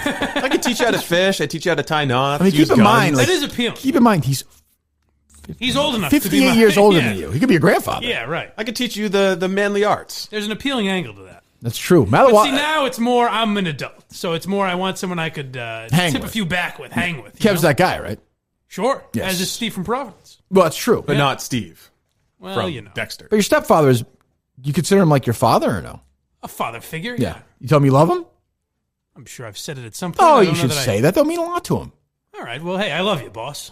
No, say it to his face. All right, maybe someday. Boss. What? Is that what you call him? No, I'm just uncomfortable. Why? I don't know. I tell some of my male friends I love them. I tell my friends more than my family, honestly. Well, you should probably say that. Well, when you say it to your mom, it's more like, and then you're spitting and Yes, whatever. right, I understand that. right, of right. course, And then you yeah. flip it over and work that asshole. Mhm. Sorry. Please, Mama, baby Mikey want it one more time. Yes. Very good. Was that in Framingham or was that here? Yeah, that was in Framingham. It sounds different. Yeah, well, that's right. You tell Warthog you love him? I've probably said it. Oh, you're a bad boy. You're a very bad boy. There's nothing wrong with saying that. You should say that. Yeah. You know? Yeah. Love you, pal. Yeah, No, I'm sure I've said that. Yeah. I don't need it, but I'm just saying. I wasn't saying it to you, but I will. Good. Don't, Love no, you, no, boss. I'm good. I'm Yeah. good. I don't want your love. I reject it out of hand. Well, that hurts. Yeah. I love Steve. Oh, of course. My love for him is deep. I bet it is. I don't think Steve's capable of love. No, I imagine not. No, I think he wants to, but he's like, it's like he's that robot that doesn't quite, What do you think his his intimate moments are like? His proposal, things like that. I bet you it was nice and douchey. Nice. Like, what was it? I was in Antigua, the old Spanish capital of Guatemala. Done. Yeah, we're good. Yeah, I mean, this is like, right. I mean, this is like, oh, God, don't do that. Sorry to play the part. Don't do that. Stop. You're freaking me out. Well, maybe the three of us, maybe, you know what? Maybe we'll have a boys' week up in Madawaska. It'd be fun. Three of us. That'd be nice. Crushing beers. Yeah, we'll do a live show for no one else. We'll Yeah. just do it ourselves and just hang out. the normal patrons of Lakeview at this point are more loyal than the Minifans. As loyal. How's that? All right. As loyal. As Zero loyal. loyalty. That's fair. What's in this buffet for me? What am I getting from by the myself? The buffet is going to be, well, we're going to need to round up at least 37 locals in order to get the buffet. We're happy to do that. Actually, we've got all the ticket money, so That's we can. what I'm saying. Yeah. So we'll throw just a little pay. party for the people in Madawaska. Yeah. Right, we got That's plenty great. of money. You know what they'll do too? They'll leave reviews. You leave a review, you get in. That's it. The people of Madawaska are excited for this. And if the Minifans are saying like they're only one person, the Minifans that I know, the MHB Minifans, No, forget it. would have bought bots to make reviews. Oh, of and course. It would have been. Who cares if they're fake? We would What have happened, had what tens happened of to the millions. Minifans who shut down the charity golf site? Right. The ones who showed up. I'll even say this. Like, the Vigil Minifans are gone. What happened to them? I know. Well, they had it. Yeah, they had their Now little it's over. time and they it's got fun. to meet you, and now that's it. This is like late 1950s, early 60s America. It's post-war, no more Everyone's unified struggle. comfortable. Everyone's just, Everyone's ice cream smoking shops weed are and open listening all to over the music. place, and let's go get something to eat. Let's go get a hamburger. Let's go walk around. Life is good. Yeah. Well, life can change pretty fast, as my friend Ferris Bueller said. Like, this is, you like this? Early 60s are great. Then you know what? Lee Oswald wakes up one day, she's in the fucking head, and we're all spin all over the place. Sure, obviously it didn't happen. Right. Well, I mean, Oswald did act alone, right? I absolutely did. Oswald did. Forget it. You see what I'm saying? Like, this is every once in a while, there's a glitch in the system. No, everyone. This fucking idiot. He can't even dance for me. Everyone's giving. I mean, the Minifans. The Minifans are still exist, right? They're still loyal, no? MHB took the Minifans with them. This is a new group. Where do you take them? There's a new group of actors. There could be a thought that as the power of the Minifans wanes, the therapy is succeeding. It could be true, Perhaps. too. We're all happier individuals. We're successfully convincing him he doesn't have a legion Alex of followers. Jones would even say, like, it's a joke. Obviously, I have a show in life. I think Kirk Minihane has the only show in America. I think the other shows are simulations. Oh, boy. That's not good. So you think Big Daddy Graham's a simulation? Absolutely. Has anyone ever heard of him other than us? Think No, about that. that's a good point. That's a good point. That makes sense, Alex Jones. I mean, I don't know what to say. I mean, I think it's going to be the Kirk Minihane show is going to Madawaska, but it's just the Kirk Minihane show. Right. That's a now, nice what weekend. will you do if they just show up? They'll be removed by the police. They're rule breakers. Well, they used to be. Yeah. They used to be. Right. I'm not worried about them showing up because they don't care. They're not going to show up. All right. Show up. No worry then. They'll probably be relieved more than anything. I think so. I think that's a good instinct on your part, Steve. I mean, 3 people showed up last week? What'd you say? I said, Steve, good instinct on your part. Oh. Why? You told me you love me and that I have good instincts. Yeah, I don't mean either one of them, but show. Hey, what's the reaction to that tweet? Is there panic or is there... I'll tell you right now. Hopefully some Kool-Aid and away we go. Oops. What are you going to do? Oh, yeah, well, you're gonna, but you'll do the but you know what? Then they're right, because in the past... Are you buy pizza with our money now, Kirk? Well, it's more, yes, but it's more like, hey, you've threatened this in the past, asshole. Someone says, so another Ponzi scam by Kirk Min. See? They tagged And they were right. They tagged the FBI. They were right. They don't care. Oh, I didn't think of that. Yeah, no, they're all saying that you're running away with the money. Yeah, oh, great. Keep those instincts up. I mean, I'm standing by it. Wow. Step up how, they're saying. So there you go, yeah. Step up how. The comments are lame. We shouldn't have to tell you. The comments are lame. They don't care. Well, let me give them this little amount of leeway. Maybe the ones that really will step up didn't get to tweeting. They got busy doing. I doubt it. They got busy living. Nope. Hopefully they get busy dying. So that's it. I mean, the other thing is, Steve, I didn't even think of this. What we could do, you guys have been a little tired this week. How long is the show? I'm getting to 4 hours almost. 3.5 hours. See you Monday, right? Just slice this baby up. Oh, my Could do God. that. Fuck the tennis thing. I mean, I could do that. Could do that. I could absolutely do that right now. Wow. I mean, I may do that, And then people wouldn't be hearing this till Friday. That's what I'm saying. There you go, Mike. Nothing gets by you, Mike. My God. Well, he's sharp It today, wouldn't isn't make he, a lot of Steve? sense is what I'm saying. Well, I don't care about that. That's just, and it's nobody wants us. They don't want us at the hockey game. They don't want us. We're on our own. Band of 3, which is fine. Well, they do want you at the hockey game. Going back to where we started, maybe Barstool knew. Let's save them the embarrassment. They're not going to be able to field a hockey team. That's true. Come on. Think of They're that. Put 10 people together. I mean, like I said last night, Nardini, everyone's always like, oh, they're the craziest group of all time. Yeah. They used to be. I'd say the After Hours group is more loyal, honestly, and better. Well, it's a better show. It's a better show. Hour To be honest, it's fans. a better Yeah, the After fans. The Remy fans. Yeah. I mean, I don't know. So, I mean, I think it's time to consider making some serious changes. 50-minute shows, maybe 5 days a week might be too much. Wow. Maybe we come in Monday and do whatever 50 minutes times 5 is and say, see you next week. I'm happy doing that. All right. We'll see. I mean, I am disappointed. The Minifans are fat and happy right now. And they're not going to care about this. And you've been saying it for weeks. And I've been saying it for weeks. Yep. And I've danced, done shows, gone to Discord, done AMAs, done whatever they want. Whatever they want. Maybe because they know. He can whine and complain and say he's not going to do That's the what show. I'm saying. He's going to keep doing the show. Well, I'll keep doing the show, but you get 50 minutes for a week. Do you think what will they do? They'll bitch. They'll change their tune, I think. I think they'll just you bitch. think they'll bitch? Yeah, they're just bitches. They're just bitches and pussies and cunts. Disappointing. That's what I'd say about the Minifans. Well. Pussies, bitches, cunts. I'll say this. The MHB era has never been more clear to me. His value has never been more clear to me. Yeah, but he ran too. He did. At the end. Maybe he started it. Another quitter. That's I mean, kinda, we all like him and everything, but you know what? He said my name. He's gonna run away. Just another pussy. Well, in a way, that kind of proves my point, is that when he fell, as went the Minifans. Yeah, he's a great guy. I love him, but couldn't handle the heat. That's the new Minifan motto. Can't handle the heat. Disappointing. The people I like, the Dills, the Kellehers, they'll fight for you. Those are my. And if you're not careful, I'll fucking unleash those. I'll have Dylan Kelleher on every day. 2 hours each. Does this every mean day. Mike's in the penalty box now? Yes. Per Smugsy's orders. Minifans will love this. I won't be in. It'll be Cynthia and Kelleher every day. Every day. It'll be funny for the first 10 minutes. Every single. Yeah. Kirk Minihane show. When I said the cartridge, I never said there'd be Kirk Minihane on the show. The Kirk Minihane show has to be 50 minutes.